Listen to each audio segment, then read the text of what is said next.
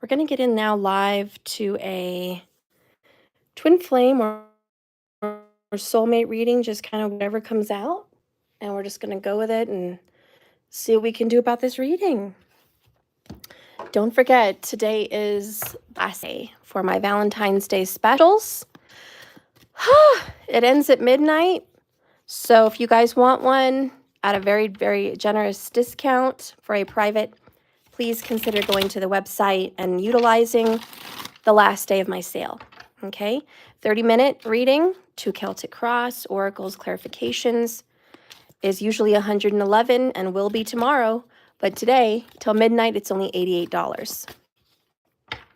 And don't forget your astrology chart consultation for love and romance, marriage and relationships, you and your partner or future partner is usually $244. Right now, it's only $144. So it's $100 off till midnight.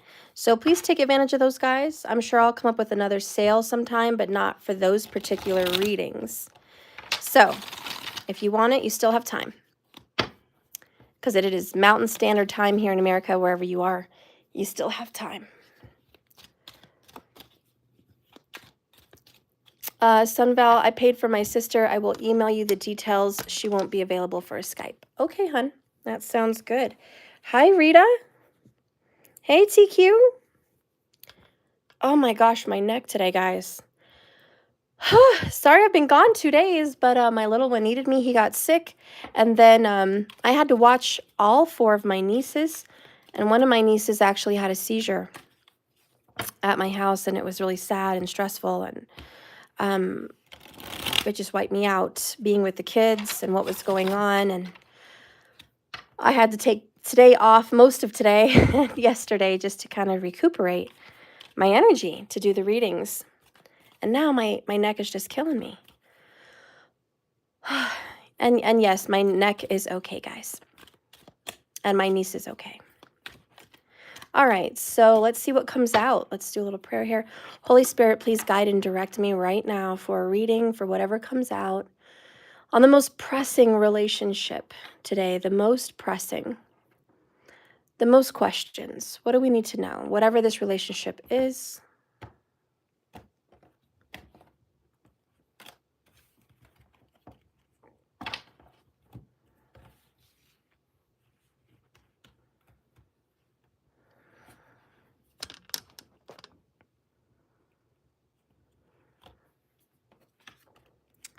So we have the Wheel of Fortune.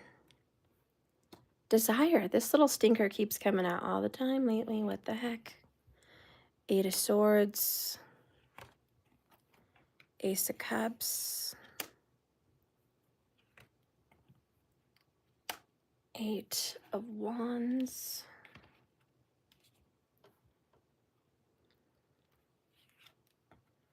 Three of Wands.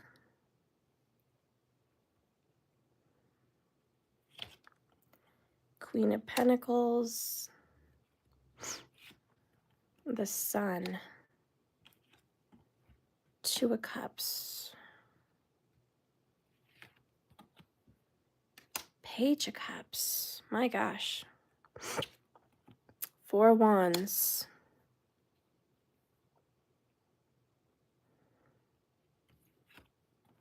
Four of Pentacles. In the reverse, 6 of Pence. All right.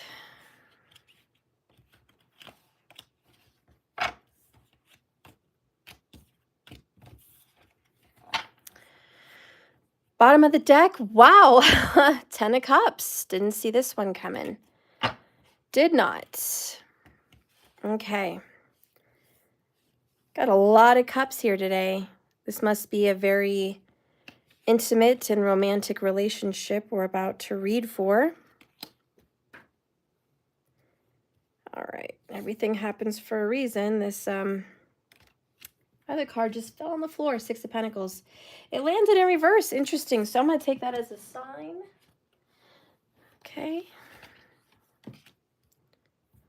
All right. Well, I do want to say your person is not giving to someone that they used to be giving to. This could be a mother. This could be a girlfriend, a fiance, a wife. Anybody, a significant other of any type. They're not giving to them anymore. They're giving a whole lot more to themselves. This is the big change I think you've been waiting for. This person is really into you. And I think you know that, but they've not been really showing you like an expression wise, like texting or like telling you, like you just sense it. You just feel that they desire you a lot, the way they touch you, talk to you, they're around you. You're about to get a message here soon that this person wants a lot more than friendship, a lot more than whatever's been going on between you and them. This person kind of wants to upgrade your connection. They've got you in their sights. 3 of Wands, 2 of Cups, Page of Cups. With the Ace, you are true love. You're the new love of their life. They want a relationship with you. They're going to start reaching out. They're going to start texting. They're going to start trying to see you. This is a big surprise for you. I think it's kind of a shock, to be honest. It's a happy surprise with the Sun and desire, but you definitely didn't see this coming. You didn't anticipate being in a relationship. So I think that's the surprise. They definitely want to commit with you. They definitely feel like they have a future. So I don't know what you've been telling them. I don't know what ideas you've been giving them. I don't know what you've been doing with this person, but they believe that you guys are going to be the one that they settle down with. The biggest zodiac sign that pops out today is Cancerian and Capricorn, and that is a huge 1-7 soulmate kind of a sign. So I do sense that. I do feel there's some kind of a Leo involved as well. Leo could be your Venus or your Jupiter, perhaps Mars for some of you. It could even be your ascendant or 7th house, but that kind of tends to be in there somewhere. Let's go ahead and see what else is going on. So 10 of Cups, 7 of Wands, and Cleanse. Oh, they've been trying to get rid of a karmic. So they've been trying to do this for a while, maybe 10 months. They've been trying to get rid of this person.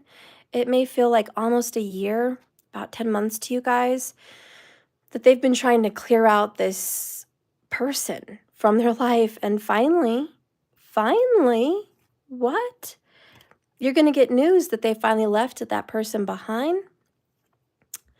Hierophant, they've made a big change and they want to commit with you. Wow, this person actually did the work. They did it. Congratulations, the Sun. This is success and all your plans and desires that come to fruition. It's even a little bit better than a star card. It's more of everything that you really wanted, and we do have desire, actually happens. It materializes. So this is the huge change you've been waiting for. Let's get a message from them. Ooh, I dream of you all the time. So have you guys been having some intense dreams with this person? Has that been like popping up nightly, weekly? There's some kind of intense dreaming. Trust in me. They've been really trying to earn your trust, honey. And if they haven't yet, they're about to. What I mean by earn your trust is reaching out to you more often, like on a regular schedule. This person is going to text and call almost every day. Seriously, with the Sun card and the Wheel of Fortune, they are. And you're going to see a difference. It's like every day, or at least almost every day, okay? And it's going to be a surprise. Shock. Spirit's helping them. No wonder we have a huge change. I'm seeing my toxic patterns. Oh my gosh, guys, how long has it been since we've done a reading and someone actually does the work? I'm shocked. I've been gone for 2 days and I didn't see this. I didn't anticipate a reading like this. This is incredible. Bottom of the deck, I'm not giving up on us. Wow. Oh my God. God, I need to take a moment to just accept this reading because it's been so long since I've channeled good energy like this. I don't even know if I'm okay with it.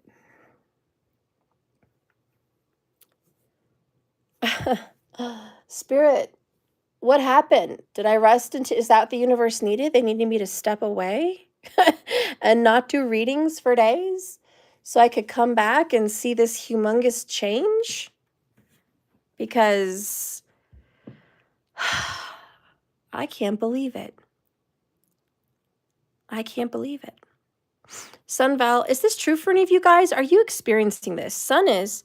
Sun, he is definitely reaching out every day. After confessing his love for me a week ago. Oh my God, Sun. Oh my God. TQ, you felt a shift. That's awesome. Second question, my friends. I've been giving you guys a lot of good tea about your manifestation abilities, about feng shui, vastu, about your thoughts and your words and your core beliefs. Have you guys been working on that lately? Because there's like a sudden tower that must have happened here, because this is not the typical reading I've done for you all. It's just not. And look, 11 minutes, 11 seconds when I looked up at you.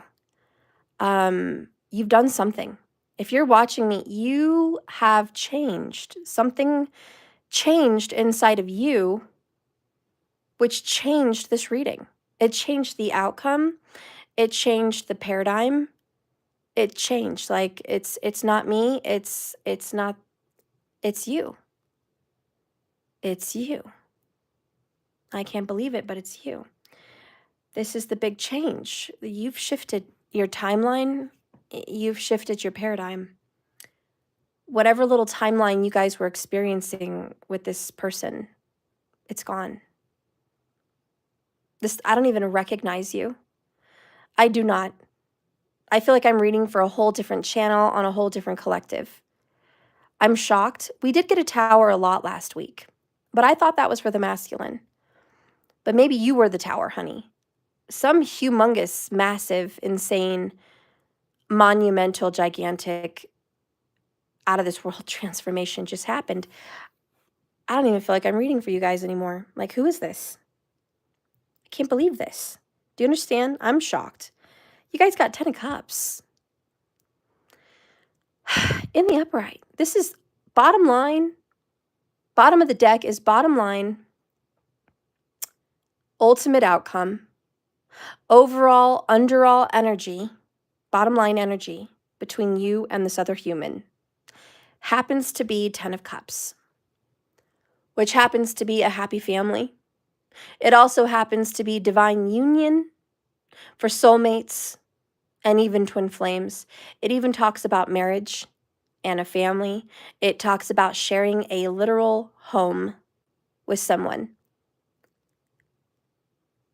Someone is slamming the door closed on a karmic partner. That's what this is. And they refuse to go back to the karmic partner. They're done. Door slammed. And maybe it's possible that the karmic slammed the door on them. I mean, I don't really know exactly how that played out, but I do know what did play out is the karmic situation is done.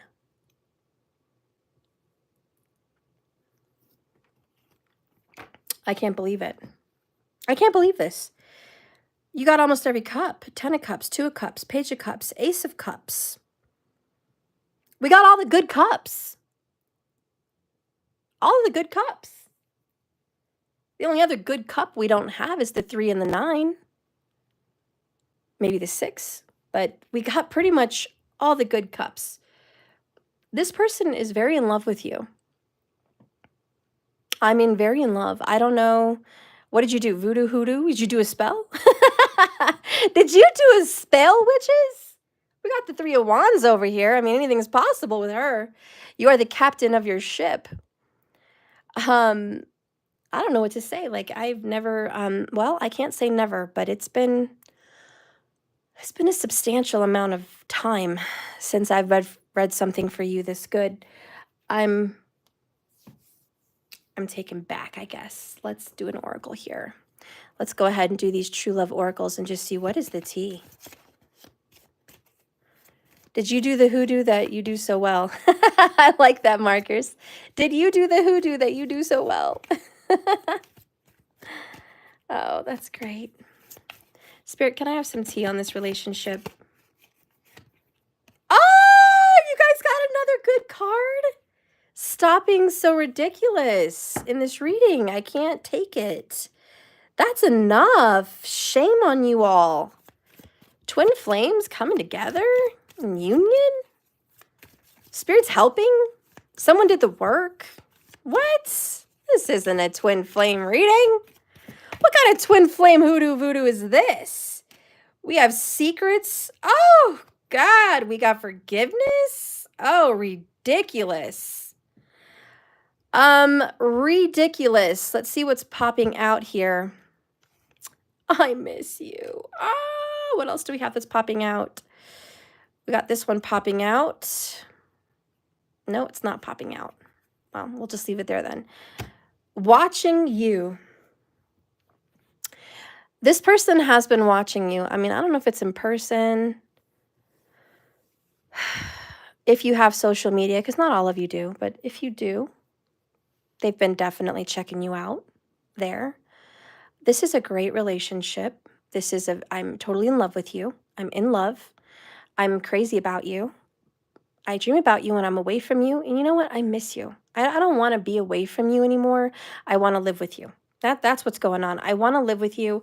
I am slamming the door on the karmic and I want to move in with you. Oh my God. This is crazy and I got goosebumps. So I definitely feel like this is real. This is not a joke. Again, the biggest zodiac signs here, Leo, Cancerian, and Capricorn. Wow. Let me write down this T. I can't even believe it's your reading. Slamming the door. I'll just say finally. Finally, slamming the door on the karmic. And wanting you. In a nutshell. Wanting you. How about choosing you? Okay, choosing you. I have a question to ask you all. Have you chosen yourself? The only reason this reading would be valid for someone watching me, which is you, is if you have finally decided to choose yourself over anybody. I have some signs coming to me in my mind as your psychic reader here, so hear me out. Did they call you, but you ignored their call? Did you hit decline or send to voicemail? Because that just popped up in my mind. And it was, I don't have time, or I don't want to deal with you, or right now is not a good time. Another thought that popped up in my mind is someone that said, I want to see you. And you said, I really don't have time. I'm busy today. I have a lot going on. When usually you would drop everything to go see them. Another thing that came to my mind is if they've called you and you've been talking to them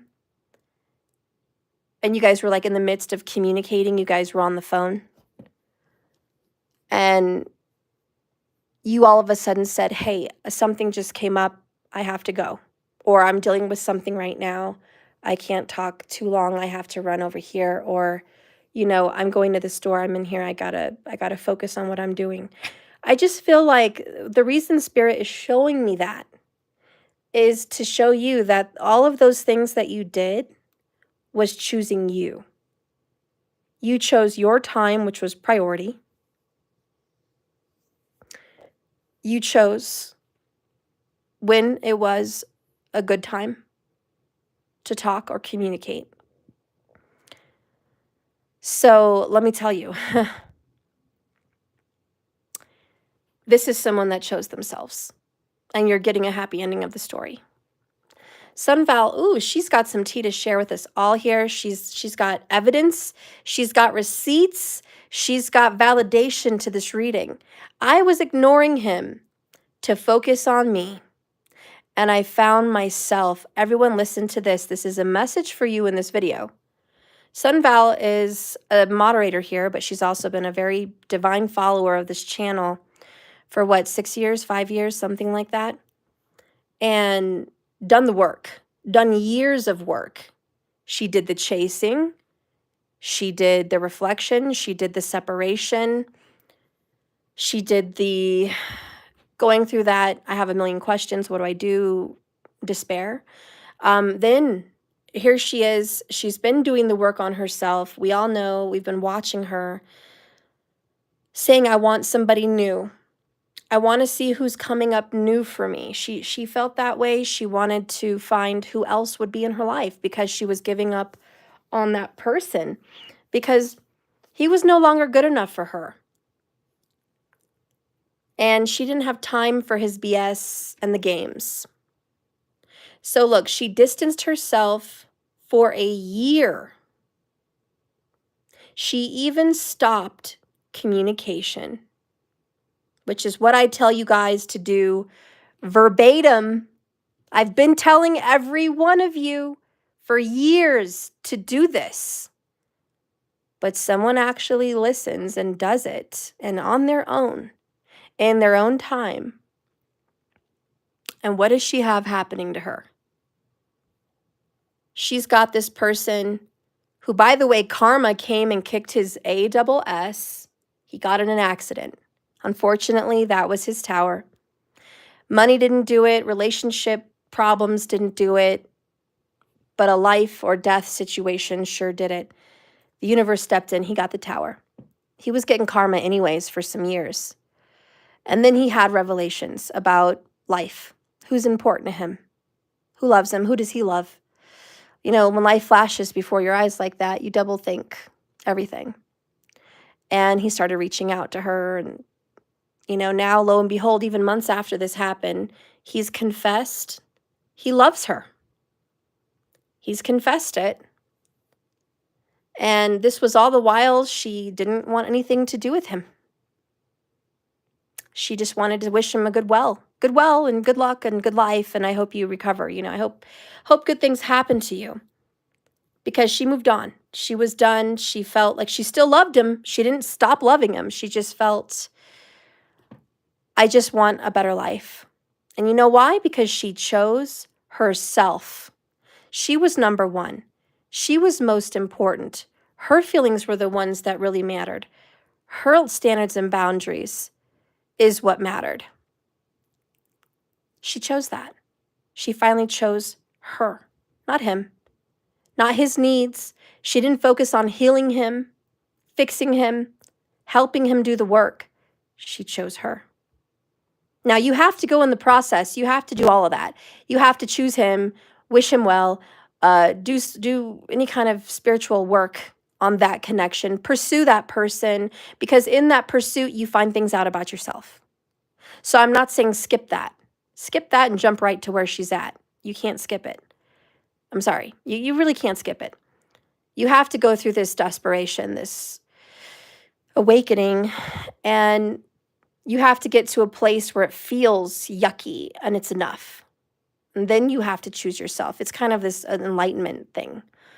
Anyway, she did that. And look at her. The confession of love and also the reaching out almost daily. Just like this reading is stating. So there you go, son. Yes, I really wanted something new. You did. I know it. I felt it. It was the truth. You absolutely wanted somebody new. And look, exactly what you predicted in my past readings. Yeah, and even up to a few months ago when you were asking to get cards for new people, and I would pull them, but I was like, there's something still stuck with this guy. And as much as I want to please you guys and give you readings that you like, this is how you know I'm not a fake reader. I gave Sun the tea.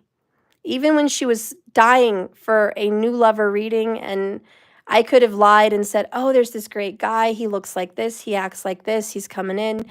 He's got this, this, and that. And here you are. You're going to be happy. Give it 6 months. That would have been a pile of dog crap. And it never would have happened because it wasn't the truth. You know, this is where it's important as readers. We read the truth, the tea. And if this annoying ex happens to pop up in a reading, we're like, hey, he's still here. I don't know. Something's not done here. Something's not done. Son, I know, and he keeps showing up in my reading. Yeah, and I can't help that. I can't help it. Because you know why? He's still in your karma. He's still in your, how do you say, your south and north node. He's still there. He's still in your chart. He's not going anywhere. He's got something here with you, and there's a tie. And yeah, you know, when that's still going on, it doesn't matter how much you would like to whatever, create some new existence. You can't change your fate. Not that you can't choose new people, because you can. The way I like to put it is this. We all have free will. This is probably a really bad analogy, but you can either pay for the food and eat, or you can steal the food and eat. You both get to eat. It is your choice.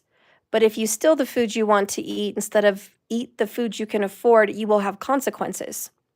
You're still going to eat, but one of them, you're going to the police station. You're going to go to the police station. You're going to get charged. So sure, you've got free will, but it doesn't always end up in your favor.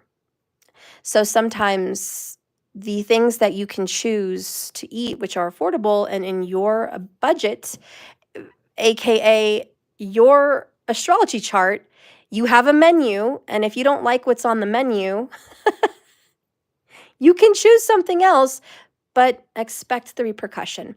Expect the towers, expect the karmic backlash, expect the losses. You can choose what you like, but it just doesn't end up in your favor. So, you know, no one here is forcing people to endure anything down their throat. It's just, if you want the hard way, have it. Because you know who else picks the hard way?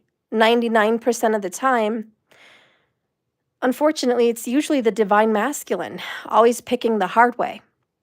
And that's more of a headstrong, brute force kind of, I do what I want, when I want, how I want attitude. But that doesn't really land them anywhere, does it? It's just not logical, even though they think they're being logical. It's really not. They just don't like to submit. And so what I've noticed as a whole, as a reader, is the divine masculine energy is very forceful, which is in their nature, to be a leader, to be the one that pushes through the brick walls, to the one that makes the decisions. And, you know, so it's very hard for them to submit. And I could completely understand that. That is why divine masculines tend to be the hardest to be dealt with. Because in a sense, it's in masculine energy. It's natural. Where divine feminines are more, male or female doesn't matter, but they're more enlightened. They're more spiritually inclined to listen. And don't be offended, but please don't be offended. Divine feminines are a lot easier to take orders. To take instruction, maybe that's a better word. Divine feminines, male or female, take instructions better. Okay? And to be honest, they are more, they listen. They listen. They submit more. Not that all of them do, but, you know, in general, as a rule of thumb, divine feminine people, all of you, tend to submit to the universal law and karma and, yeah, your fate. You just submit and you learn and you grow. So anyways, that's why masculines tend to be the ones that are like, yeah, in the readings. Listen, it happened for Sun Val. I hope it's happening for you. Sun, this really resonates with you, and I'm so glad you're here. The sun is here, so there you go. There's another sign, Sun Val, sun, you know. But could this happen for you? Yes. When? When you start doing what Sun did. That's the message. When you start choosing yourself. So if you're going to ask me when, there you go. That's when. And I guess when is up to you. That's when. Sun Val, $30. Thank you for the Cash App. Oh, I appreciate you so much. You are so kind. You are so kind. Thank you for that tip and that appreciation and that thank you. And I really appreciate that, especially when I've missed work for 2 days. Oh, I could really use that. So thank you so much. I'm going to get an oracle here. Sun, thank you for validating me on here. Stephanie, as always. Oh, Angie. It is always a genuine great reading. Thank you so much. I try to be genuine here, guys. I don't try, I am. But You know how many people get frustrated with me as a reader because I'm not giving them the reading they want? And I'm just like, I would like to. I would love to please you and make you happy, so you give me more time and energy and you come to me for more private readings and you watch me more and you're happy with me. I would love to please you because I would love all that energy in return. But I can't be disobedient to the truth. And a lot of times I read people and they're just like, this is not my reading. But it is. And I've told people who are probably watching me right now, it may not be true today, but this reading might be true in 5 years. I know it seems like a long time. Again, that disappoints you. But can you hear me out for a second? I got a reading from a reader a long time ago, and I've shared this story with you guys before. She read me and my, at the time, children's father. And I was having a rocky relationship with him at the time. And I wanted to know what our future had in store for us. And I also wanted to know what he was doing behind my back. And when she read for me, I already knew, my intuition already told me he's cheating. There's definite infidelity. I guess I just wanted to know if we were going to make it. Are we going to get through this, honestly? And she read it and she said, you know what? He cheats on you. I'm like, yeah, I'm not surprised with that. But is it going to stop? Is he ever going to stop this? Are we going to get through this? Are we going to grow old together? Because we had 2 children. I wanted this card. And let me tell you, when she did my reading, she got this card. Not this exact deck, but she got the 10 of Cups for me and him. And she got the 2 of Cups. And she got the Ace of Cups. She got all the good cards. But she also got the Queen of Wands. She also got the 7 of Swords. And she was like, listen, he loves you. And he loves your children. And he's very in love with you. He's in love with you. You're his true love. And you're definitely soulmates. Because his sign popped up in the reading, which at the time was a Virgo. And my sign at the time was a Cancerian, because I was doing tropical. She's like, those signs are here. But there's another woman here in the future. And I was like, uh-oh. It's more than just cheating. She's like, there's another woman. And this woman's going to have 2 children with him. She saw a Page of Swords and she saw a Page of Wands with this person. And she was like, the first one's going to be a big secret. Well, no. The first one's going to be a shock. And it's going to be, she's like, it feels like a trap. And the second one is going to be a complete shock. You're not even going to know he's existing. You're not even going to realize it. And she's like, so that's going to possibly ruin your relationship. And there's this other woman that he's been seeing even right now. She's like, he's been seeing her. And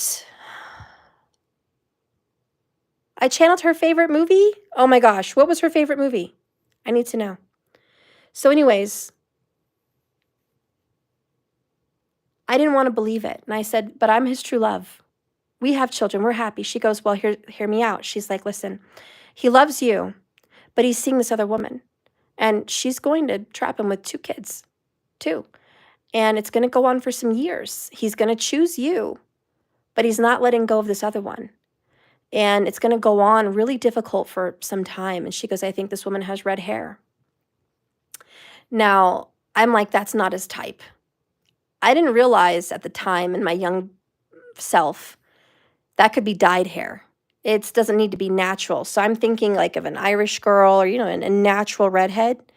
I wasn't thinking somebody would just dye their hair red and, I was just thinking of natural. I don't know why I just thought it had to be natural.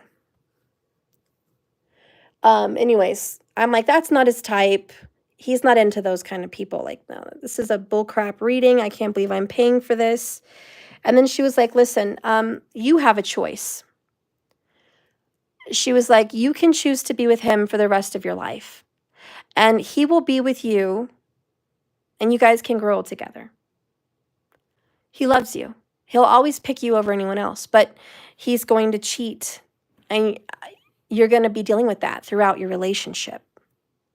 Or she said, you can make a choice and you can choose somebody else, because there's another possibility in the reading for you. And she said, you can go down another track, and there's a man with dark hair, dark eyes, and he seems a little bit shorter, more stubborn, earth sign energy. And she's like, you can choose this person and you will have a son with this person, dark hair, dark eyes. And at the time I was like, that's not my type. Shorter, dark hair, dark, it's not my type. My type at the time was, tall, colored eyes. It was just not my type. Thinner, and so I'm like, this doesn't sound like me. It doesn't sound like anybody I would ever choose, or anybody that I would ever choose to have children with. Like, that just doesn't. And I was just looking at her like, you are reading me completely wrong. You are reading imaginary BS from your cards. You're a liar and you're a fraud, and this is a scam. And I just felt really upset. And my friend had been going to her for years. She was like, she's so good. But I left that office that day like, she's not good. She's a terrible reader. How could you go to her? Everything she said was wrong. Everything she said. That's not me. That's not him. That's not my future. The only thing I liked that she said, typical person, right? The one who pays, of course. You always like to get 10 of cups. I was like, oh, I'm happy about that card. Oh, I was happy about the 2 of cups. I liked what she said when she said we were soulmates. I just don't like the rest of what she said. Why? Because it was negative. And this was like 100 years ago, but, typical person, you want to pay for a reading that, pleases your ego and fluffs you and gives you fantasies, and you want to believe in fairy tales, and you just want a reading to, like, you're going to be rich, you're going to be famous, you're going to live happily ever after in true love. Everybody wants that reading. Thank you so much, Cheryl Cooter. Cheryl, if you recommended me to someone, I always give free cards. So stay tuned, Cheryl. I'm going to give you a free $15 card here at the end of the video. I will be doing a 15-minute lightning round at the end, and you get a free one. And Sun Val, you too, honey. Thank you so much. So Cheryl and Sun, free cards at the end. I love it when you guys recommend me to people. Thank you so much. So yeah, guys, I was so mad. I left that office. I even asked her for a refund. And she was like, I'm not going to refund you.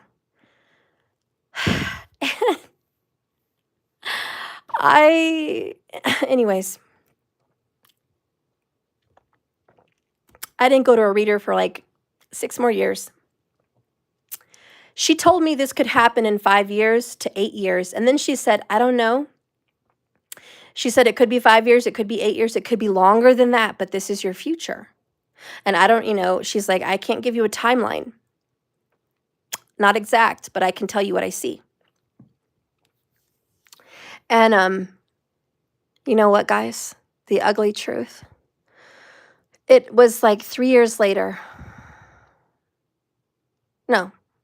It was 4.5 years later. He had started to have children with that other woman. And guess what? She dyed her hair red. She was a Puerto Rican girl from New York, light skin, dark eyes, dark hair, kind of light brown, golden brown hair, I guess. She dyed her hair red. I know this because he told me. Some years later, like I didn't even know. Just when he said, I don't know why she's dyeing her hair red. She's going to go bald. He said some comment like that. And I was like, what the F did you just say? That's when it hit me. 4.5 years later, after that reading, it hit me. Oh my God, oh my God, oh my God. And I thought of her immediately. I'm like, Ruth, the tarot reader, she told me. She told me it'd be a redhead. She told me he would have 2 sons with this bitch. She told me. And I was so mad at her, and I didn't listen. And I was like, I regret it. I regret it. I regret it. And then I was like, well, what about the rest of her reading? She told me I was going to I could meet somebody else, and that didn't come true. So I'm like, well, maybe not all of her reading is going to come true. Maybe just part of it. Well, I went through what I went through with her and him, and then I ended up leaving I met somebody else, got into a relationship for 3 years. It wasn't the guy she described in the reading. One, we couldn't have kids because he snipped himself like an idiot. Number two, he was tall, but he did have brown hair, brown eyes. So that did not come to pass for another 3 years. But then we broke up. And who did I meet? A shorter, older than me, brown-haired, brown-eyed man. And what happened? I had a son with that man.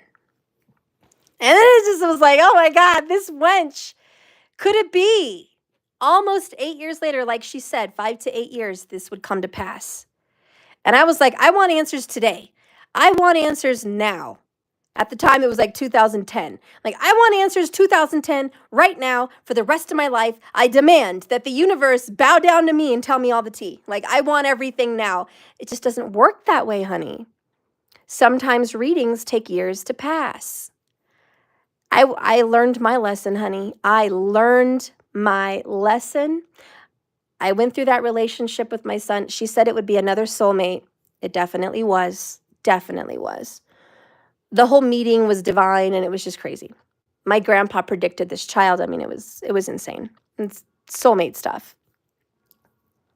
And I'm just sharing that with you guys because I too was once a non-believer. I too was once angry at a tarot reading. I too thought it was BS. I too was disgruntled with my reading that I paid good money for. At the time, back in the day, and you know, how do you say? She was expensive. I mean, back then I was making, I don't know how to explain it, but we were paying a lot less for stuff, okay? Back then in 2010, I paid $140 for that reading. So today, that's like a $200 reading. And I paid it. I went in person to her office. I wanted to meet the woman. I paid the $200 for that reading. So believe me, I was mad about that reading, but today, that was the best DAMN reading of my life. The only real reading in my life. And I paid other readers for other readings. I paid cheaper ones. I paid one lady $40 for a psychic channeled reading about my dead dad. It was BS. I went to metaphysical fairs and I paid other people, $40, $50 for a quick card reading. It was BS. I went and, went on to YouTube and paid some BS readers. Their little, $15, $20 readings. It was BS. And I was just looking for cheap. I was like, who can read me for cheap? But real readers aren't cheap. And cheap readings aren't real. I got to write this down. Real readings aren't cheap. And cheap readings aren't real.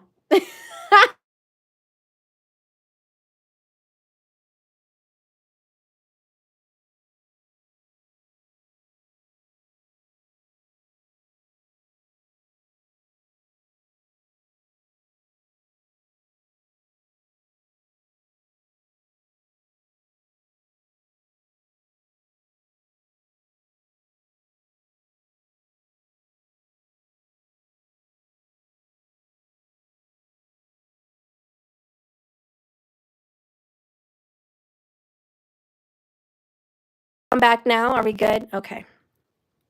Anyways, that is hilarious, right, guys? Real readings aren't cheap and cheap readings aren't real. That's hilarious. I am not telling you guys that because I want you to pay for a reading with me. I'm sharing my experience. And I went down that road, honey, looking for cheap readings. I just want to tell you, as my friends, everybody who reads cards don't know how to read cards. Or no, that's not what I'm saying it right. Let me rephrase that. Everyone who reads cards can't always read cards. You know what I'm saying? Just because you buy a book and you can read it out and learn in an hour or 2 hours how to read tarot doesn't mean that that reading's going to be legit in your life. Talented and gifted readers like the one that read me, Ruth, I wish I could find her. I looked for her. And it was like a curse because I didn't want her reading. It was like a curse. I could never find her. She moved away. She closed down her office. I looked for her name, Ruth, the psychic and tarot reader, in all of Colorado. She was nowhere to be found. Her business license expired and I couldn't find her. I looked in New York where I thought she came from, couldn't find that woman. And by now she's probably 70, 80 years old. So she's probably not doing readings anymore. But I tried to hunt her down. She's an older woman now because, you know, back then in 2010, she probably was in her 60s, you know, 50s to 60s, I'd assume. She was already in retirement age back then. And I think she just retired. But I wanted to reach out to Ruth and tell her, listen, you're accurate. You're the best DAMN reader I've ever had in my life. And I've had a lot of tarot readings. And I've learned my lesson. The one $200 reading I paid for told my life story. She also did palms. And I'm just like, she's a real one. And they're very far and few in between. Today, in this day and age, they are very far and few between. And back then, we didn't have YouTube readers in 2010, not really. I mean, it wasn't really a thing till later. But she was the best. And I just want to share that with you and say, hey, you know what? This reading may not be happening for you right now, but it may be happening 5 years from now, 8 years from now. But I just want to say, believe it. And let's be appreciative today that we are lucky. We are really lucky as a culture and a people that we can go to YouTube and have the chance to find a genuine tarot reader, that we actually have the opportunity for free, absolutely free of charge, to watch tarot readings for free. This is the kind of service that you could only pay for 15 years ago. You couldn't get stuff like this for free anywhere. You have to pay. You have to pay to see it. You have to pay to hear it. And not everybody got to see it. There was no examples. It was just you're either in it or you're not. So we're very lucky that you guys, and all of us, are able to tune in and just see random readings and see what's drawn to us and what's not, etc.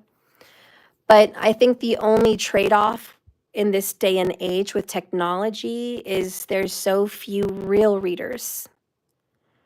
And be careful, because you're going to get those KISS ASS readings. Yes, they are KISS ASS readings that do exactly what I just said to you. They kiss your ASS. And they tell you a bunch of fantasy fluff so you can keep coming back for more. It's like a drug addiction. Like, oh, you like that? Get me another one. You like that? Come back for another one. You like it? Come back for another one. They just want to get you addicted to believing your life is real like that when it's not. And usually what happens is people become bitter, angry, that their life is not showing up like the cards say it is. And people are like, you told me we were going to be in union. You told me I was going to be a millionaire. You told me I was going to have a child by now. Or you told me, and that's bullcrap. It's bullcrap. It's fluff. It's lies. And you know what happened? People pay for cheap readings and they get fluff. They get fluff. And then they're mad because 5, 6, 7 years go by and all they got was fluff. And what happens, everybody? And you know what happens. They turn their back on the spiritual community. Then all of a sudden, all tarot is lies. Then all of a sudden, crystals are fake. Then all of a sudden, astrology is complete bullcrap. Then they leave the spirit world. They're like, nope, I'm not into spiritualism. I'm not a spiritualist. I don't believe in that. None of it came true for me. And they go to Christianity or whatever. I'm like, I found God and I'm so much happier. No, honey, you found truth. You found authenticity. and you're so much happier. Has nothing to do with tarot, has nothing to do with astrology. You just left the fake ASS readers, and now you found authenticity because you're not listening to fluff anymore. Let's get real. Let's get honest. They're not leaving a community of honesty. They're leaving the fake readers they were paying. Sorry they never found a real one. But that's unfortunate. And you know what? That's also in their astrology chart. Do you know that you can see in your astrology chart what kind of a teacher or spiritual leader you're going to come into contact with? You can actually see if they're going to be a liar. Yep, it's in astrology. You can see if you're going to follow a cult of lies in astrology. There's actually ways you can find out who's a liar in astrology.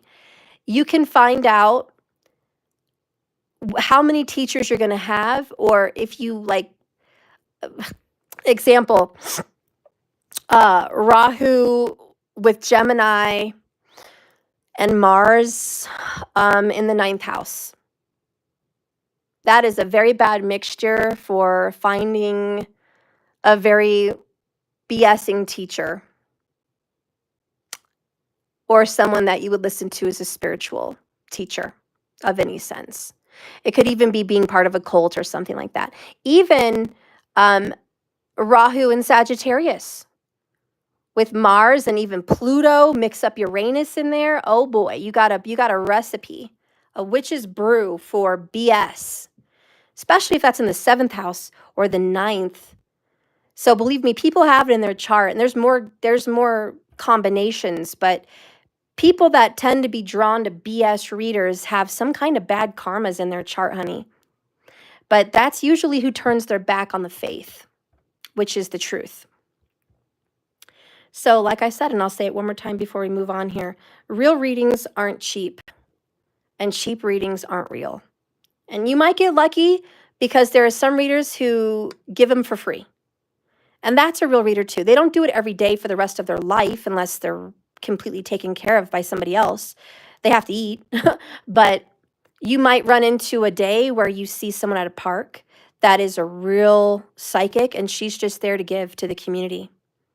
She's just there in the park with a little table, like, come on up, let me help you heal, let me talk to you, let me give you a free reading. You know why? Because they're clearing karma. When a real spiritual teacher, especially at the age of 66, that's a Saturn number, 66.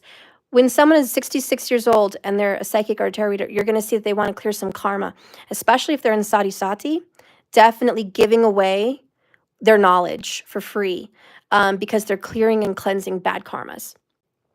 So yeah, there are some people that are really going to do it for free, and it's rare, but it's out there.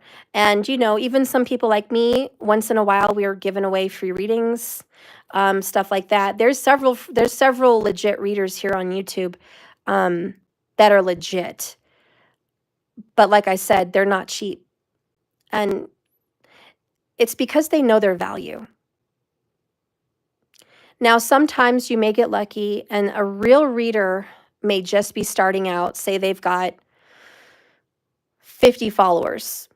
They're probably giving away free readings, and they're real readers. It's just they're just fresh. They're new on YouTube. They're a fresh face, a fresh voice, and they're trying to get subscribers. So yeah, I could see that they're giving them away for free to get subscribers, or they may even be giving some cheap readings away live, $10 for a reading, because they're trying to get themselves out there.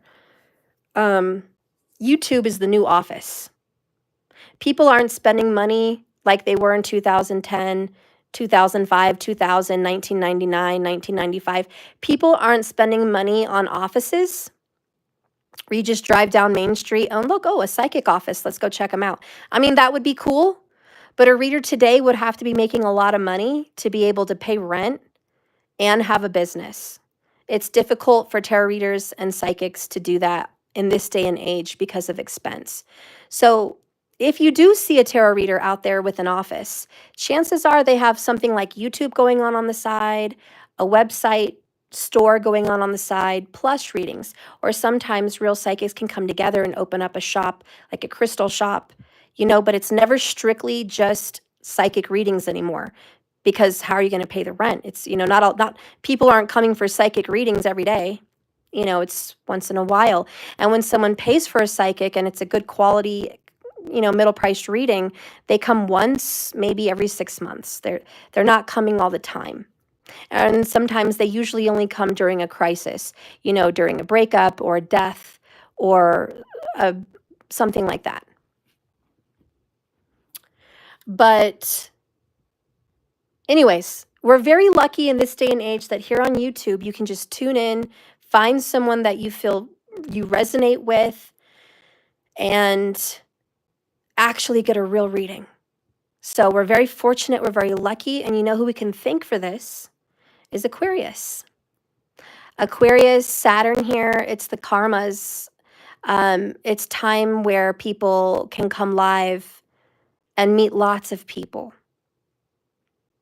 It's time to share the wealth. It's time to be in the limelight. It's time where spirituality is in the limelight. And it's a new thing. It's what they call a new age, but it's here and we're grateful, and it may not always be here. But anyways, guys, listen, I just want to share with you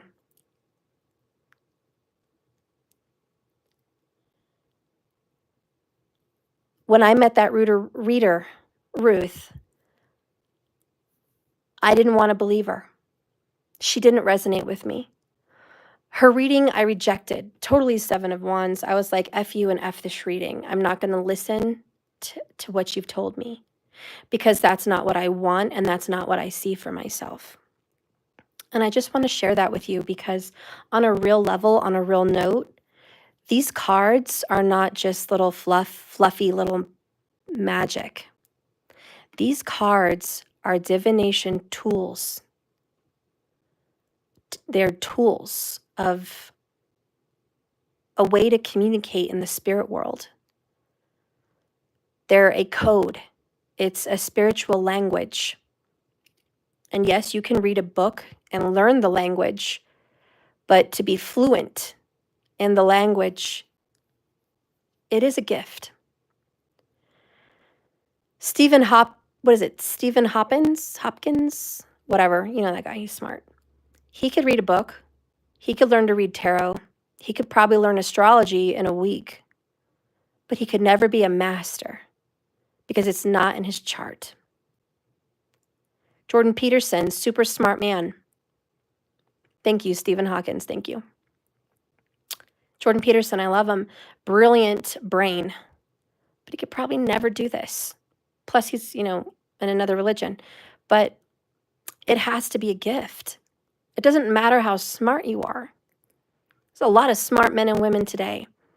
And there's a lot of people that like pop culture. Taylor Swift could probably pick up a book and learn how to read tarot cards and do astrology. Taylor Swift could do it. But you know what? It's never going to resonate with Taylor Swift because she is a singer. She is a media person. She is not a psychic or a tarot reader. It's not in her chart. Snoop Dogg could probably learn how to read tarot cards, and I would love to get a tarot reading by Snoop because his voice alone is so awesome. Snoop, if you're watching me, read my cards.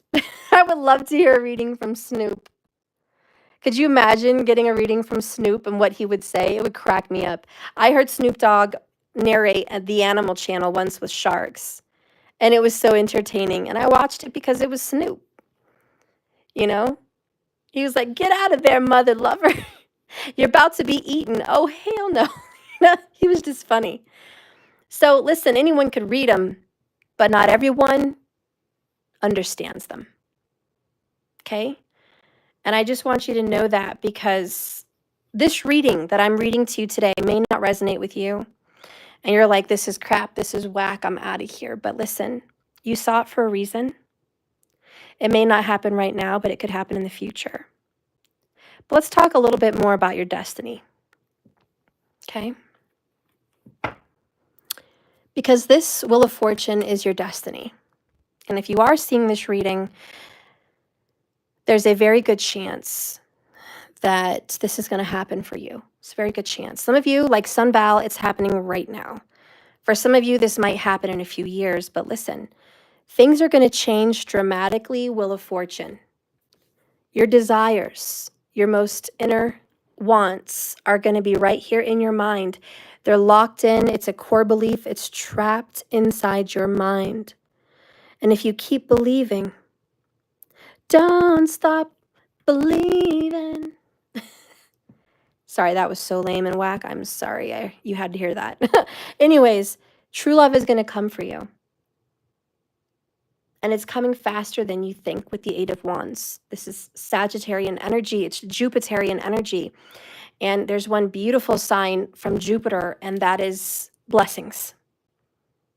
Jupiter represents just a wealth of blessings and good things. He's a benefic planet, and he is here to give you joy and happiness and pleasure. And he is here to give you things that fill your heart with just complete satisfaction. And he's here to bring abundance in your life. Wherever Jupiter sits, he's like, I'm going to bring you abundance. I'm going to bring you abundance because whatever house he's in. But he's there with the Eight of Wands, shooting positive vibes towards your desires. Three of Wands. And you are the captain of your own ship. So your core beliefs, your desires, your wants, your absolute inner truth, the truth that you feel in your heart of hearts, that you know you're deserving of and that you're meant and created for. And you know what that is. It's here to be blessed. You're not here to be cursed your whole life, my friends. This relationship, Two of Cups, destined lovers, twin flames, Four of Wands, Page and Ace of Cups. Your true love.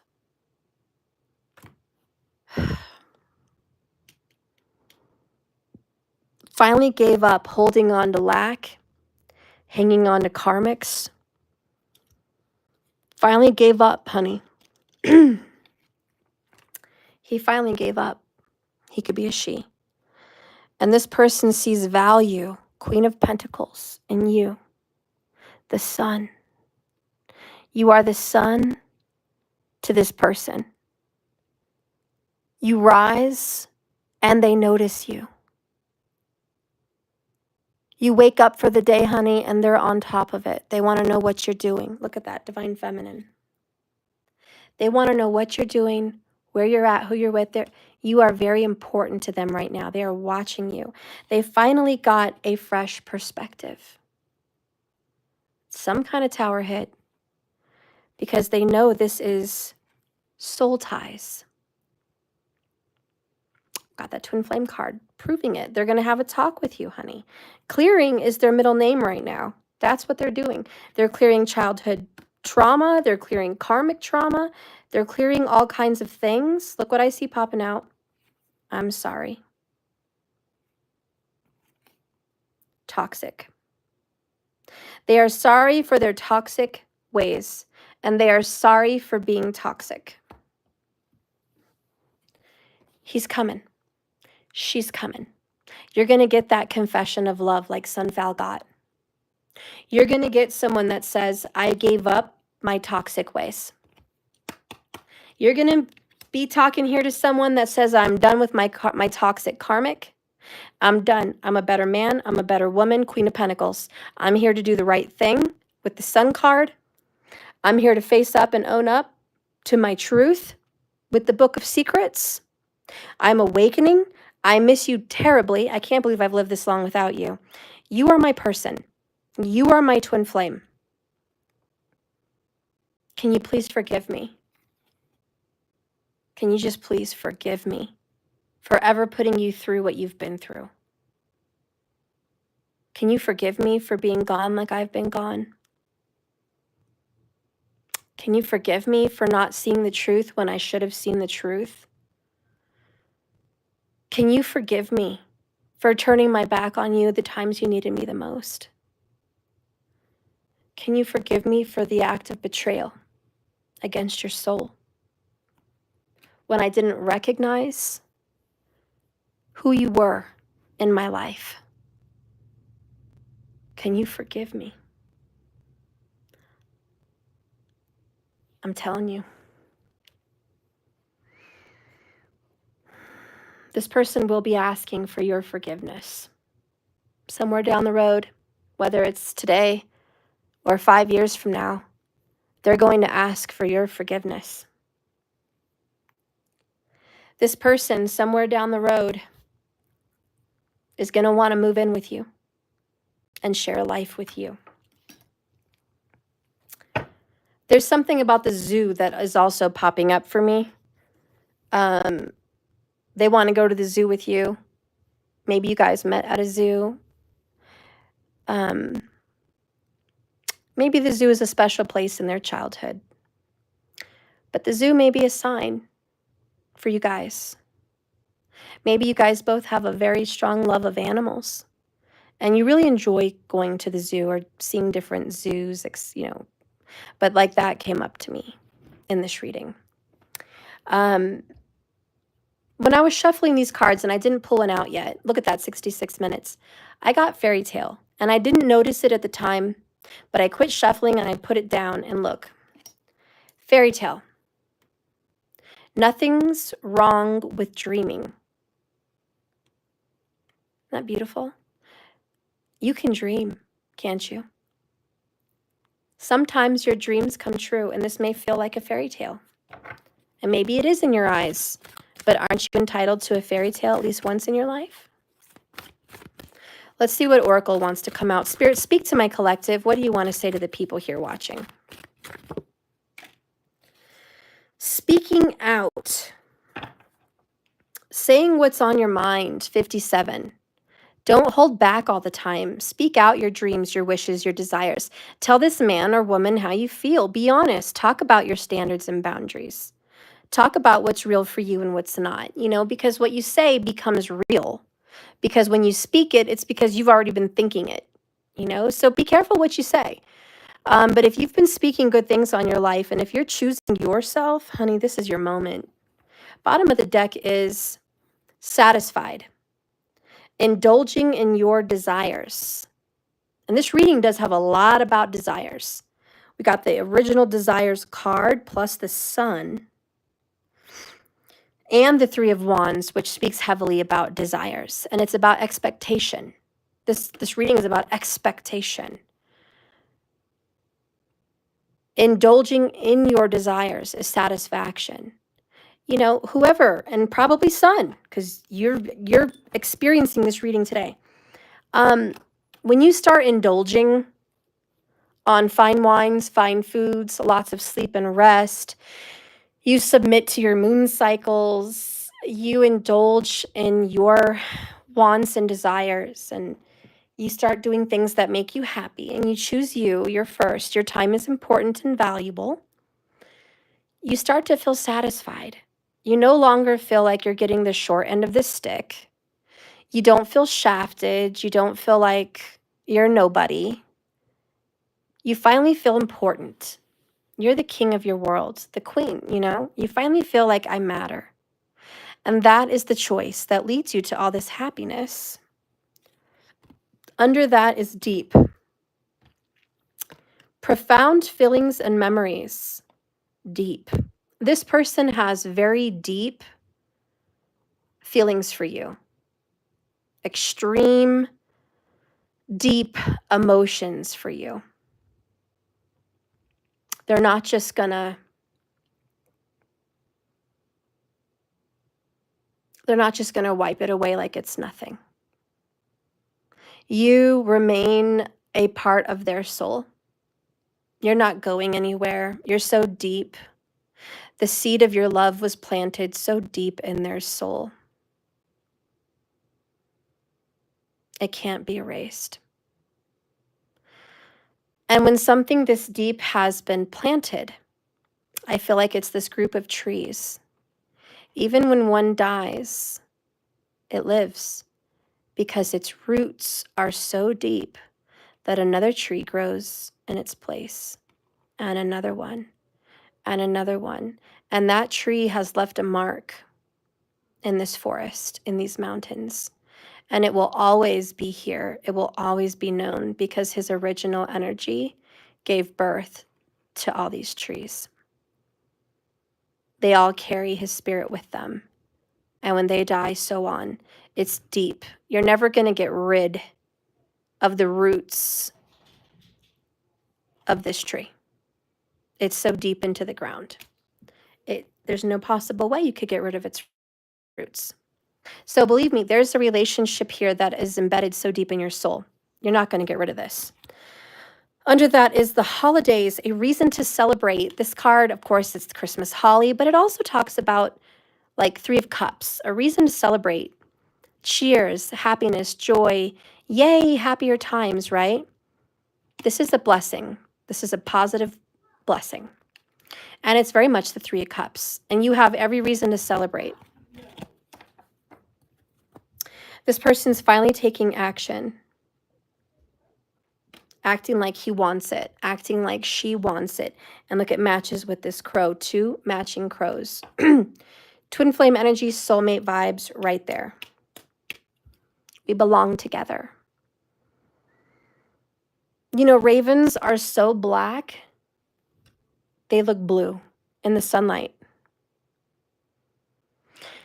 And they actually have a myriad of colors, kind of rainbow looking in the sunlight. It's beautiful. And if you've ever seen a raven in the sun, but it's like, wow, they're mystical beings. They're very beautiful. So I feel like they represent the chakras. They represent the truth. They speak up. They speak out. They're never quiet. When a raven's in the area, you know it. They make sure that their presence is seen, heard, and known. Okay? And so anyways, you finally speaking up for yourself. If that's you watching this channel, you're speaking up for yourself. You're choosing who you are going to be and what you're going to have in life. It's going to actually lead you to greener pastures. So that concludes our reading, I believe. I'm going to leave you with some words from this person. Anything they want to tell you as we close. Don't forget, 15 minutes starts on the clock now. If you want a reading, it's $15 a question. You get 1 card and bottom of the deck. You can do it through Cash App, or you can do it on my website through a donation. Top left corner under services, you'll see donation. You will get a free $15 card reading today. If you are a subscriber, you will receive 3 $15 card questions if you are an ultimate subscriber. Okay, so if you want to subscribe, now is the time. Monthly, you get 3 free $15 questions if you're ultimate subscriber. If you're just a basic subscriber, you get 1. But it's not every time I offer it. You don't get 3 every time I have a 15-minute read. You only get 1. So I know all the subscribers have already received their questions this month. But Peaches, you are entitled to 2 more. Little Cherie. And Felicity, if you're watching, you are entitled to 3. And anyone else that wants to be an ultimate subscriber, just let me know. By the way, that is $45 already in your ultimate subscription, paid for, prepaid. So what are you paying for in your ultimate subscription? You have tons of freebies. You get 50% off an emergency same-day reading.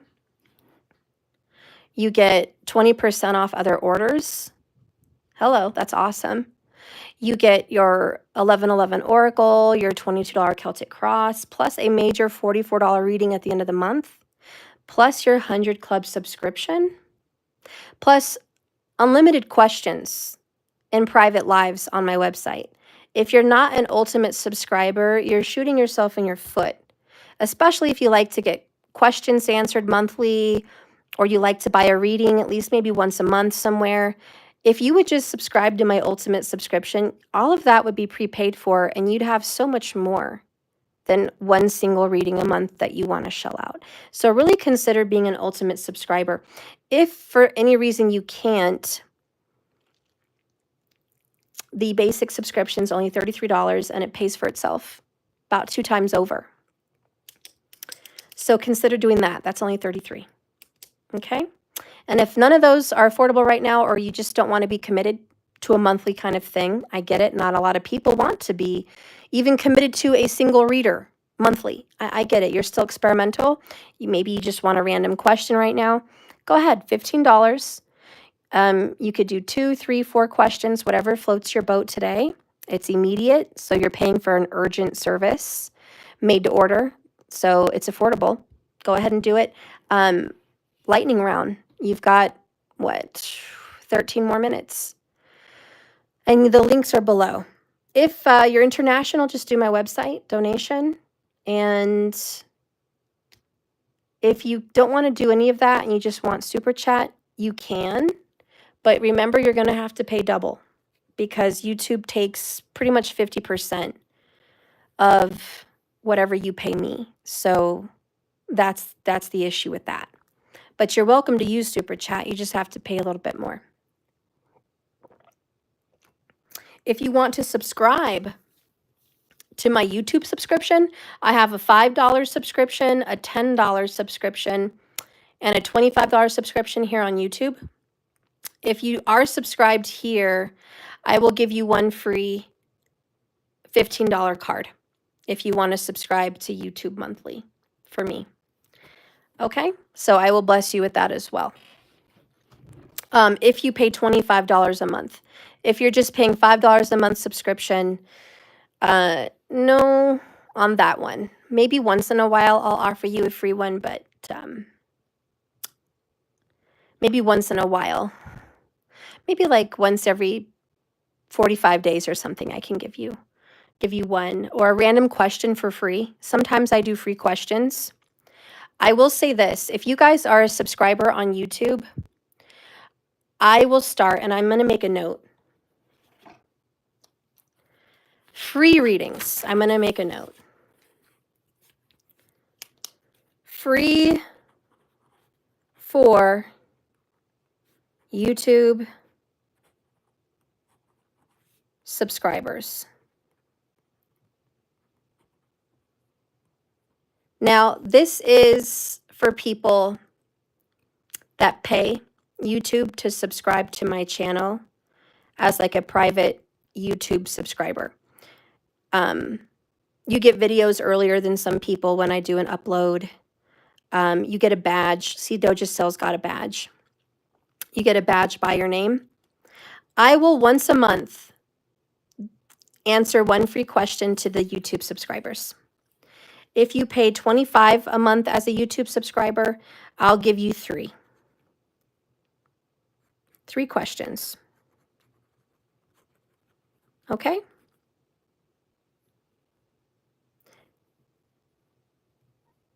All right. But anyone who's a YouTube subscriber, just I'll know by the color of your badge what's going on with your subscription. You each get a question for being a YouTube subscriber.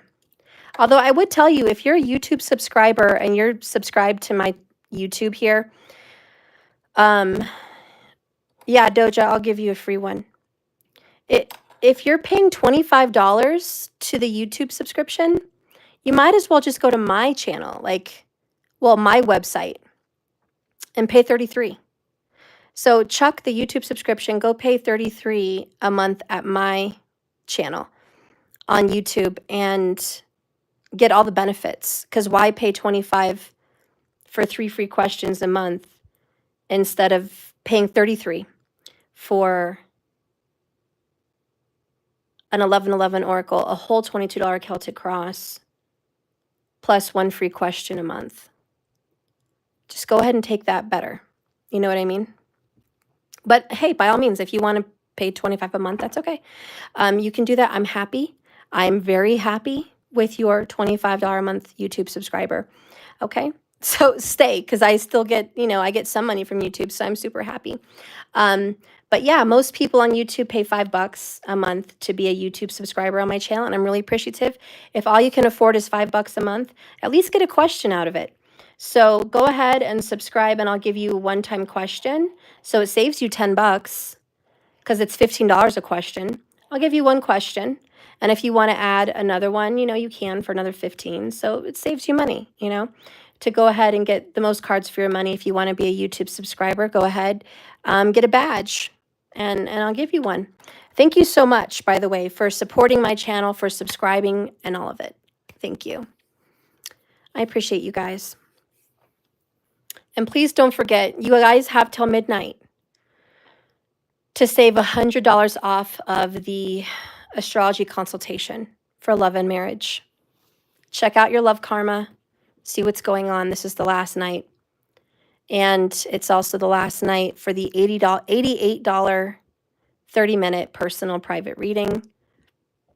It's normally $111, but you can still buy it tonight till Colorado time, midnight, to go ahead and purchase that, okay, for yourself. So please go ahead, my babies. Order, order, order. This is the last moments. And if you paid for the $15 lightning round questions, go ahead and write on here your questions so me and Markers know. Yeah. Doja, you did get a free one earlier this month. I did that first thing. And I know because I take notes on all the readings that I do.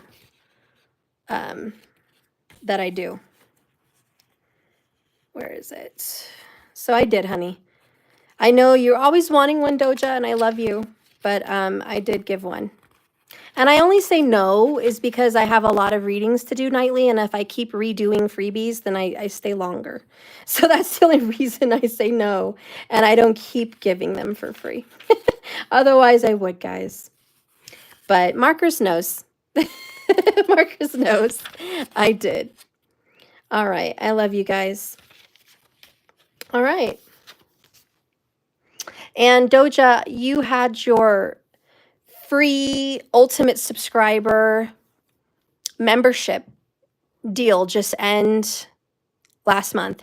So if you want to start that up again, I know you're on the $33, but you can jump on and do the ultimate and keep all your benefits.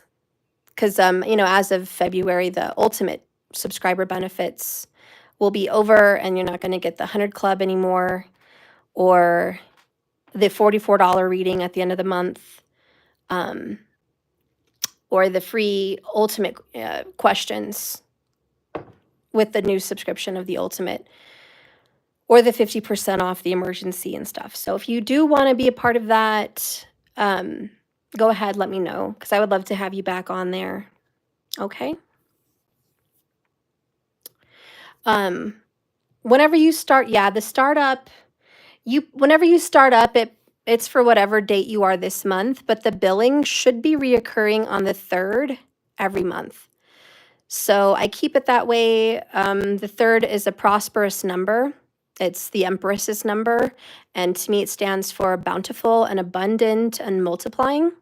So I try to do that for my own well-being as well, to multiply the more subscribers, but also to multiply your wealth. So whenever you put money into something on the 3rd every month, you should start noticing that your money tends to multiply, that you'll get more for what you invest. So I tend to find that investing in things on the 3rd is really prosperous. So I try to keep the billing for all my subscribers on the 3rd monthly, but that's just something that I believe in.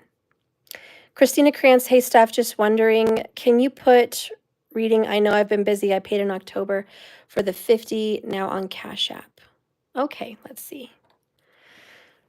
Can you put the reading, can I put, I don't understand the question, hun. Can I put, let me see. Oh yes, can I push the reading? Yes, I can, Christina. I will push that reading to the front. Christina. Oh, yeah, you had the $50 special? Okay, $50 Cash App special. Okay. All right. I got you. Oh, yeah, I remember now. Okay. I see. Sometimes I get a little bit confused. I don't like doing the Cash Apps. I'm going to quit doing that because sometimes in my mind, I'm like, oh, Cash App. That was something else, not that. So my bad on that. I'm sorry. Sometimes I think it's a donation or a lightning round or, you know, something else. And then it gets confused because I don't think I had that special on my website. You're very welcome.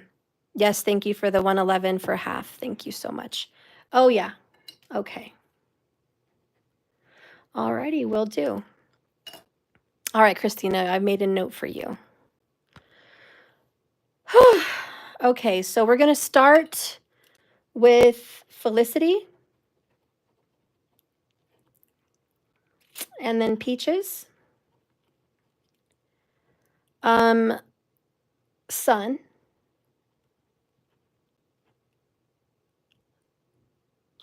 Oh. There's someone else and I can't remember. My mind just escaped me. Markers, who is the other person I was supposed to do? I'm trying to think of it right now. My mind. All right. Well, that's the people I can think of right now. Markers is cooking. Crap. Okay.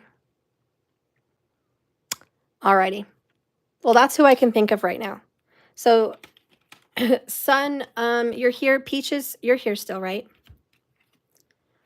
Okay. Let's go ahead and get in. Remember, you guys still have a little bit of time here to go ahead and pay for your $15 reading if you want one. Okay, just let me know, Cash App or Super Chat. Double it up on Super Chat, though. And then my website is the donation, if you want to do it there, especially if you're international. Oh, there you are, Peaches. Okay, girl. I gotcha. See, Peaches, your ultimate subscription's already paying off. All right. Well, Peaches, since you're here now, let's do you first because I don't see Felicity. Felicity, if you're here, just say hi, I'm here. If not, I'm going to put you last if you're not here, okay? And we'll just timestamp you. You're welcome, Peaches. What a great reading, guys. I know. Good luck to all of you. If that's your reading, they're finally going to be doing what you've always wanted them to do. Come back and tell you they love you and do the right thing and kick that karmic to the curb. It's shocking, but they're finally doing it.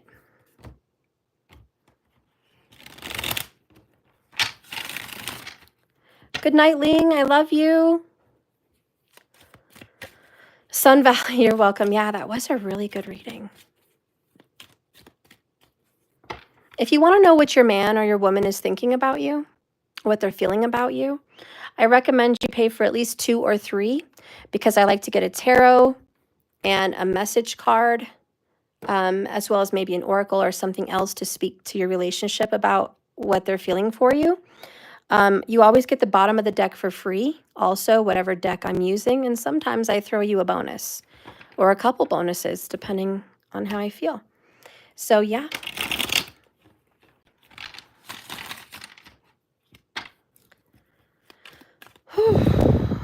Right, guys? I know. Keep working on us. If it's not your reading right now, it doesn't mean it won't be. Like I said, that reading I got from Ruth changed my life. And I wish I could find her and tell her that. But what a great reading that she gave me. What an honest and great reading. And she deserved a hug and a thank you, not my criticism. What a terrible pain in the rear end I was for her. But her reading was true. It came true in my life. Took me 8 years to see it, but it came true.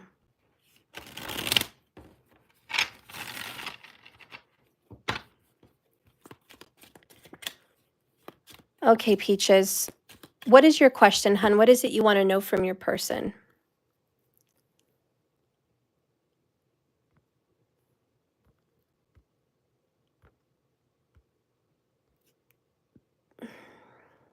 Ruth is a dear friend of mine, and she told me about you. Really? Yeah, right, markers.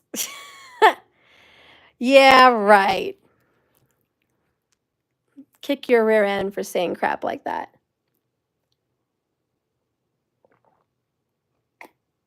What is he thinking? Okay.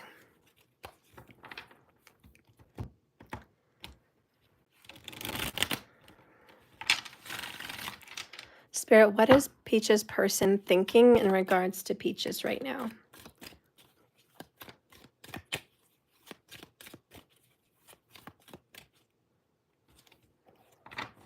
Yes, on Facebook. She and I ran an empathy group together. I don't believe that. Puerto Rican Ruth from New York. If you tell me she's married to a specific race of person and background, I'll believe you. She retired in Pennsylvania? Okay, that's some truth. That's some truth. Are you kidding me? Are you kidding me? Because she did mention Pennsylvania. She did. Now, who is she married to? Or was married to? You better spill the tea, markers. You better spill the tea, because I need to find her and talk to her. The hell? You're not? I'm going to kick your rear end. That's crazy, though, because she did mention her husband was born in Pennsylvania. You almost got me. You almost got me, little poop. All right, let's see. What is Peach's person thinking?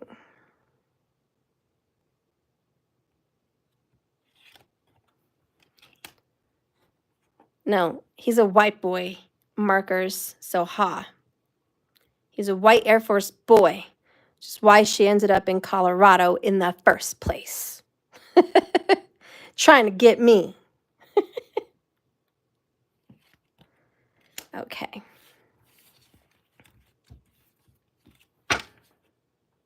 Ooh, we wanted to pop out, girl. We got a bonus. You saw the pop out.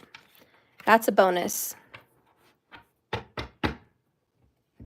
That's a bonus right there.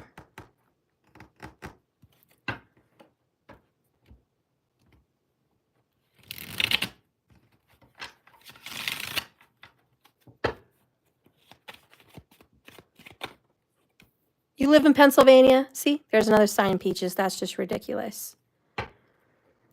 All right, Peaches. Listen, girl. Listen, Linda. Listen, listen. If I loved you then, I love you still, girl. Always have, always will. He has an old-fashioned time love for you. It's just old school. He can't get enough of you, okay? He's not going to get enough of you. I think he died, actually, son. Her husband. I think he did pass. He was sick with cancer or something when I got my reading, and I wasn't quite sure he would make it a whole lot longer, you know? And it's been some mad years. So I still got to find that Ruth. God, hope she's still alive. I want to find that woman. Anyways, we have 5 of Wands, discords, Peaches. He is back and forth and tormented about your relationship.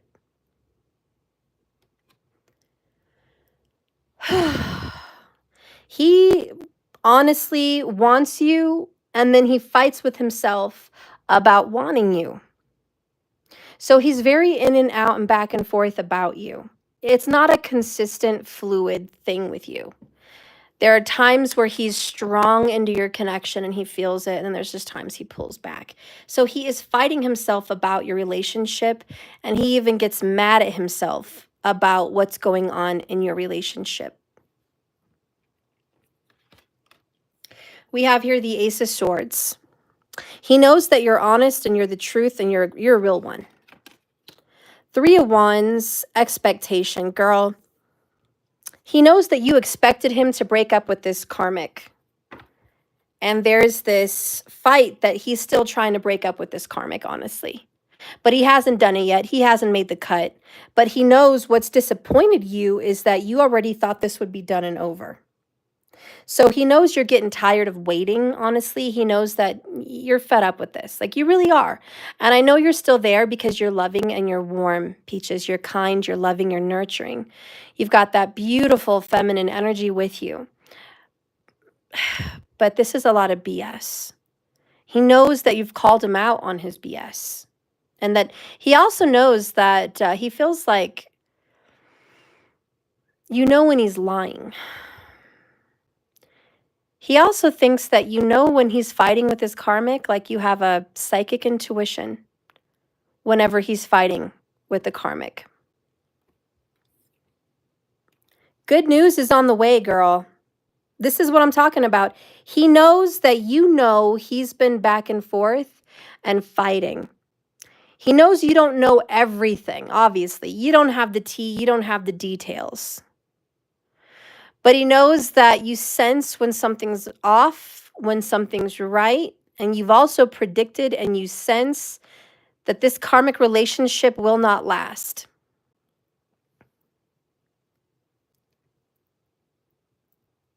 And good news is on the way, honey. It's not going to last. Now, he's been making you wait kind of long. But I do think he's going to give you an offer. Obviously, I'm giving you a bunch of freaking bonus cards, girl, because you're an ultimate subscriber. So am I going to kiss your ASS? Yes, I am. And just FYI, if anybody else wants to be an ultimate subscriber, I'm going to kiss your ASS too. So if you want a lot of freebies from me, get on your horse, rush over on the web, put in Google www.jks1111.com, hit subscribe to the ultimate subscription so I can kiss your ASS as well. Okay? Stop procrastinating. So anyways, this person does have something to offer you, Peaches. And again, you're going to be waiting just a bit longer. You know, this is divine time, not your time. So let's not rush it. He knows that your intuition's been telling yourself and what's going on. So he doesn't bother telling you everything. You make him very happy, and he knows he would be very happy with you. But he has a lot of bottled up emotions. He just is not ready to express all of that. Again, this karmic, this third party just sits in the way. You know, and sometime, Peaches, we can get into, you know, the Celtic Cross or the $44 reading at the end of the month. But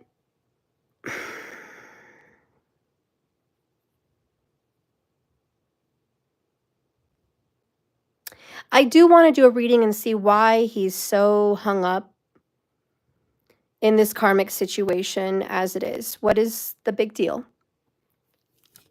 What's keeping him around? Why does he want to be there in any way when he's got you? My intuition is telling me it's something about your mom. I understand your mom lives with you,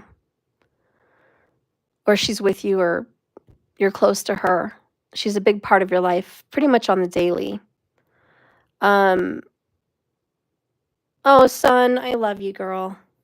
You're so awesome. Thank you, son. So I do feel like, and son, for your birthday, I want to give you the ultimate subscription for March. Or you know what? I'll just give you the perks in February. Why not? I'll give you the 44. I'll give you the $44 reading that's in the ultimate subscription. You can go ahead and have 50% off if you want on a same-day reading, a large one for you or your sister. And if you make any orders on anything, I'd be happy to give you a 20% coupon for whatever other orders you might be into. But I'll go ahead and give you the perks of the ultimate since it's your birthday month. And it's actually the same day as my Grandma Dandy's birthday. So, because you've been with me for such a long time, son, you'll get the Celtic, which you already get in the basic subscription, but you're also going to get the $44 last month reading, okay? So I'm going to include that there for you. And if you want a class, I don't know if you've taken all my classes, but if you want a class, just let me know and I'll send you one of my classes for free also. And when I do the next astrology course, It should be anytime soon here. I gotta get that next astrology course going. It's level 2, so we did the basics of Vedic astrology. Now we're gonna get into part 2, which is small predictions. You can get that class for free if you want. If you want to get into the astrology, because I don't know. Anyways, I'm sorry for the interruption, Peaches. My mind, Gemini stuff. But seriously, Peaches, listen, he knows that you are aware when he is BSing you, when he's still involved with the karmic. You're aware, you know, Ace of Swords. But the truth is, he's going to give you some good news, honestly, Ace of Swords, that it's going to be over. Because this karmic cycle has to end. He cannot stay with that karmic for longer. He just can't. And look, my clock is chiming, my grandfather clock. It's impossible. When a karmic situation is meant to end, it's meant to end. And it's going to end one way or another. A fight, exposing, drama, financial matters. Someone just has a change of heart or feelings. Like that friction is going to start rubbing and people just can't stay in it. Now, some people fight tooth and nail to stay in it, but it's miserable. And, you know, they end up eating karma anyways. Peaches, I know somebody personally. Look, 29 people in the room, and he has a birthday on the 29th. He stays in a karmic situation, and she has tried like hell to kick him out. Kick him out, cheat on him, spy on him, control him, lie to him, abusive towards him mentally and emotionally and verbally. Tells him things like, why are you still here? You bother me, get out. She treats his daughter like crap. She's a terrible person. She treats his son, our son, like crap. He still stays with her. He just sits there and he'll smoke in the garage. He'll go off with his friends for a day. He'll go on a drive in the mountains. And like karma's always trying to get him out, but he just stay there because of money. And it's always, I have to. Financially, I cannot afford to leave. So I'll basically put up with whatever I have to put up with because I cannot afford to leave. And you know what? I washed my hands of it, and I say whenever karma comes, karma comes. Because at the end of the day, you cannot force someone, not even a karmic can force someone to make that choice. It's either going to be a tower, such as the landlord kicks them out, or the karmic finds a better man, or a better woman, or something to dramatically give that person no choice. But until that happens, there'll be friction, you know. And I see that friction, 5 of Wands, with your person, Peaches. A lot of friction. So, Peaches, I believe that's why he goes in-house drunk. Yeah. Some people are just so miserable. They feel like they're so out of control with their own life. They don't even know how to handle it. Anyways, Peaches, you're going to get good news. He wants you to know he is going to be leaving that situation. Or he's going to be out of it. Let's get another message card from him. Why? Because I'm kissing your ASS because you're an ultimate subscriber. So let's get you another bonus. Even though I was only going to give you 2. Girl, I'm hooking you up. Another message from this person. I love your spirit, Peaches. You shine like a star and you stole my heart. Bottom of the deck, I'm addicted to your body, mind, and soul. So he can't get enough of you.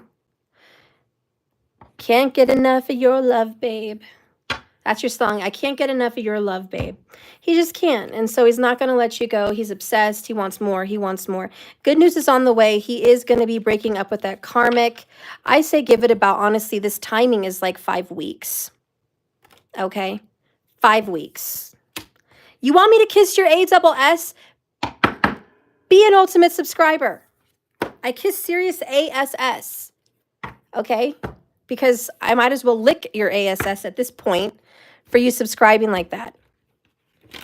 You guys have me whooped on my ultimate subscribers. I am your psychic tarot whore. If you want me to be your psychic tarot whore, be an ultimate subscriber. Now I sound like Tyler's tarot.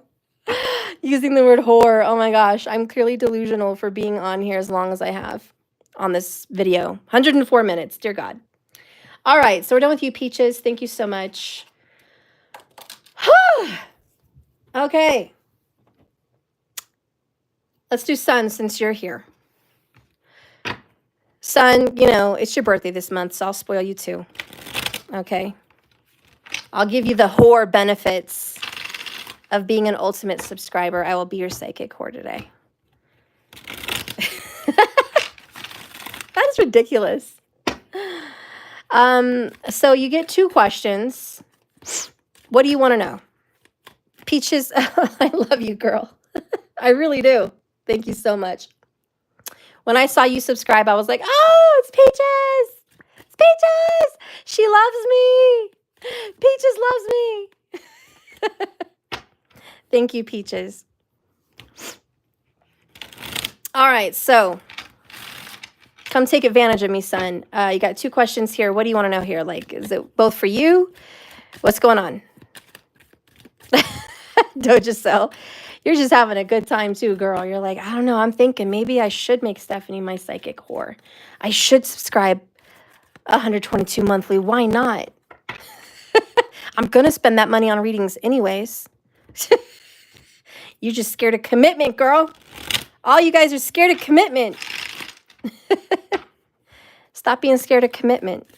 Commit to me. Commit to me right now to be your psychic tarot reading whore. Commit to me.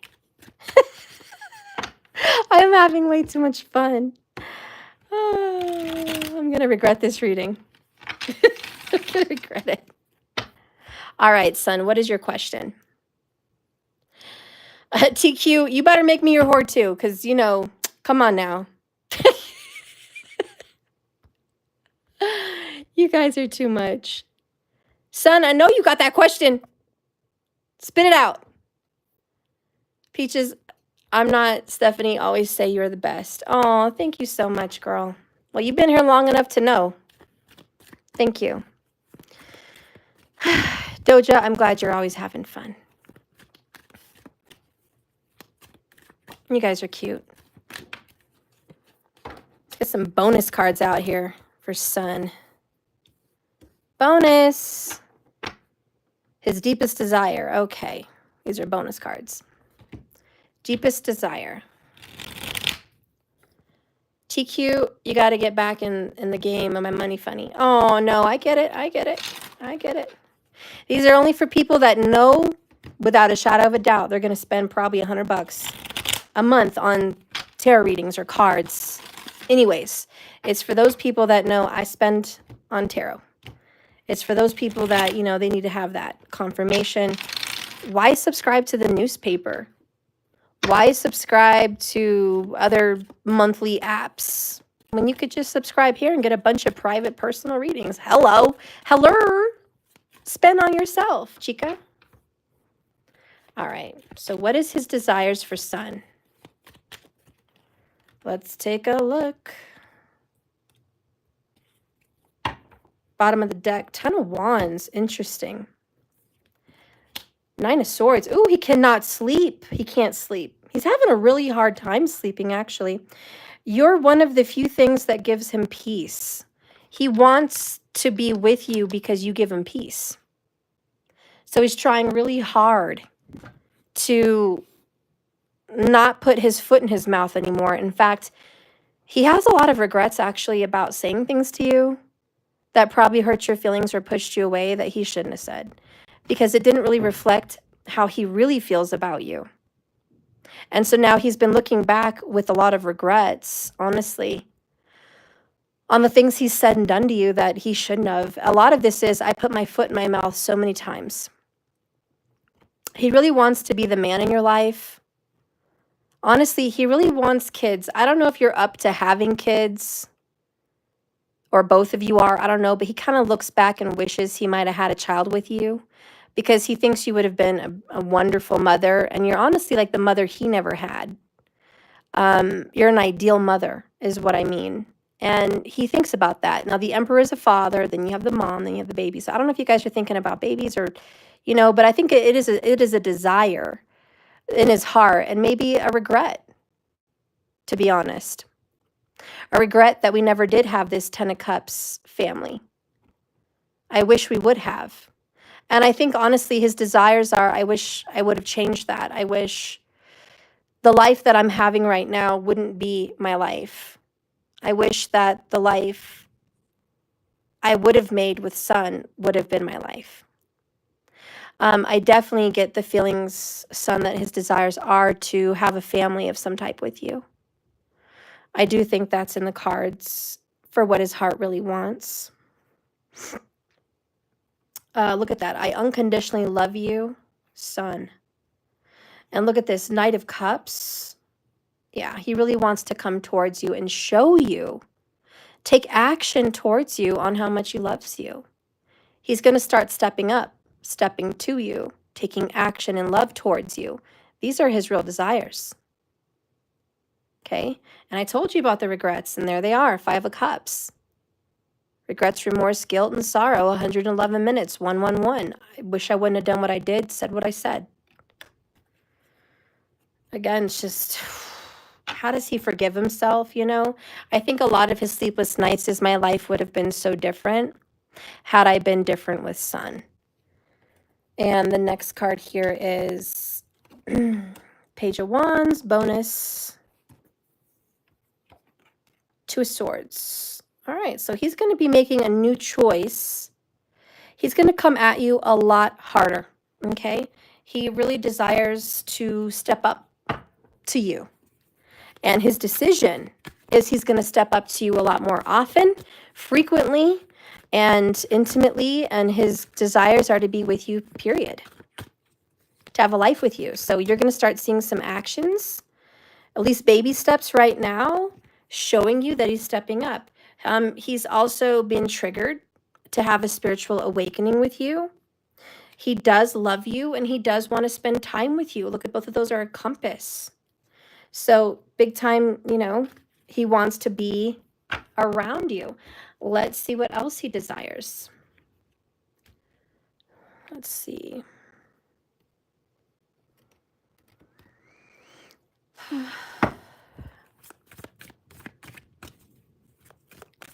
I'm hearing that song by Lionel Richie, Stuck on You. Stuck on you. I don't know the whole words, but I'm hearing it. And I'm on my way. So that's what I'm hearing. Stuck on you. And then I don't know the other words. And then it's, but I'm on my way. And something about, I hope you're happy if I stay. Or something like that. I don't know. I don't know all the words.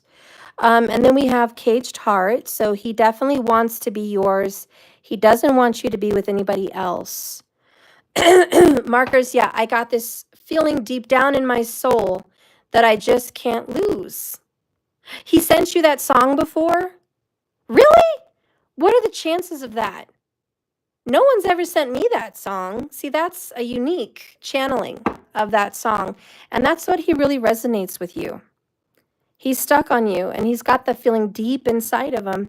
A lot of this is regrets, though. He wished he would have had more with you than he has. But, nonetheless, he wants to be yours, and he wants you to be his.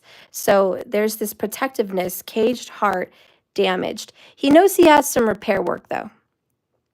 He knows that he's got to take action to fix some of the damage that's been done. And I do think he has every good intention with Temperance. Once he heals and recovers and he feels pretty balanced, that he's going to start working towards fixing things with you.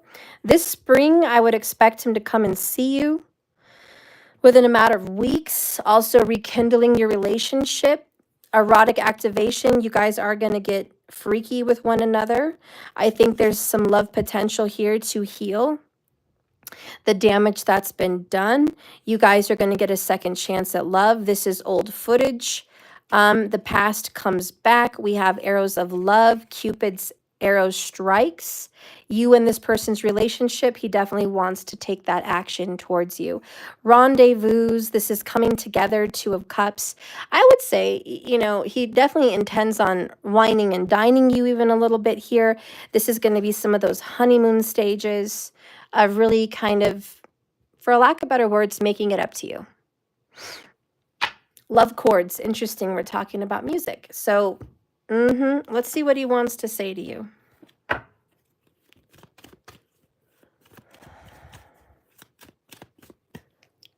And markers, I think I'll just do Felicity another day. I'm feeling tired. I can't do Felicity right now. I'm sorry, Felicity. I feel weak. Look at that. Good news is on the way, girl. I never thought I'd miss you like this. And it's all thanks to that tower he went through, son. That caused the change in him. He had to go through it, but he never thought he'd miss you. And I'm telling you, remember I said in the song, and I'm on my way. Look at that. Good news is on the way. There you go, girl.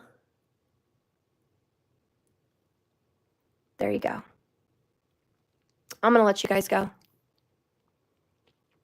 Yeah, it's all the channeling. I get thirsty, guys. Plus, it's that time of the week for me. Well, the month. It is my moonlight special. My moonlight special. And I'm feeling beat, y'all. I'm feeling thirsty, tired. My neck hurts. My back hurts. Oh, hell no. I am not a spring chicken. There are times where I still want kids. Like, I want more kids. Because I'm, hello, Cancerian and tropical. But anyways, besides that, T, of me wanting more kids, I'm like, do I have the energy? No. No, I don't. I have a bunch of cats. Those are my babies now. And Matthew's still little. I can't be crazy. I can't be having no more babies. Staying up all night. Chasing toddlers. Bending up and down. I just don't have the body for that. But maybe I do. Sometimes I'm like, maybe I do. Maybe I do. If I meet the right one, he'll help. And then it won't be so hard. And then I'll be chill, you know. No, I don't know. But it is days like these where I'm like, I'm too old. I just want to take a bath. I just want to sleep. I want to go to bed early.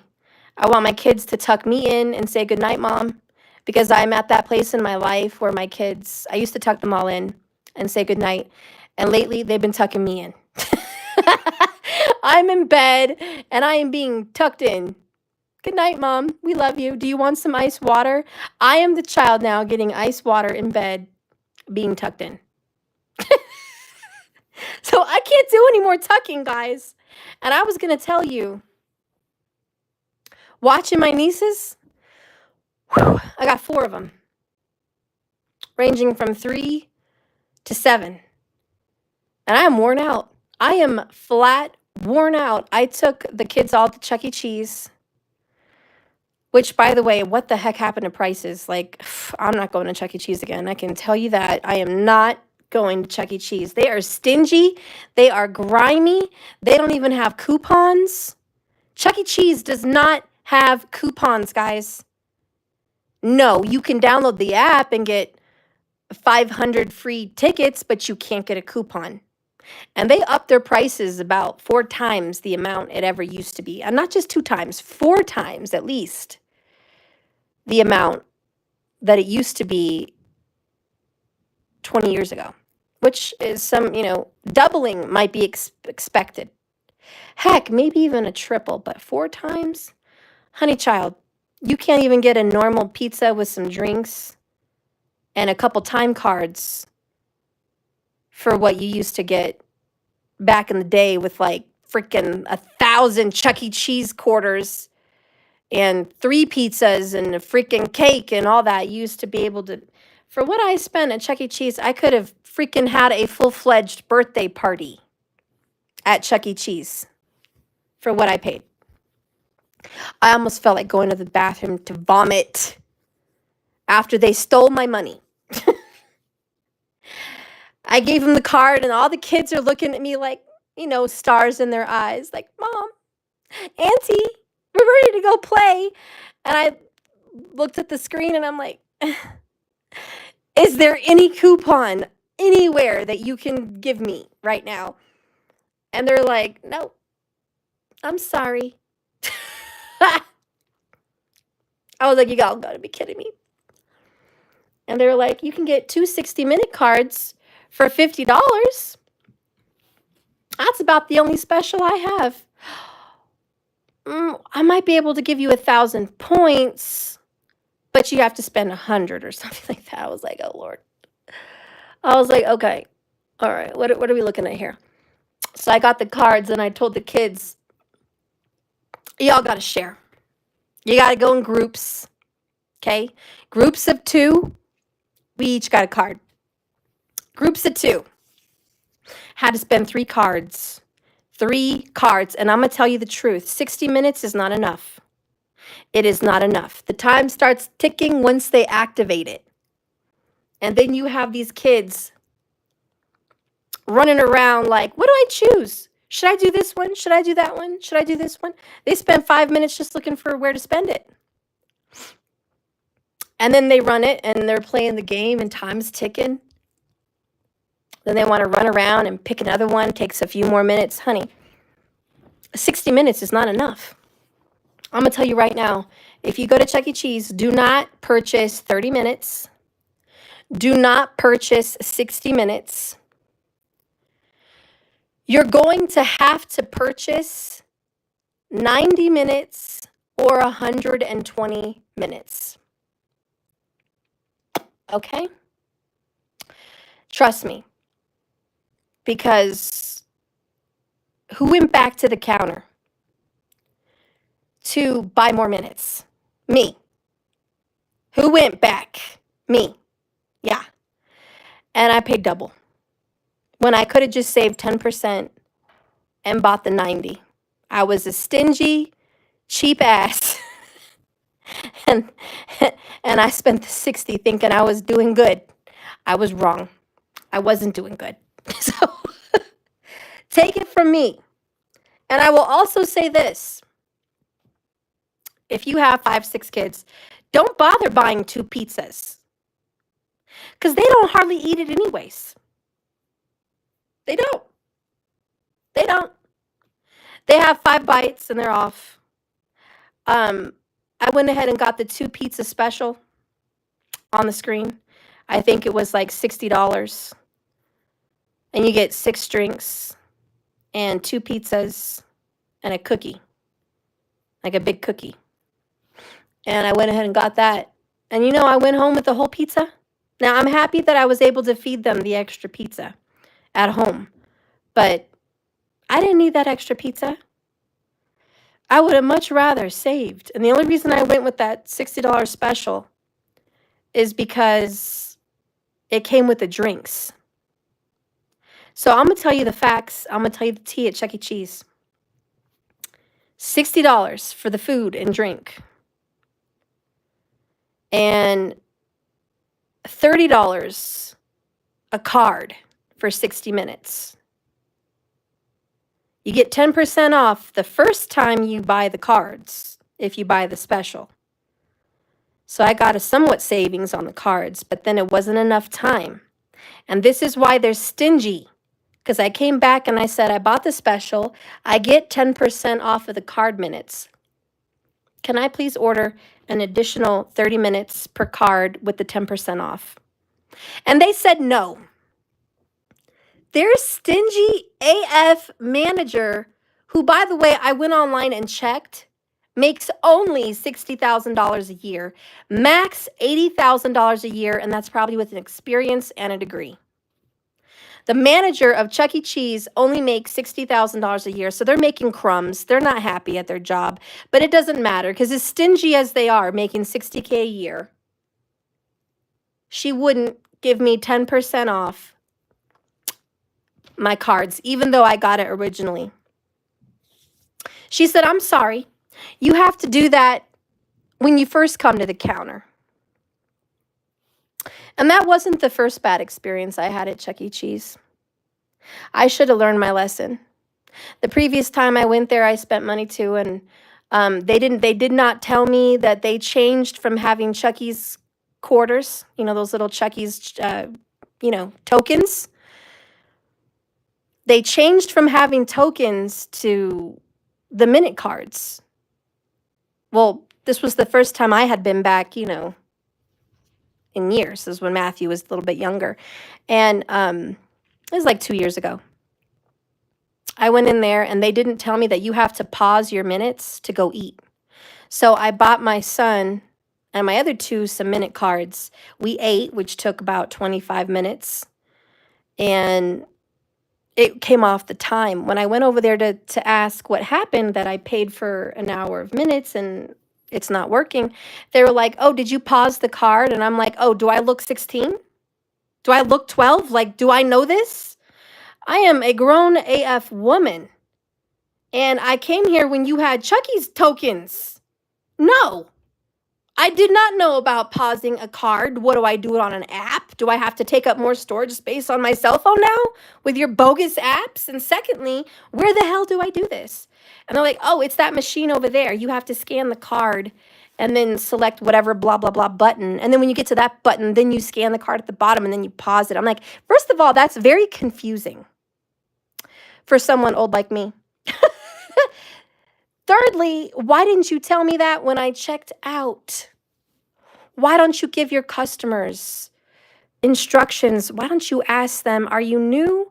Have you been here before since we've done the update and changes? You know why, honey? Because the manager at the time was probably 18 years old. So her little butt was born in 2005. And her coworker was probably 16 years old. All right. Born in freaking 2007, 2009. So these little youngins did not know.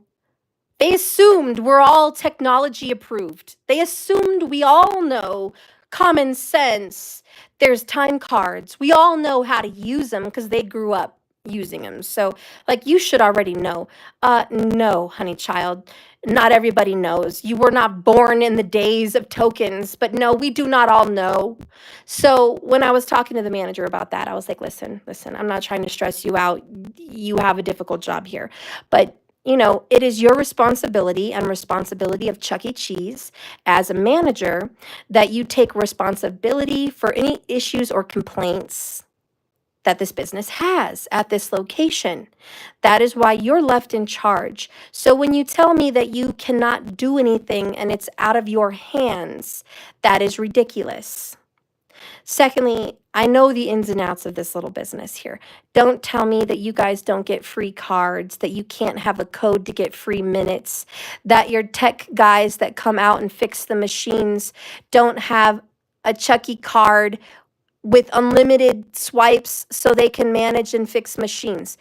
Don't tell me that you can't hook me up with a card temporary to pay for a slight mistake and error over not telling me how to use these cards.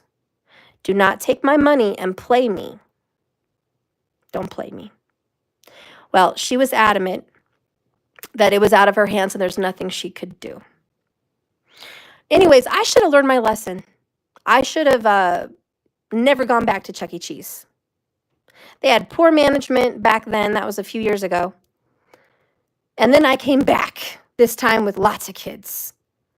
And I knew the ropes now. I was like, okay, I know how to pause the card. At least I know that now. But now the prices went up. And I'm like, you got to be kidding me. Whoo, you got to be kidding me. First, it's the tokens. They're gone. Now the prices went up. Because 2 years ago, you could get what I usually order for about $45. And the 60-minute cards were about $18 or $20. So you get the package discounts. And I even remember a couple years ago, you could order the $45 special, a pizza, a drink, stuff. And you get a free 60-minute card that you could split up into 2 30-minute cards, because they did that for my kids a couple years ago when I was there, even though they got wasted. But I remember that deal. And it wasn't a coupon. It was on the menu. So when I came back this time, it jumped from $45 to $60, plus no time cards. You have to buy that extra, period. So I was like, okay, Chuck E. Cheese just went and got expensive. Now, who is Chuck E. Cheese's competition? You got Sky Zone, you got Trampoline World, you got Monkey Business, you got Putt Putt Places. You know, there's a lot of competition. People don't have to choose Chuck E. Cheese anymore. You know, back in the day, yeah, Dave and Buster's. People back in the day, Chuck E. Cheese was all there was. You know, it was Chuck E. Cheese or it was the park. You know what I'm saying? So Chuck E. Cheese has competition, and they be raising prices and hiring jerks. And they wonder why they're empty. When you go into Chuck E. Cheese today, there's not a lot of people in there. And this is, and I don't have a business degree, but I am pretty smart in sales. And I'm going to tell you, this is where they're effing up. Customer service. Customer service is where they are effing up. Because they hire these twerps, okay, to be Gestapos, to be freaking token Nazis, to be freaking prize Nazis, to be freaking pizza socialists, okay? And they're over here rude. They won't give you a freebie to save your life, even if they messed up. And if I remember a couple years ago when I went to Chuck E. Cheese, the pizza took like an hour to come out, which was insane. They were very dead. They weren't even busy. And their salad bar was warm and wilted, and I think they left it out all night. They never put it in the fridge. So, at least the food got better this time. But even back then, 2 years ago, they didn't do anything for their mistake. Transformation Queen, I noticed poor customer service in a lot of places. Yes. And you know what? This is a fail in our culture and in our society because parents are not really parenting their kids how to be respectful, courteous. They're just busy on their cell phones. The parents of the teens today are busy on their cell phones. The parents are in TikTok. The parents are in social media. The parents work 40 hours a week and they're too tired and busy to parent. The parents are not parenting. The schools are. And the schools are, let's not even go there. Okay? But these kids don't know. So that's the problem. And schools are not doing a good job of teaching respect for adults and society. I went to my kids, we were going to, because I homeschool, but we were looking into some public school specials. And I walked through the halls of a high school that I went to. The kids had blue hair, green hair, chopped hair, butchered hair, rainbow hair, freaking crazy hair. In my day, hair could not be a distraction in class. Okay? You couldn't have a weird hairstyle or you'd be sent home by the principal. And this was in 2000, guys, only 20 years ago. So I was shocked at the hairstyles. Number two, the clothing. These girls were wearing freaking bathing suits to school. Hoochie mama, booty shorts, with little shirts that show your whole stomach. In the cold. This is Colorado in freaking January. What are you doing here in shorts and a freaking tube top? A tube top. Okay? And not to mention, they had freaking belly button rings. Just chilling out. Distraction. I should be the principal. Distraction. We're not being distracted with body parts in school. Whatever. They were allowed to roam the halls. These kids were cursing in the halls. And this is a public school. But when I was in public school 20 years ago, we were not cursing in the halls. It was an F this and F that and BITCH and mother F, none of that. And mind you, the security was roaming the halls, joking and punching. Oh, hey, dude, what you doing, bro? Yeah, like just doofuses in the hallway. I'm looking at these doofus freaking dumb doofus, Donald Duck, bogus freaking boneheads, security guards who are goofing around like a teenager. And I'm like, are you serious right now? This is your security team. This is what you have. Woo-saw. Woo-saw. Okay. I'm not having it. I'm not having it. I wanted to parent the security men. In the midst of my school tour, as I'm witnessing the drama of everywhere, the cursing, the clothing, the cussing, the freaking, everything, the kids are on their phones running into walls like retards because they can't put their phone down because we don't know how to parent. And schools don't know how to parent because they're part of the parent problem because they raise these kids for 8 hours a day. I do not blame the parents. We send our kids off to a freaking camp majority of their life, and they want to blame us. No. No. No. No. No. No. No. No. No. I don't care if I have a teacher watching me. No, you do not deserve an award. No. Principals do not deserve an award. No. Do a better job. Anyways, maybe we don't give them the authority. I don't know. But I was sitting there and there was a fight breaking out in our tour. This is a decent neighborhood. It's not Ghettoville, okay? This is a decent neighborhood that we went to. And you know what's funny about decent neighborhood high schools is kids think it's ghetto and it's not because they think it's cool to be ghetto. So they think they're all gangsters. Even if they're in a posh neighborhood, they're not a gangster. And they're not in a ghetto and they've never seen an actual ghetto because people in Colorado are actually very privileged. And so even the quote unquote ghettos here are completely not ghetto compared to the schools of LA or New York or Pennsylvania or something like that or Chicago. They don't know ghettos, but the little bratty kids here in Colorado think they know ghetto. So anyways, I'm dealing with these bogus little children who think they're hard and they're not. So they're having a fight. And I'm like, I get the bogus security guards. I'm like, hey, are you guys going to do something about this? Look what's going on.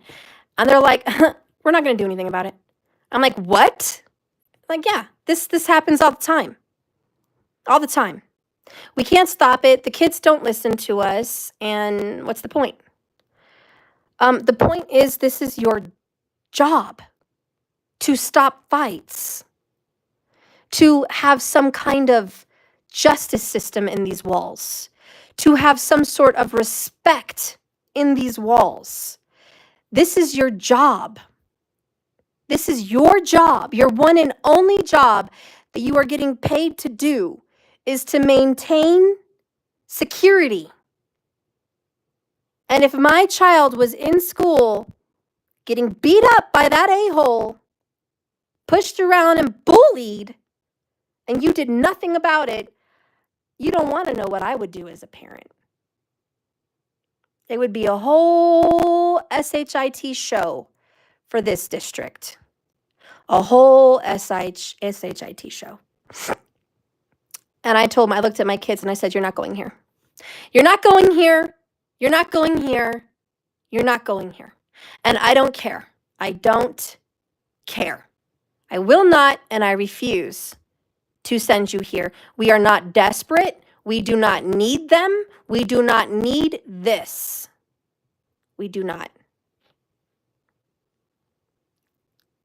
Okay?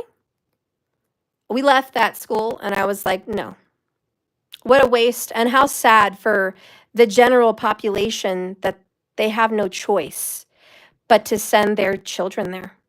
They have no choice. They can't choice out into a school. They don't have the money for private school, and they cannot afford to be a one-parent household. They cannot homeschool. I feel very sorry for people that have to do that. And I want to give a big shout out to the children that go to these schools and come out like a decent human being. Big shout out to the teenagers that are surrounded by violence, vulgar talk, lack of parental or respectable teacher influence, and somehow you manage to have good grades, dress yourself like a normal teenager. You have not subjected yourself to be half naked to get the opposite sex or same sex's attention. You have enough self-respect to not paint your face with poisons and toxins and cake yourself up with makeup, but be a natural, wholesome human. Those kids do not get enough acknowledgement and recognition because in this day and age, everybody gets a prize.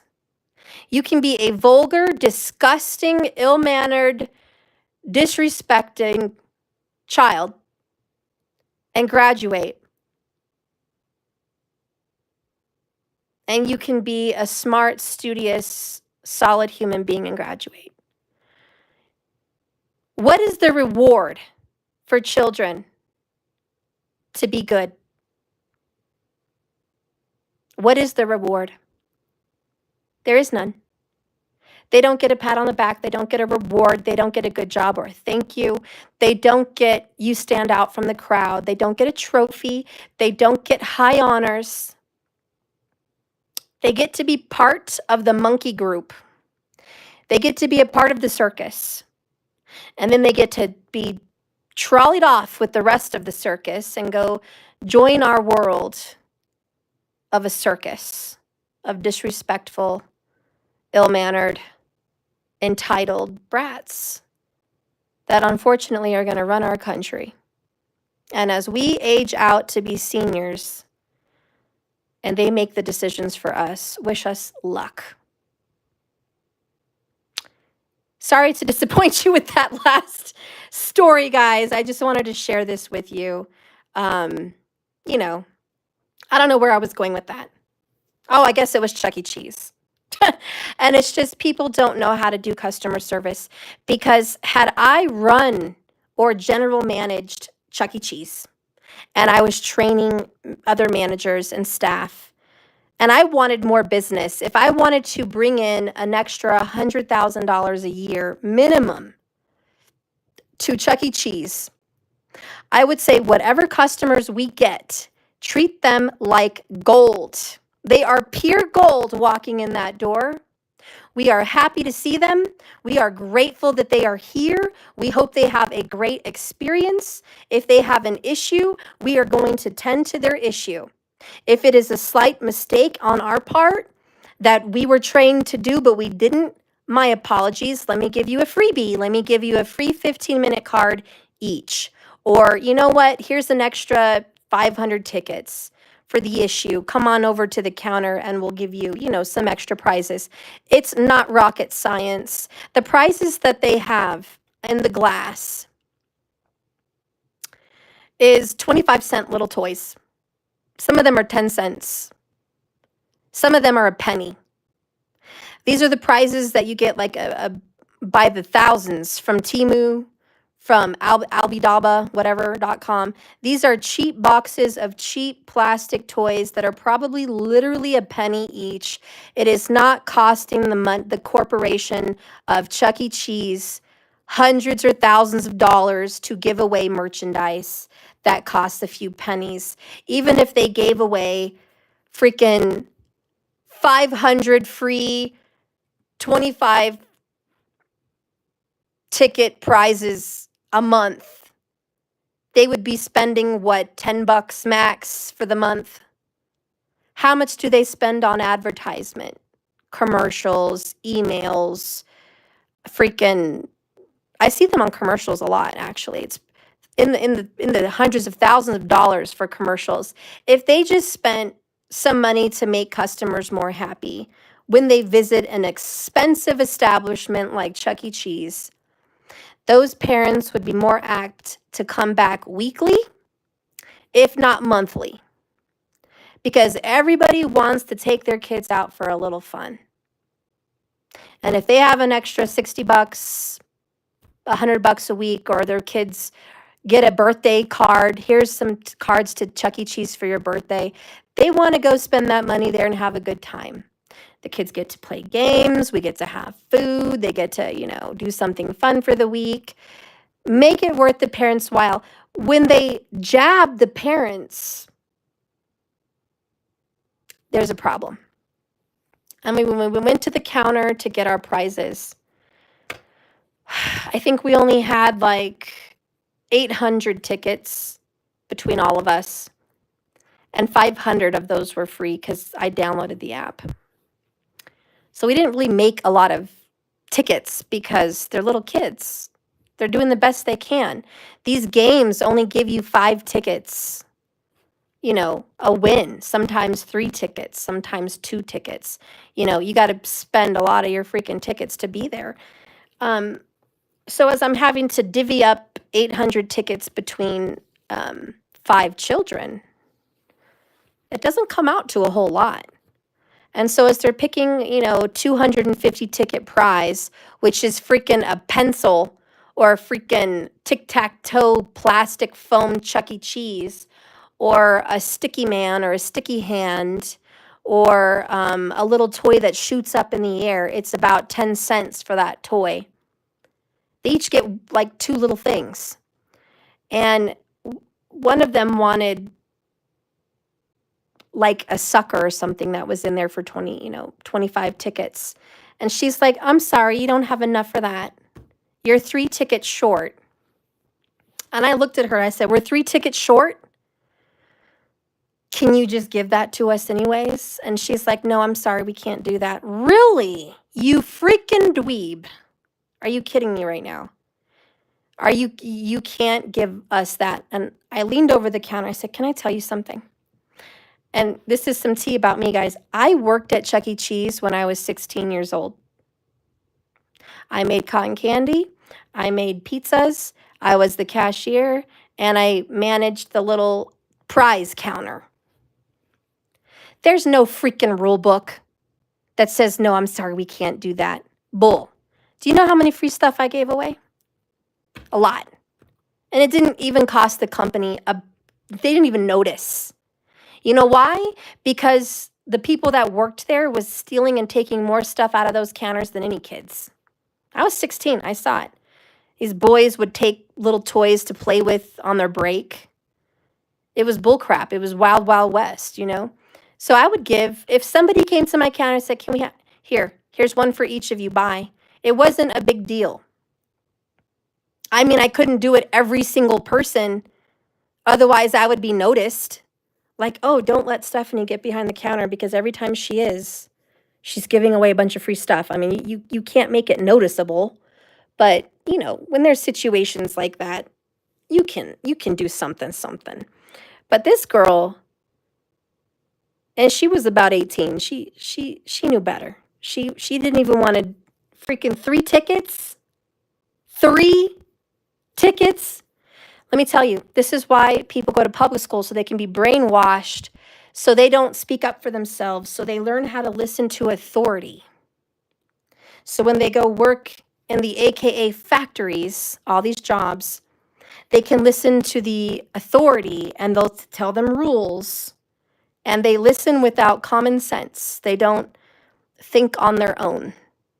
They don't make good judgment. And they don't make executive decisions. They don't know how to do that because they're not wired to make those decisions. They are wired to obey. Now, had I, wanted to complain or whatnot, I could have. And it's just a waste of time. I'm not going to complain. But that is the problem with businesses today. They're not ran right. And it's sad because businesses like Chuck E. Cheese, they went bankrupt in 1989. I don't know if you guys knew that, but they went bankrupt. or it was 1986 or 1989, something like that. And Showbiz Pizza, who was their competition, bought them out. So Showbiz Pizza, I can't talk today.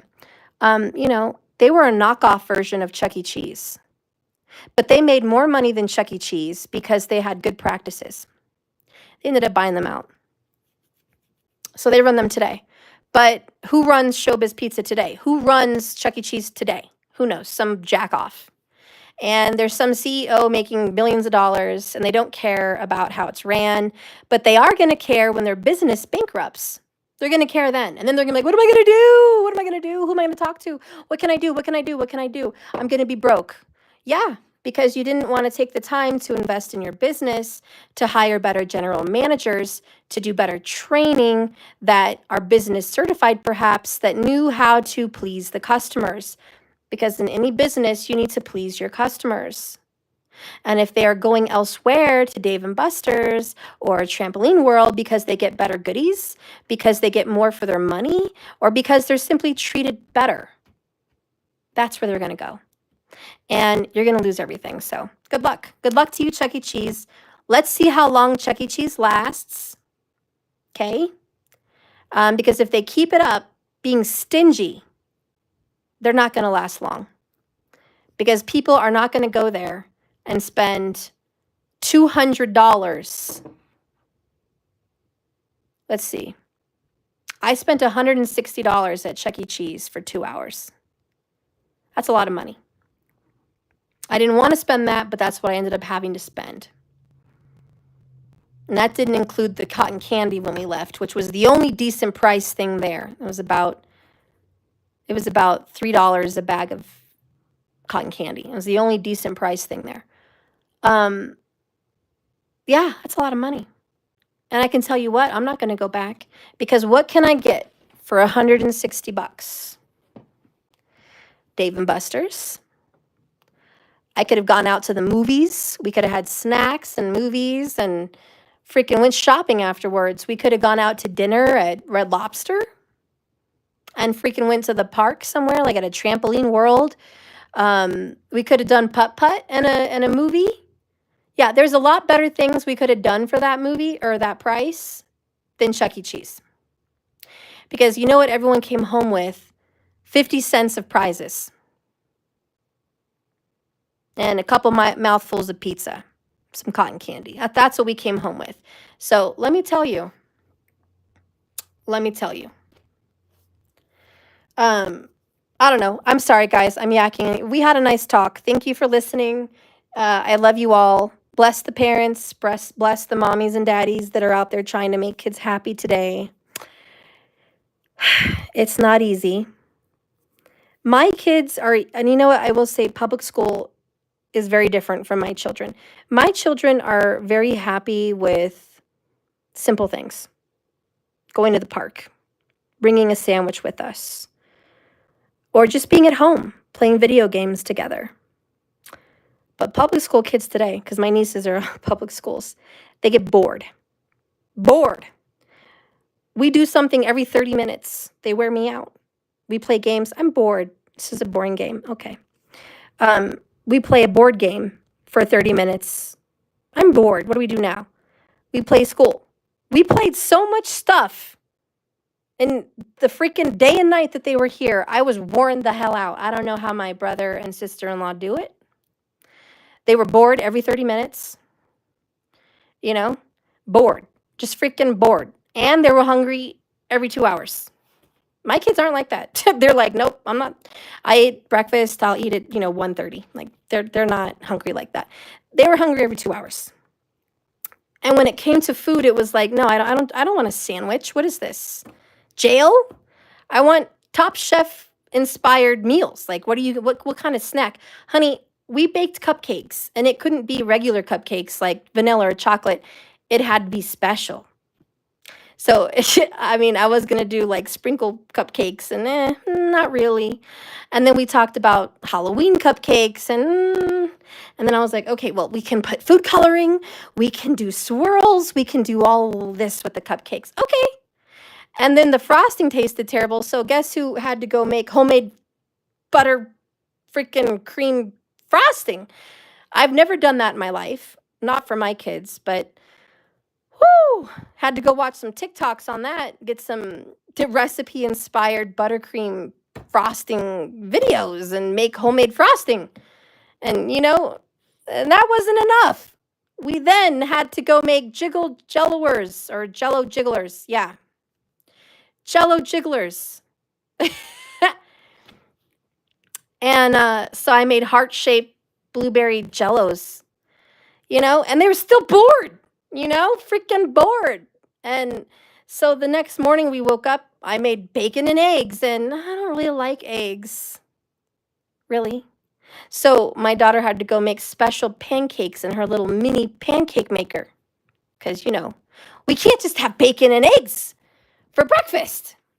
I was losing my damn mind. And then lunch came. I'm hungry. It was 2 hours later. We had breakfast at like 10 a.m.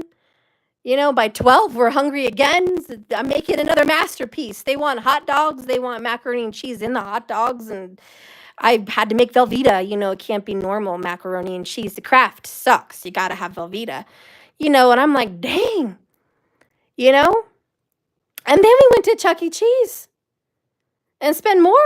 I thought that was dinner, honey. Honey, I thought Chuck E. Cheese was dinner. No, that was a snack.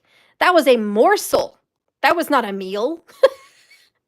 They came home. They had their cotton candy, and, we were there at 6-ish, and freaking 8 o'clock rolled around, and I'm hungry. I'm like, oh, my God, what do you want to eat now? What am I going to do? They're like, I don't know, but I was like, do you want some ravioli? Like, no. Well, maybe. I was like, what about chili dogs? I got some chili dogs. No. I was like, oh, hell no. We are not going through I'm bored. We are not going through you don't know what to eat. This is not you get to pick. I am not a restaurant. I was losing my darn mind. I was losing it. It was crazy. And on top of that, in the midst of cooking, it was, I'm bored. I'm bored. What are we going to do now? What's the next game? I want to play Among Us, and I want to play school. And one person's want to play video games, and the other person does not like video games. And then it's crying because they're not playing what I want them to play.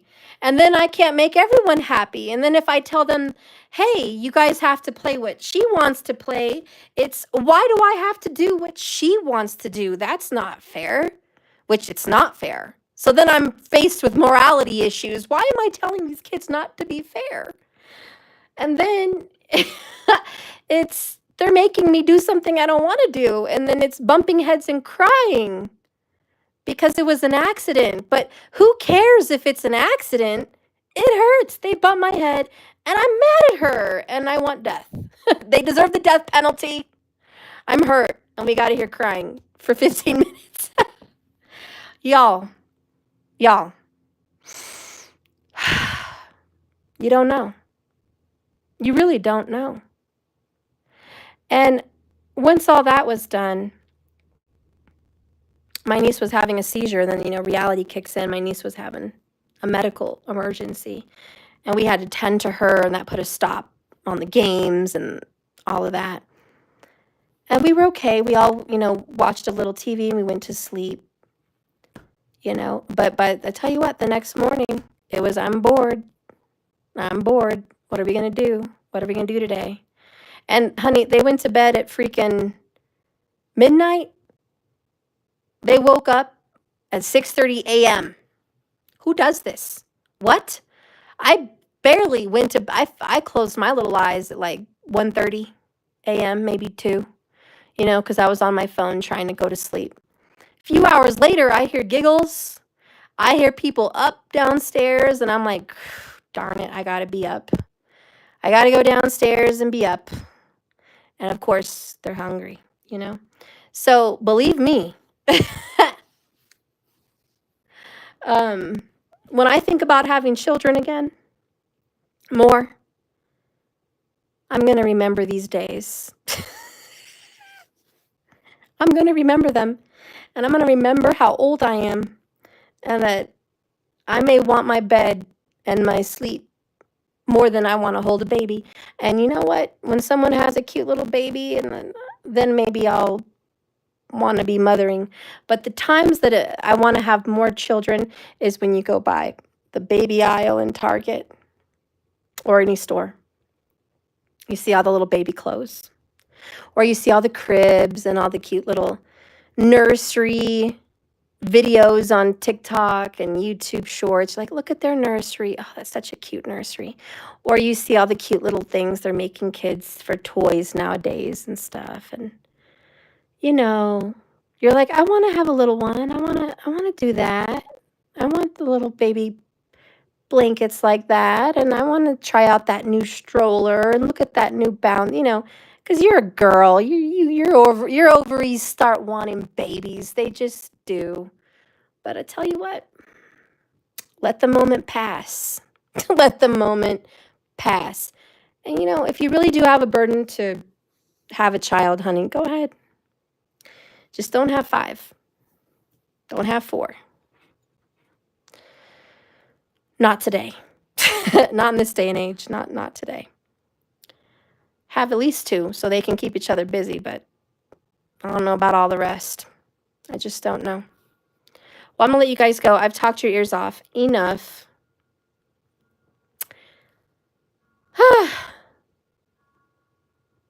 Because they're all training in the schools now for the Army, so they change classes like every 45 minutes. You don't want to be in a high school today, girl. My grandchildren will not know Chuck E. Cheese.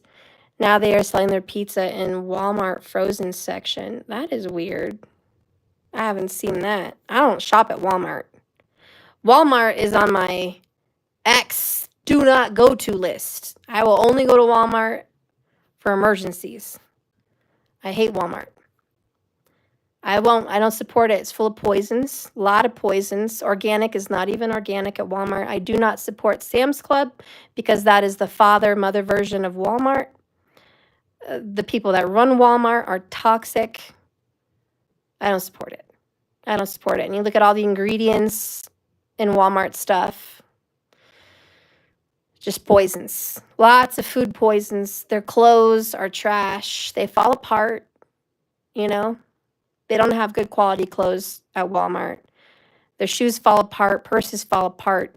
You get lucky with toys over there. Toys, movies, video games. There's some cute home good stuff there. Some nice candles. And of course, they've got the cosmetics, but you can get that at Walgreens. You can get that at Target. You don't have to go to Walmart for those. But they do have the good occasional bikes, like outdoor stuff, like outdoor patio furniture.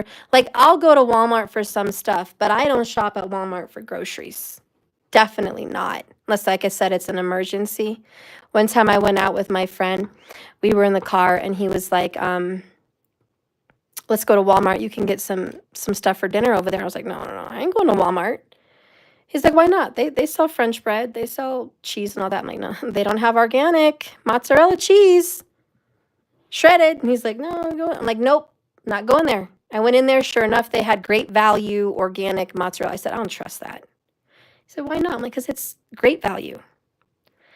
They get that brand from somewhere else and they stick a label on it and say it's organic, but it's not. Look at the ingredients. Bull crap.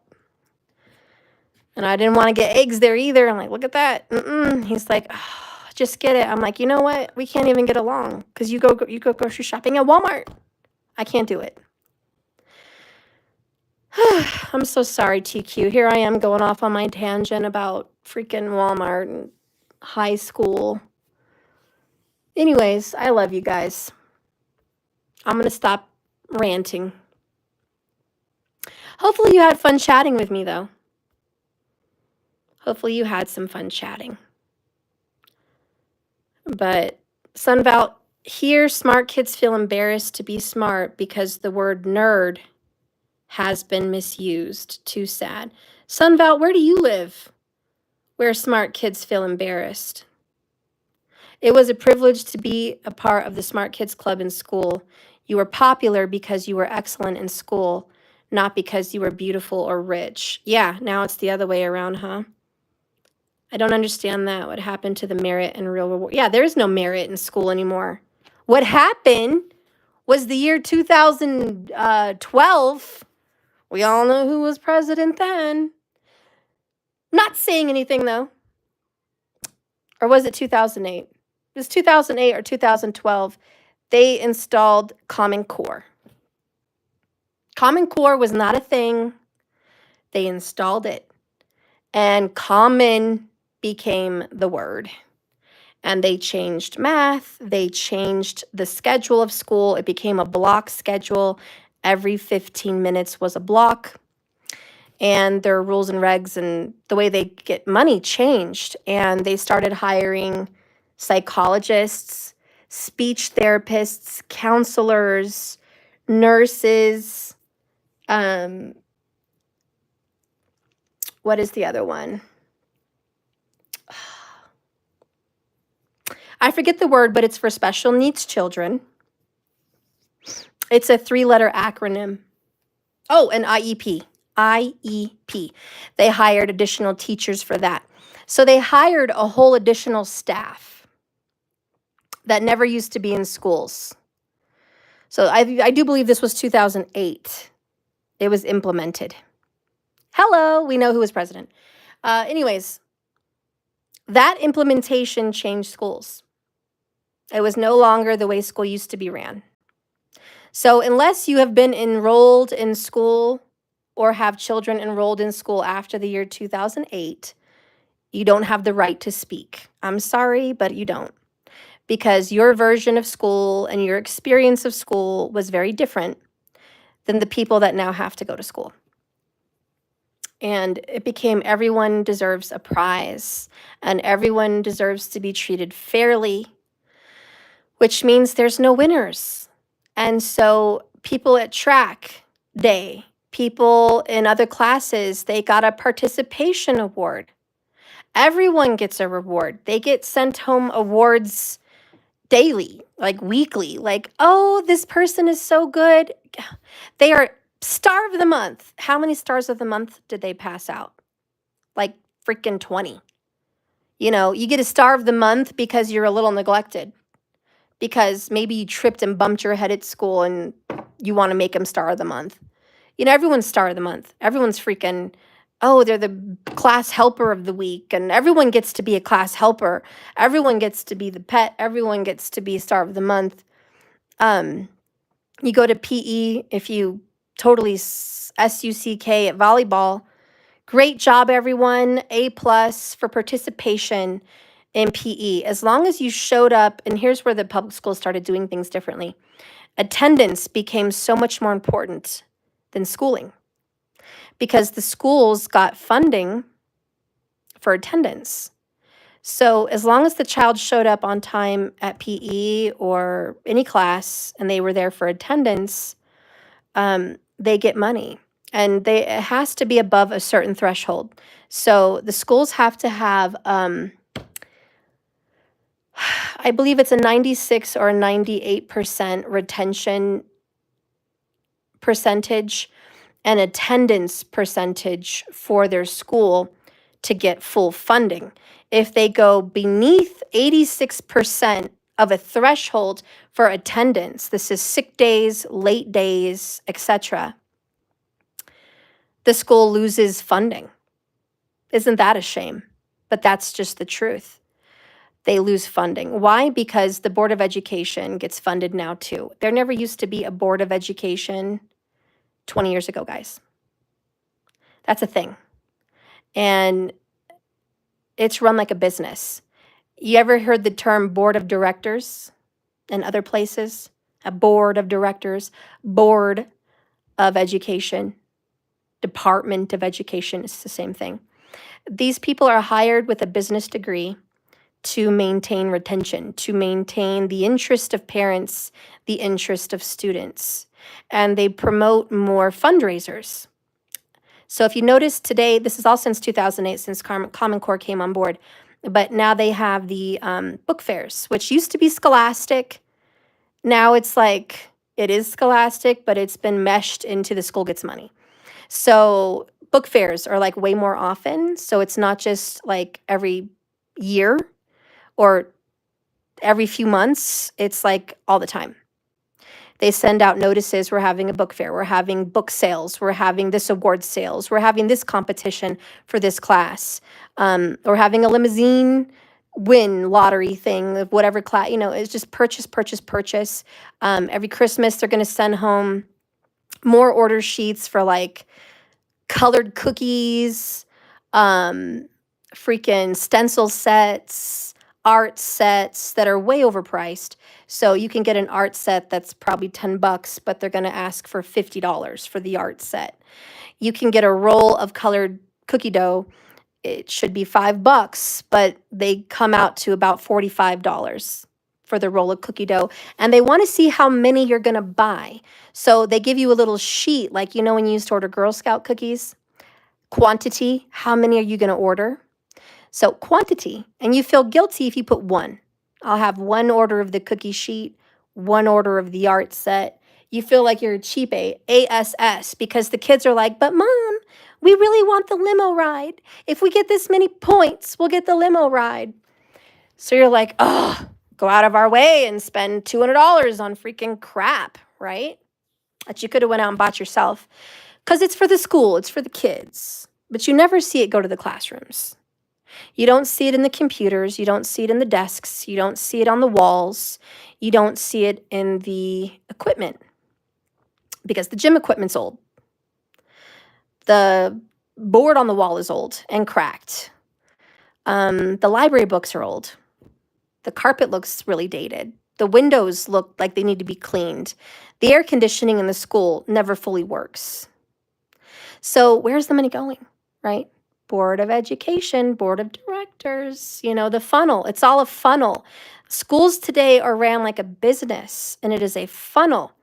And they tug on the hearts of parents, especially the millennials, because they grew up in a different time before 2008 when school was help the teachers, help the actual school, and you would see it go to the school. We're doing a fundraiser so gym class can have all new dodgeballs. We're doing a fundraiser to put a new track at the outside in the back of the junior high school. And they would hold these dances or fundraisers, and then guess what? That summer, parents saw, wow, look what they did to this school. Look at the new playground equipment. Look at the new track. Look at the new equipment, We used to see it in the 90s, 80s, 70s, but not anymore. Not anymore. But,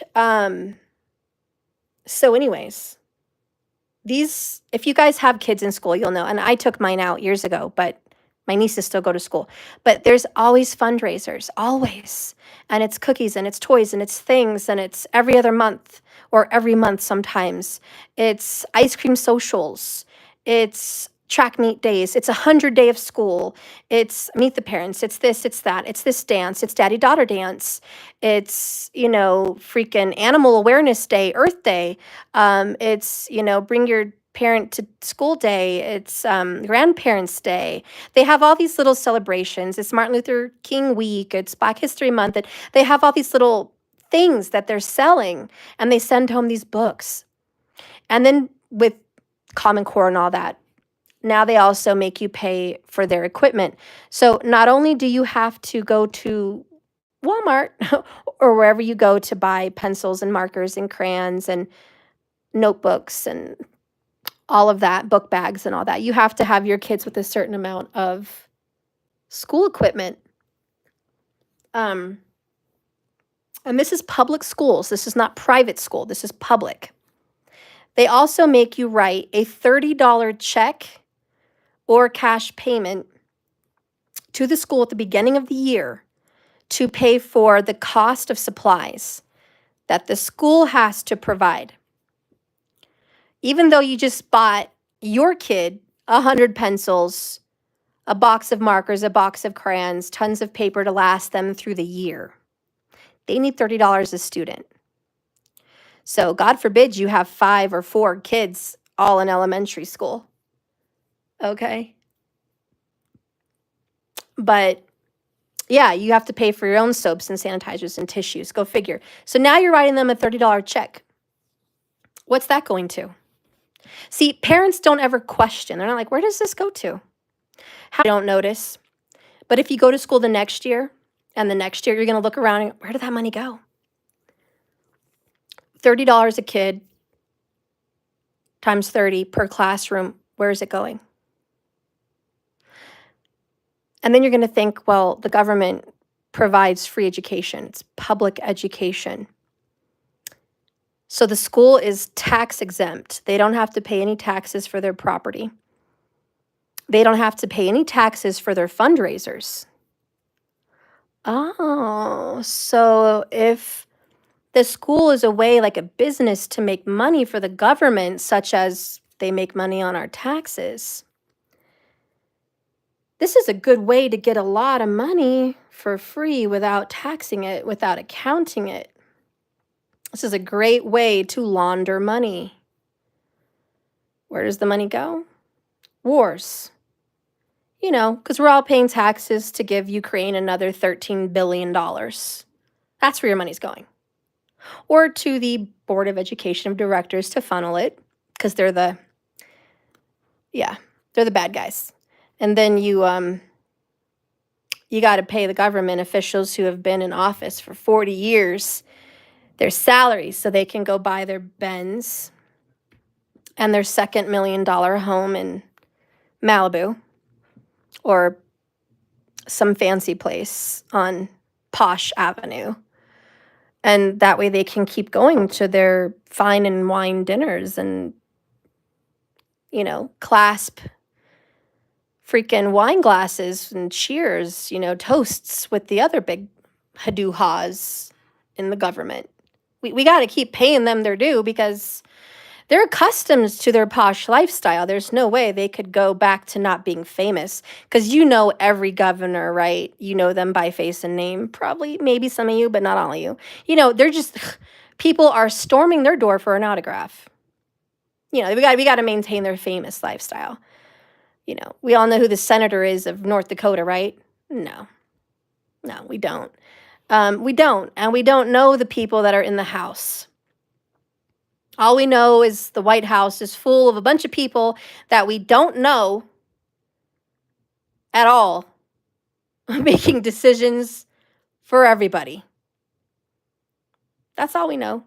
And we just pay to keep the machine running so they can keep paying for themselves and keeping up with the lifestyle. So do you really think your kid's education is important? No. And like I said, when you're looking at where all this money is laundering, going to the school, you know it's not going to it. They cry and say teachers don't make enough, which is true. Teachers do not make enough. Police officers do not make enough. It is a crying shame that teachers, police, and firemen make much less. They make as much as a Chuck E. Cheese worker. That is pathetic, and it's a disgrace. And what makes it disgraceful is your Nancy Pelosi's, your Clintons, your other people. They're making millions from your tax dollars, from mine. Millions. They can't just possibly sustain on $500,000 a year. No, they need to make $1.5 million or, you know, $10 million a year. Seriously, look it up. They have to keep going to these nice places, doing these fun things. They can't live like a teacher. They can't live like a police officer. So it is a shame that police officers, teachers, and firemen, people that actually take care of our community, make dirt today in this day and age, that the people that run our societies have to have a 2-income home to survive. And if you look at where the officers go home at, they're not in the nice neighborhoods. Police officers don't live in the nice, fancy, new model neighborhoods. Businessmen do. Businesswomen do. People that work elsewhere that do not work for the city. They live in the nice parts of the city. The police officers do not. The firemen do not. The teachers, they do not. They do not live in the posh neighborhoods of the city. They don't live in the best crime-free neighborhoods. They live in places they shouldn't live. Okay, so they don't make enough. And the money that you think you're voting in every year, oh, I'm going to vote for better pay for teachers, it doesn't go to the teachers. You all know this. Maybe they'll give them $1 more an hour, honey, but they're not increasing their salaries from $50,000 a year to $100,000 a year. They're not. And it's a shame because they're educated people. These people spend tax dollars and college education money to go to college to get at least a bachelor's degree, and most masters, to teach 5th graders, 3rd graders, kindergartners. My cousin got her bachelor's degree just to teach kindergarten, honey. That's 5-year-olds. You're teaching them how to read, say their ABCs, and count to 100.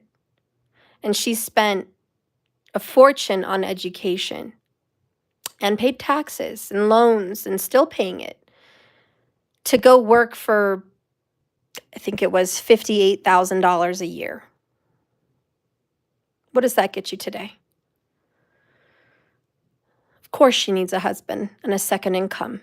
So her job is more feeling like a hobby, a life fulfillment. At least I'm a teacher and I'm doing something good for myself.